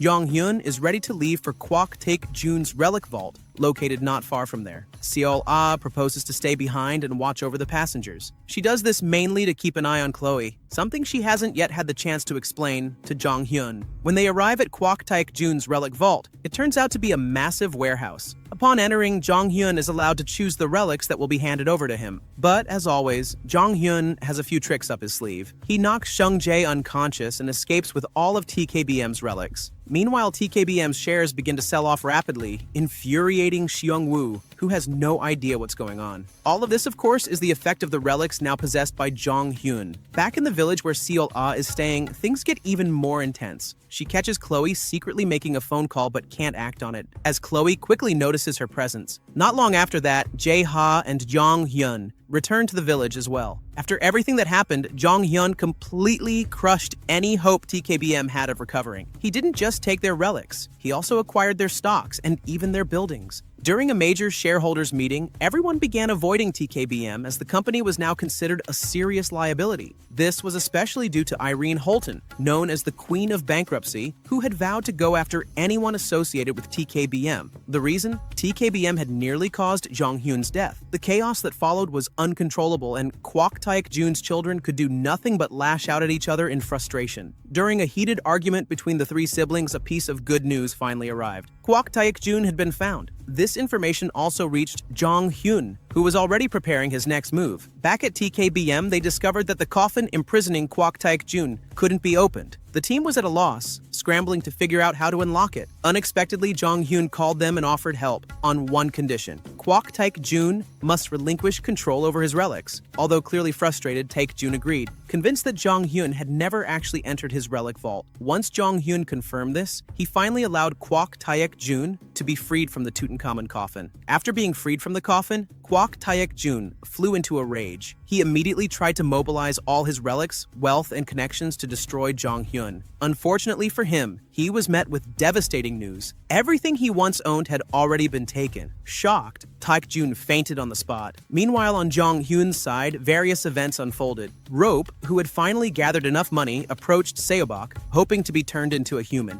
Seobok almost tricked him again, but thankfully Seth was there to intervene. In the end, Rope received the long-desired transformation relic. The problem? The relic had to be eaten to be activated, and Rope didn't have a mouth. This left both Seth and Seobok puzzled. On another front, Seol-ah finally informed Jong-hyun about Chloe, who was among the rescued passengers. But just as she was about to act, Chloe suddenly disappeared from Seol-ah's sight. With Chloe suddenly vanishing right in front of Seol-ah, Jong-hyun immediately realized that Chloe was just as formidable as ever. Now the question was whether or not she had joined another organization. To find out, Jong-hyun assigned the task to Julian Miller. It was a critical mission, especially since it appeared TKBM was also seeking a meeting with Chloe. They were in desperate need of a skilled medical relic user for Kwok Taek-jun. Jong-hyun entrusted the task to Miller because he himself was about to depart for Pride's tomb in France. Back in Jong-hyun's camp, Seth returned to see Seobok. He was looking for another transformation relic that could help Rope. Surprisingly, despite his intimidating appearance, Seth showed genuine concern for Rope's despair. With a little bite of persuasion, Seobok finally gave in and handed over a new transformation relic. Seth quickly gave the relic to Rope, who was overjoyed and ran off excitedly to try it. Meanwhile, at TKBM, they were seriously hunting for Chloe. Yang Chen discovered that Chloe was affiliated with an organization called Noah. This organization existed to purge the world of relics, dreaming of a future where no one would be oppressed by their existence. In fact, they aimed to erase relics entirely. After learning this, Yang Chen began devising a plan to bring Chloe before Kwok Tak Jun, even if it meant doing so by force. Elsewhere, Rope was running around with the Little Mermaid relic, eager to try it out. Along the way, he encountered Chloe, who managed to stop the relic from fleeing, but she wasn't alone. Other Noah members were with her. It turned out that not all Noah members hated relics. Some actually sought to dominate them. Luckily, before they could take control of him, Rope successfully activated the Little Mermaid relic and escaped after transforming into a human. He was thrilled with his transformation, but unfortunately, danger still loomed. The relic came with a side effect. If no one recognized Rope within 4 days, he would dissolve into bubbles and vanish. Naive and innocent, Rope didn't understand this. All he wanted was to find Jong Hyun as soon as possible. At Jong Hyun's location, Julian Miller had returned with intel on Chloe. They now knew about Noah and confirmed that TKBM was indeed targeting Chloe. With this knowledge, they had to do everything possible to prevent her from falling into TKBM's hands. Just then, in a sudden and unexpected moment, Jong Hyun was run into by a child, none other than Rope himself. Even though Rope finally reunited with Jong Hyun, he couldn't speak any human language, so no one could recognize him. Jong Hyun and the others panicked, especially since Rope's attempts at drawing to communicate were utterly incomprehensible. In the end, Jong Hyun decided to have Jae Ha take the boy to the police station and file a report for a missing child. At the station, Rope was helpless. Luckily, the Little Mermaid relic proved to be on his side. It caused a scene, giving Rope a chance to escape. Once they were outside, though, they ended up wandering aimlessly. Rope had no idea where Jong Hyun was staying. To make things worse, Rope ended up witnessing members of Noah committing a relic robbery. He was then kidnapped and even injured by them. Fortunately, not long after, Jong Hyun arrived. Jong Hyun immediately hurled his defensive relic at the vehicle used by the Noah members. He broke in and found Rope, who was on the verge of vanishing. But Rope didn't turn into bubbles, because in truth, Jong Hyun had recognized him all along. After rescuing Rope, Jong Hyun took down the Noah members one by one for their cruel crimes. During the confrontation, he asked about Chloe. The Noah members revealed that they had come to France to retrieve her and were already preparing to leave the country. Jong Hyun rushed to the airport in search of Chloe but came up empty-handed. The next day, Seola appeared with shocking news. She had picked up traces of Chloe's presence. She suspected it was a trap, as Chloe seemed to be deliberately showing herself. But Jong Hyun didn't care. All that mattered now was meeting Chloe face to face. When they found Chloe, Jong Hyun and Rope quickly captured her. Jong Hyun used a memory relic on her, forcing her lost memories to return, and causing her intense pain. But then something strange happened. Chloe's memory relic was suddenly disrupted by one belonging to Jin Chae-won. This interference caused Chloe to go berserk and attack Jong Hyun, leaving him with no choice but to knock her unconscious. Realizing that Jin Chae-won seemed intent on preventing Chloe from meeting Kwok Tak Jun, Jong Hyun formed a theory. Perhaps Jin Chae-won wanted to worsen Tak Jun's condition. Wanting to understand Jin Chae-won's strategy, Jong Hyun came up with a crazy idea. He would send Yoo Jae-ha, disguised as Chloe, into the heart of TKBM, sending his weakest team member into the lion's den. Despite Yoo Jae-ha's tears and pleas, he had no choice. He had to agree and head straight to TKBM headquarters. Yoo Jae-ha, assigned to infiltrate TKBM, was incredibly nervous, especially since he was stuck with the most talkative relic in the world, Rope. Anything could happen. Meanwhile, Jong Hyun summoned Toth to check on Chloe's condition. As the god of knowledge, perhaps Toth knew what to do. Initially, Toth hesitated. Chloe had been cursed by none other than his superior, the relic Jin Chae-won. Enraged, Jong Hyun pressured him, and Toth finally revealed the existence of a brainwashing relic embedded in Chloe's mind. Jong Hyun removed the relic, and Chloe immediately regained consciousness. She panicked, stuck in memories from 15 years ago, remembering the moment Jong Hyun was gravely wounded. Thankfully, Seol-ah was there to calm her down. Once Chloe could speak clearly, she accepted a contract to officially join Jong Hyun's team as their medical specialist.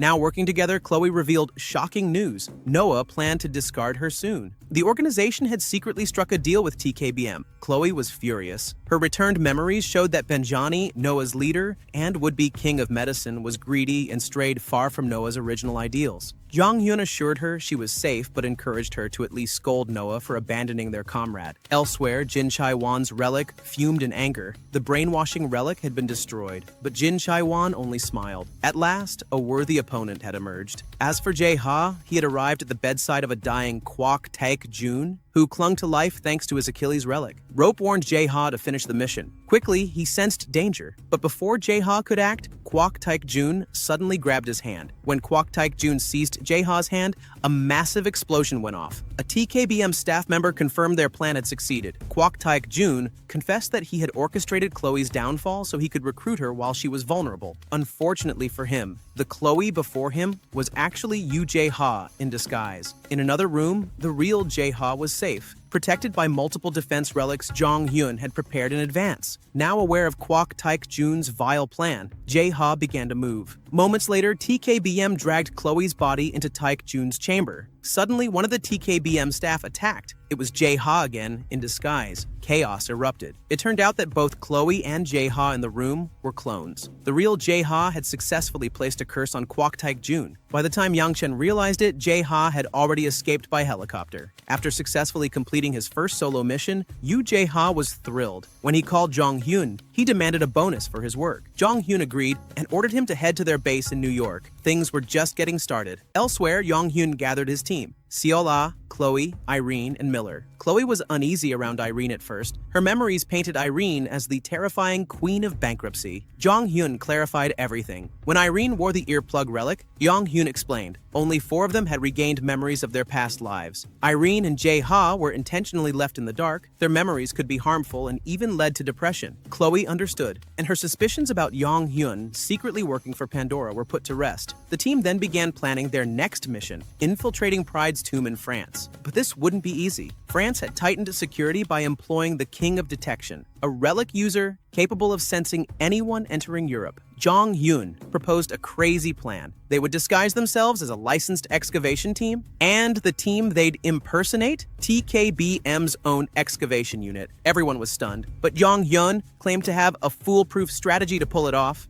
How will they get into TKBM's excavation team? Back to Jong Hyun's excavation team meeting, they decided to infiltrate TKBM for several reasons. TKBM is currently the most vulnerable excavation company. After suffering a variety of losses, they're desperate enough to recruit anyone. So, as long as Jong Hyun's team stays undercover, they'll be accepted without suspicion. Moreover, TKBM has a good relationship with Pandora. It's unlikely that Pandora would assign the Detection King to TKBM's excavation unit, as it might strain their alliance. This works heavily in their favor, and the plan is approved. Shortly after, a key player in the mission appears: Yoo Jae-ha. Without being given time to rest, Jae-ha is immediately tasked with creating disguises for Jong Hyun, Miller, and Seol-ah. These 3 will be infiltrating the enemy's base. With their disguises ready, they register and successfully become members of TKBM's excavation team. Before long, they arrive in Europe. However, the process of excavating the Pride tomb proves to be difficult. The tomb is filled with traps, making it impenetrable. TKBM's excavation team keeps collapsing under pressure, creating chaos. Amid this, panic sets in at TKBM as rumors spread that Jong Hyun has infiltrated them. The excavation division suspects that Jong Hyun is indeed in disguise, as there has been no trace of him elsewhere. This deeply infuriates Yoon Si-wo of TKBM. The rumor about Jong Hyun's team is quickly picked up by Miller, who easily blends in with others. He warns everyone to stay cautious, but their leader Jong Hyun has other ideas. He begins stealing relics from other excavators. This move is part of his strategy to destabilize the TKBM excavation team. He places all the stolen relics in Yoon Si-wo's room. When the relics are discovered, Yoon Si-wo is immediately accused of being a traitor. Even Kwok Taek-jun's first son and Yang Chen beat him up. Amid this chaos, no one expected the Detection King to arrive. Pandora has assigned him to confirm whether Jong Hyun is among the TKBM crew. Though the decision is initially met with resistance, Kwok Taek-jun's first son shows no concern, and the Detection King proceeds with his investigation. After gathering the entire TKBM excavation team, the Detection King begins his search. Unexpectedly, the side effects of his power harm the excavation team. After 2 groups have been checked, it's now Jong Hyun's disguise team's turn to face the Detection King. Meanwhile, in a separate location, Irene and Chloe are monitoring their enemies. Chloe finds it strange that the surveillance isn't just focused on TKBM and Pandora. They're also investigating the current state of America, China, and Russia. Irene explains that they must remain vigilant because Jong Hyun has many people he needs to protect, from his adoptive family in Korea to the former thugs who now live as farmers. Chloe realizes just how much Jong Hyun's life has changed. In the middle of their conversation, Irene receives a call from George, informing her that Jong Hyun is in serious danger. The Detection King is currently inspecting every TKBM excavator. His disguise is almost certain to be exposed because the Fate King has leaked information about him. Naturally, Irene prepares to protect Jong Hyun, ready to use the Midas relic. Back at Jong Hyun's location, he has already been attacked by the Detection King. Fortunately, he's able to maintain composure thanks to the help of the Raven relic. The Raven tells him that the Detection King is especially difficult to deceive because of a highly abnormal relic in his possession, the Heimdall relic. Heimdall from Norse mythology is a god said to see and hear everything across the 7 realms. The good news? The Raven is capable of countering Heimdall's power and even launching an attack. The strike causes the Detection King great pain, confirming his suspicion that Jong Hyun is indeed among the team. However, TKBM refuses to accept the accusation without evidence. To make matters more chaotic, Jong Hyun, whose disguise is effectively compromised, acts brilliantly, even bursting into tears to sell his innocence. During the attack, all Jong Hyun can do is dodge. He must not reveal the relic he's using. He tries to escape the chaos but is blocked by other members of the TKBM excavation team. The Detection King sees this as a golden opportunity, but suddenly something unexpected happens. One of his subordinates reports that Europe's economy is collapsing and even his own company is on the verge of bankruptcy. He must return to Europe immediately. Jong Hyun smiles. He knows this is Irene's doing. With the Detection King forced to retreat, Jong Hyun, whose cover was nearly blown, must now accept that he will be under constant surveillance. As the Detection King departs, Jong Hyun instructs Rope to teach him a lesson, just in case he thinks about interfering again. After all the chaos, the excavation of the Pride Tomb finally begins. The tomb is filled with various deadly traps. Ironically, Jong Hyun, who had just come out of a crisis, gets lucky. He acquires a new skill, stealth. When he reunites with Miller and Seol Ah, Jong Hyun tests the skill and vanishes completely. With this new power, he can now make full use of the traps within the Pride Tomb to his advantage. Jong Hyun quickly took advantage of his new power by activating all the traps set for every excavation team present. It wasn't just TKBM and Pandora, but every rival digging team that got caught in it. The phenomenon triggered by Jong Hyun caused chaos among all the excavation teams, as they were already quite certain that he was there. Seeing the situation growing increasingly dangerous, Jong Hyun rushed to conquer the tomb. Meanwhile, at the hospital where Kwok Taek-jun was being treated, all of his relics went on a rampage due to his worsening condition. Fortunately, at this critical moment, Joshua appeared and instantly brought all of Kwok Taek-jun's relics under control. Once the relics were calm, Kwok Taek-jun and Joshua discussed Jong Hyun, who was currently in France trying to conquer the Tomb of Pride. Here, Kwok Taek-jun took a realistic approach. The tomb excavation rivalry had to be put on hold, and they all needed to work together to stop Jong Hyun. As for Jong Hyun, he had already entered the Tomb of Pride. The tomb took the shape of a multi-story tower. After climbing a long staircase, they arrived at a large chamber and were immediately attacked. Jong Hyun managed to block the assault using Aegis. Unfortunately, the attack was so powerful that Aegis could no longer be used for defense. It was then that Jong Hyun realized the relic attacking him was none other than Napoleon, from the tale of the French emperor. Jong Hyun was confused. This relic should be of high rank, so why was it on the lower floor? This only proved that the relic belonging to the tomb's owner would be an even greater challenge. Napoleon launched another attack, this time summoning an additional relic, the Code of Napoleon, one of the 3 extremely powerful code relics. This relic could create rules that must be obeyed by everyone. Fortunately, the rule Napoleon imposed was that anyone taller than 157 centimeters had to be attacked. That was an easy one for Jong Hyun to avoid. He summoned Tutankhamun and transformed themselves into children, allowing them to escape the floor successfully. As they climbed further up the tomb,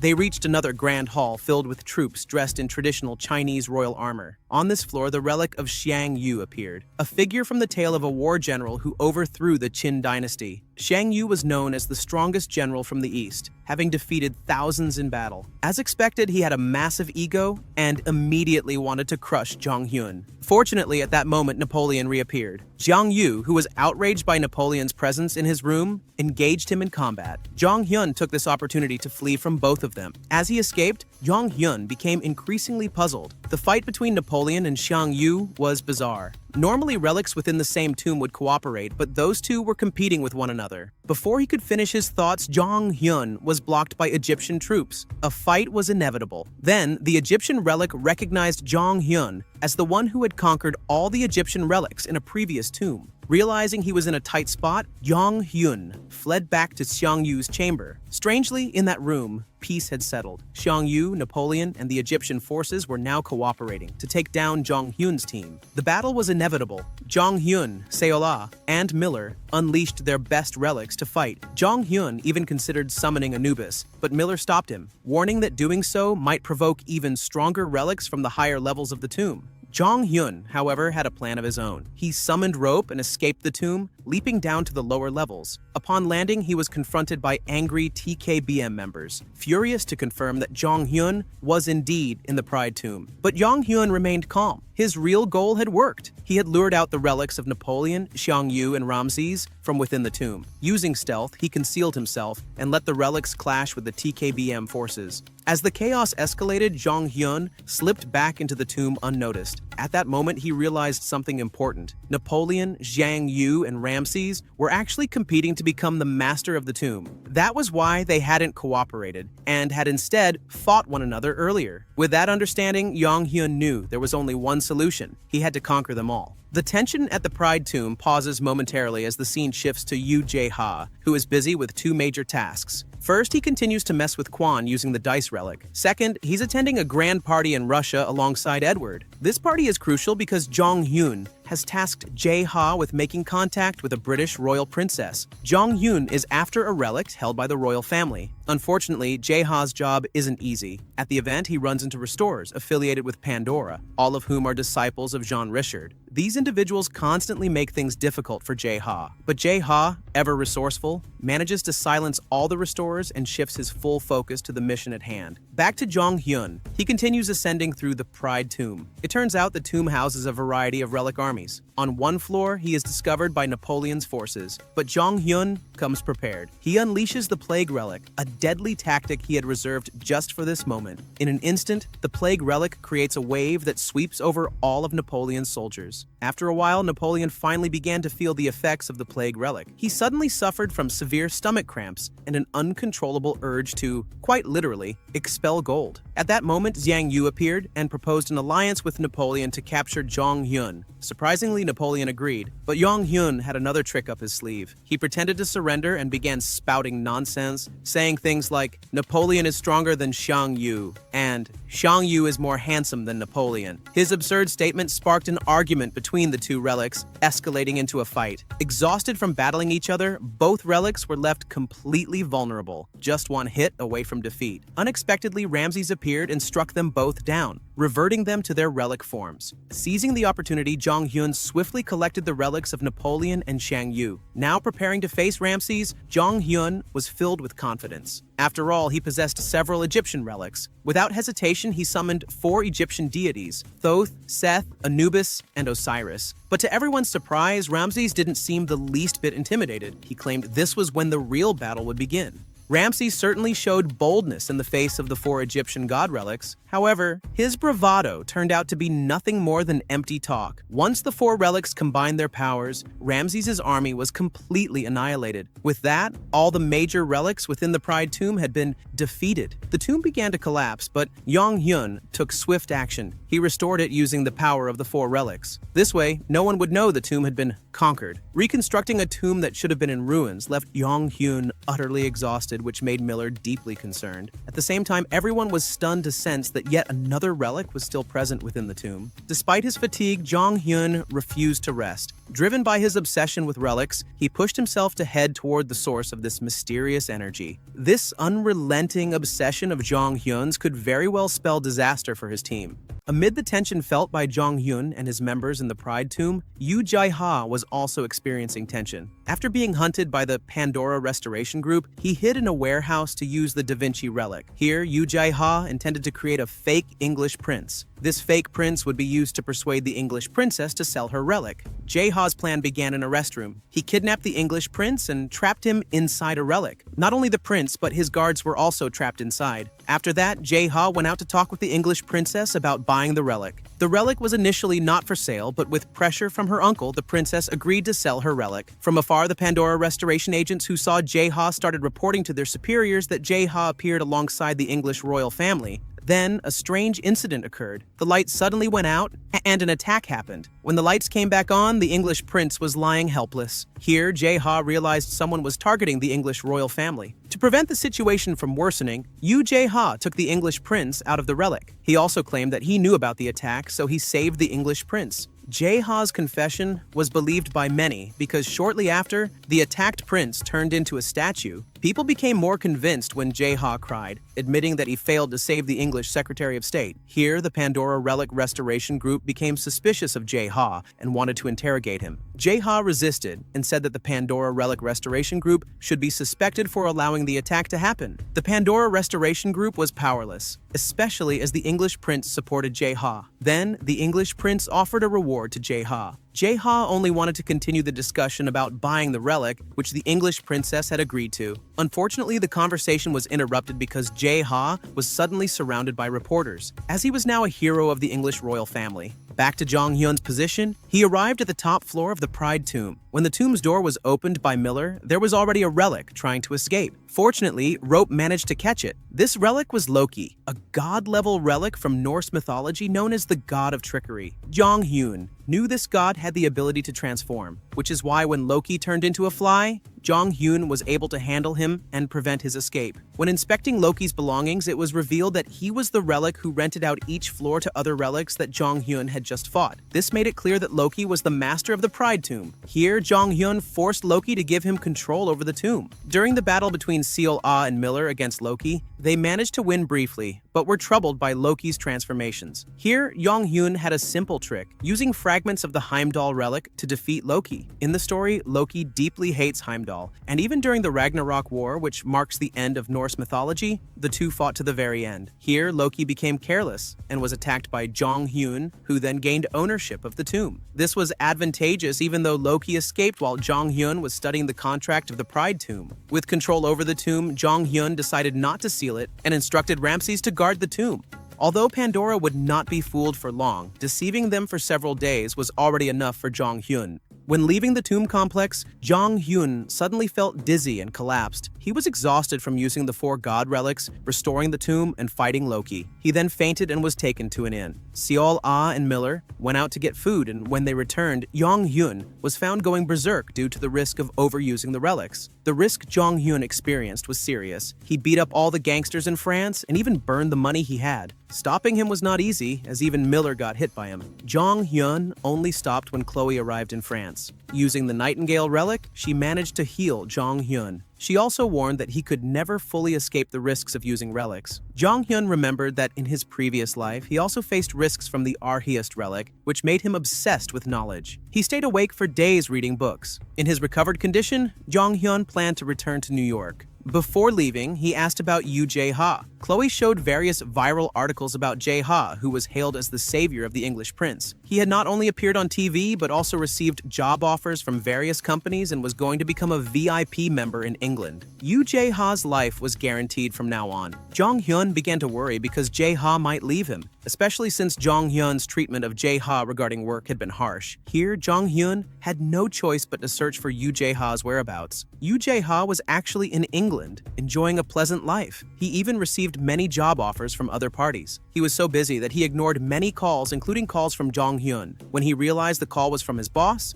Jae-ha immediately answered and said he would arrive at Jong-hyun's place within 30 minutes. Sure enough, in no time, he was already in front of Jong-hyun. He also brought several relics from the English royal family. Here, surprisingly, the relics Jong-hyun wanted had nothing to do with taking over the tomb. Jong-hyun actually bought relics for cooking and an air purifier. Miller, who saw his boss doing useless things since they could already get those without relics, went crazy in front of Jong-hyun. Jong-hyun's victory in the Pride Tomb was, of course, talked about by many, including Pandora. A meeting was held to discuss Jong-hyun exclusively because he single-handedly conquered 5 out of 7 main tombs. Here appeared the leader of Pandora, Mr. Rothschild. He announced that they already had a plan to conquer Yang Hyun, since they had acquired unique relic powers that could defeat him. Rothschild even planned to increase the number of relic kings in Pandora's version, because he knew that now 4 out of 15 seats held by the kings were owned by Yang Hyun's group. With Rothschild's presence, everyone in Pandora became calmer.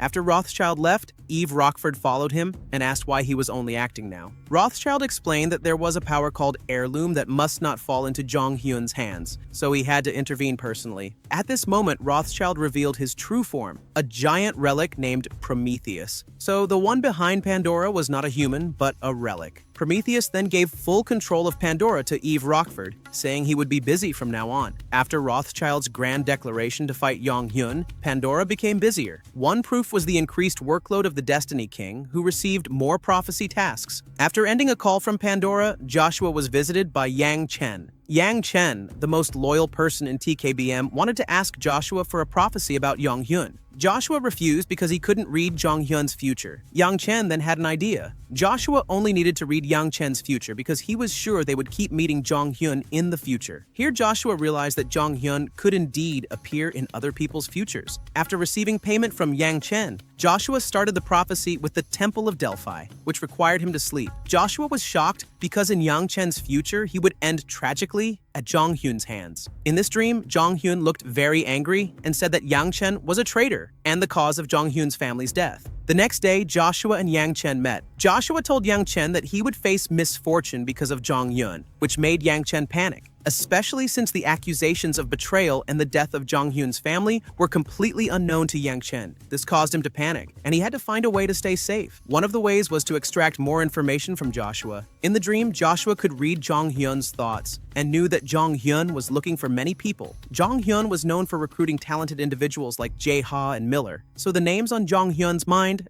had to be targets for Yang Chen and TKBM. Upon receiving this list of names, Yang Chen smiled immediately. Meanwhile, Jong Hyun, who was enjoying his vacation, suddenly received a call from Edward. Edward was panicking because their medical relic products received a bomb review with many negative comments, even though the product quality was fine. Jong Hyun gathered his team and started an investigation to find the cause of the bad reviews. After some time, Chloe concluded that the bad reviews were deliberately pushed and contained similar comments. It was clear that this was the work of buzzers. Jong Hyun smiled and prepared to punish the buzzers. After receiving information from Chloe, Jong Hyun gathered his team again. They would start searching for the user behind the buzzers by investigating TKBM. At TKBM, Kwok Taek Jun's eldest son turned out to be the one behind the buzzer attack. He admitted to Yang Chen that it was his strategy to make Jong Hyun suffer losses. Yang Chen didn't seem very interested because he was also busy. Yang Chen then informed Kwok Seung-woo that he had visited the Destiny King and obtained several names that Jong Hyun would recruit. One of them was Im Hae-jin, a small butcher shop owner. Yang Chen emphasized that this man would cause trouble in the future if he met Jong Hyun.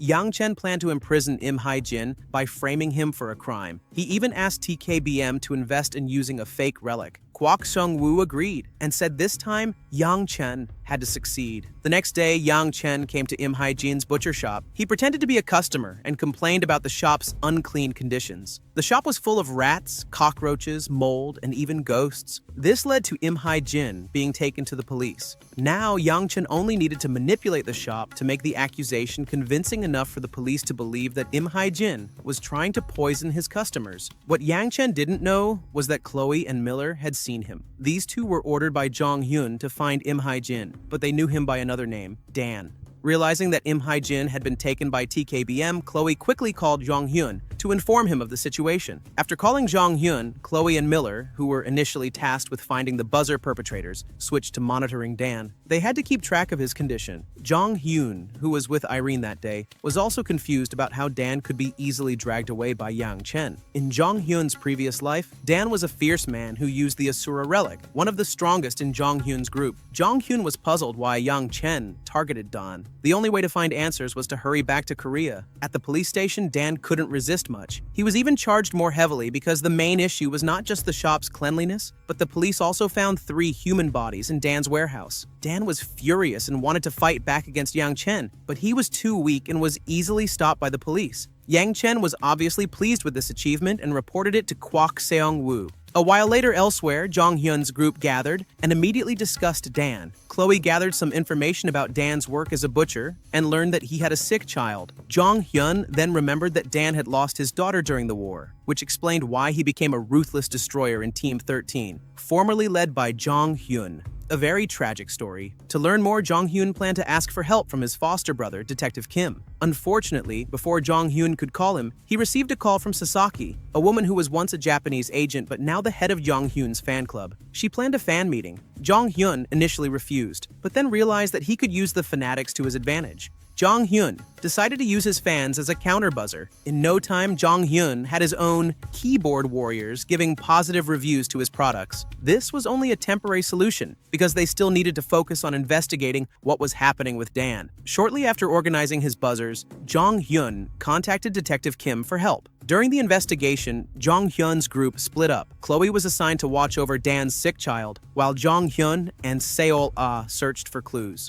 Both had a hard time finding anything, as if Dan's existence had been erased without a trace. Fortunately, Detective Kim knew that Dan was being held on murder charges. The case was very unusual because no one had gone missing in Korea and there was no news of any murders. Jong Hyun realized that all this was a trap set by Yang Chen, so they needed to act quickly. When everyone regrouped, Jong Hyun had a plan. They would fight TKBM, not with relics, but with the law. Jong Hyun planned to prove that TKBM had made false accusations against Dan. If Dan was cleared, TKBM's reputation would be further destroyed. One stone, two birds. To carry out this mission perfectly, Jong Hyun needed Miller, who surprisingly was a lawyer. Miller was the right person because TKBM had also deployed their skilled relic users, the post-processing team, specialists in manipulating criminal evidence. So whether they liked it or not, this legal battle would turn into a relic battle. At the police station, we also see Dan Im Hae-jin stating that all the accusations were false and that he was framed by relic users. Unfortunately, his lawyer was indifferent, and Dan's life seemed to be hanging by a thread.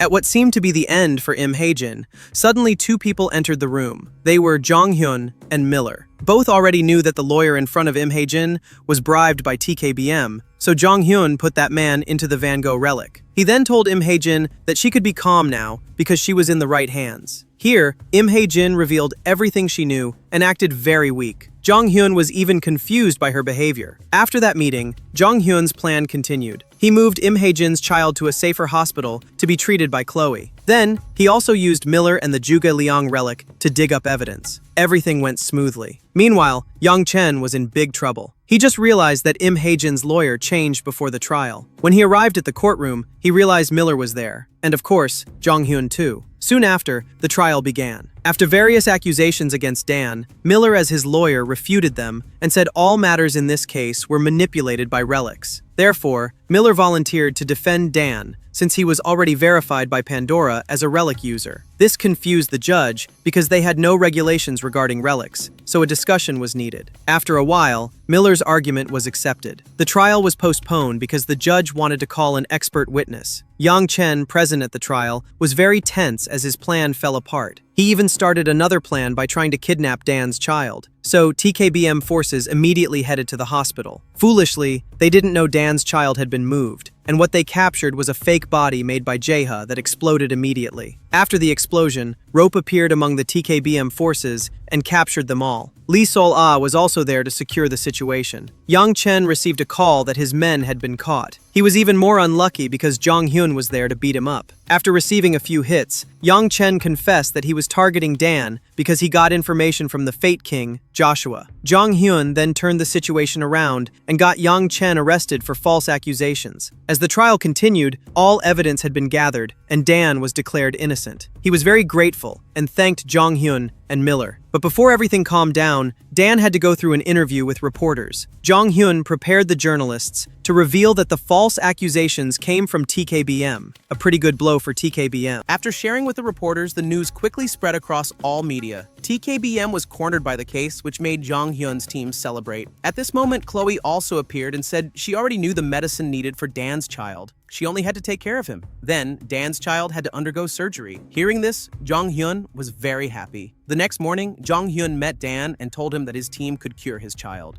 Dan cried with joy and said he would do anything. Here, Jong Hyun only wanted to recruit him into his excavation team. He simply gave the excuse that he wanted to have a colleague who was a meat seller. The following day, Chloe began treating Dan's child, who then underwent surgery. Amid all the worries, Dan received good news that his child had recovered. Everyone was grateful for that. Jong Hyun, who was there, also made a big decision. He would not restore Dan's memory even though Dan could become a very strong fighting machine for his team. He chose to let Dan have only happy memories, unlike before, which were full of sadness. The case with Dan being resolved brought another matter: news that the negative reviews for Jong Hyun's company had finally ended. They concluded that the attacks had indeed come from TKBM. When everything was going smoothly, Jong Hyun informed Sasaki that he and Jong Hyun's fan club could stop posting positive reviews for his company. Here, Sasaki reminded Jong Hyun of his promise for a fan meeting. Initially, Jong Hyun wanted to refuse, but Sasaki said if the fan meeting didn't happen, Jong Hyun could lose fans. Losing fans would also mean Jong Hyun's relic domination power could decrease. So, whether he liked it or not, Jong Hyun had to agree.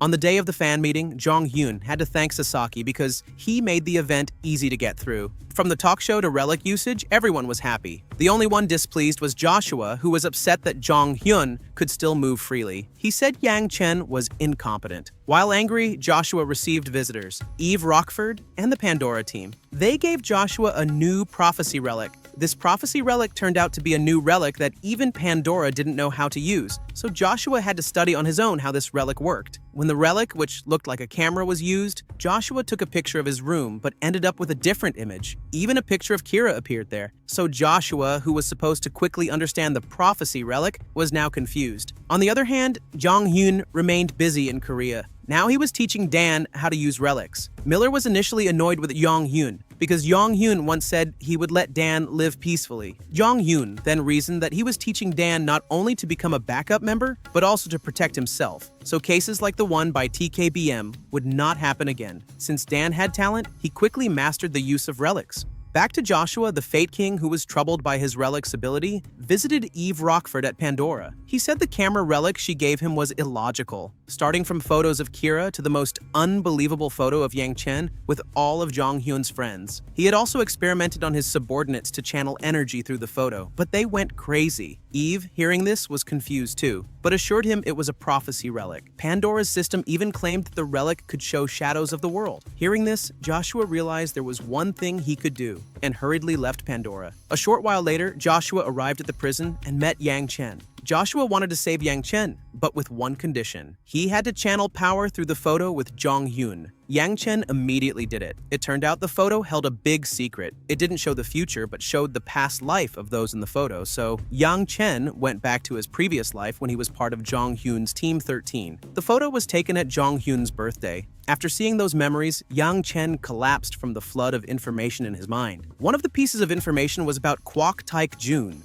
who invited Yang Chen to betray Jong Hyun. While Joshua and Yang Chen were still talking, suddenly Jong Hyun miraculously appeared, breaking down the door. Joshua immediately fled, canceling his disguise. Then Yang Chen was beaten to find out what they were talking about. Yang Chen then told everything he remembered, from his betrayal to the title he earned as the King of Sun. Jong Hyun tried to dig deeper, but Yang Chen only remembered a little from the memories he received. Since Yang Chen recalled his past, he became a threat to Jong Hyun's team. So everyone agreed to get rid of him, except Yu Jae-ha. Hearing this, Yang Chen got angry and said Jae-ha was also a traitor in their team. Jong Hyun's team began to suspect Jae-ha and planned to interrogate him, but when officers arrived, they went home and let the issue rest for a while. At Jong Hyun's base, everyone planned to interrogate Jae-ha. Miller was the most suspicious because in their previous life, the relics they used were only half restored before entering the basilisk's tomb. Jong Hyun said he didn't suspect Jae-ha. The issue of the half-restored relic was because Jae-ha never did anything properly back then. Amid the debate, Jae-ha appeared, feeling upset. Not only was he suspected as a traitor, but he was also angry because he was the only one who didn't didn't understand much of what the team was talking about. So Jae-ha pulled out the Munin relic and used it in front of everyone. After using the Munin relic, Jae-ha, whose memories returned, immediately fainted in front of everyone. This was due to Jae-ha's power being very different from his previous life. The current Jae-ha had only 50% of his former strength, which caused him to faint for several days. Jae-ha's critical condition needed attention, but Jong-hyun also had to quickly go to America to find Joshua. He worried Joshua knew too much. Then, Jong-hyun said goodbye to Dan and left for America the next day. Upon arrival in America, they immediately divided tasks. Jong-hyun would go alone to confront Joshua, who was staying in a luxurious villa. The other forces would stay near Jae-ha to explain what was happening.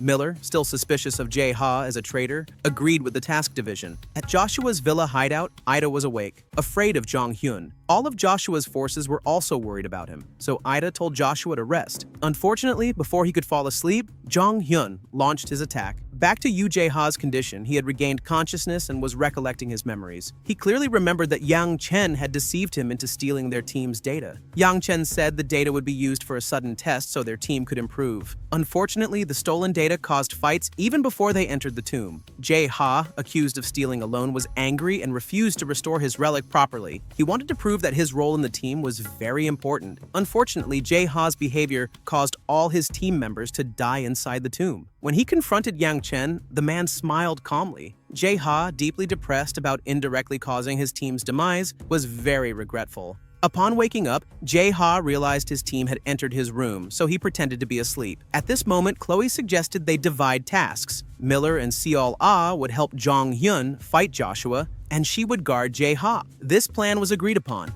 Unfortunately, Chloe didn't know Jae-ha was already awake. In fact, when awake, Jae-ha easily trapped Chloe in his room and then escaped to meet Jong-hyun. Here, Chloe realized that handling the current Jae-ha alone was impossible. At Jong-hyun's position, the battle continued, and he was still ahead. So he called Joshua peacefully, wanting only to meet him. Of course, Joshua did not believe this and refused to come out. Jong-hyun then summoned Seth to cover the villa with a sandstorm. Joshua managed to counter this attack using the weather control relic and launched a counterattack with the Crusader relic. Jong-hyun tried his new relic, Xiang-yu, transforming it into a dagger. This pose reminded us of the sharp-chinned guy with a shadow army. In the middle of the fight chasing Joshua, Jong-hyun's team was also busy. Chloe managed to escape and contacted Miller and Seol-ah. Seeing Jae-ha, Miller immediately ran away and had already judged his friend as a traitor. He planned to use the Zhug Liang relic to find Jae-ha. Meanwhile, Jae-ha was running here and there to find out where Jong-hyun had gone. Using the relic, Miller and Seol-ah easily located Jae-ha's position and chased him to downtown New York. When they saw Jae-ha escape, Miller immediately used the Indra relic to stop him. Unfortunately, it turned out not to be Jae-ha, but a replica made using the Da Vinci relic. This made everything confusing.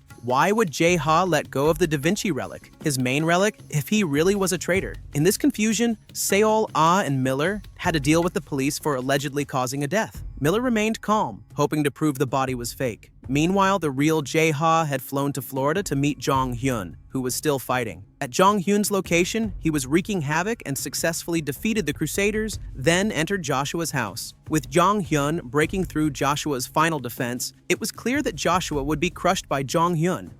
Unfortunately, before the crushing scene, we have to end this meeting. See you in the next video and don't forget to subscribe.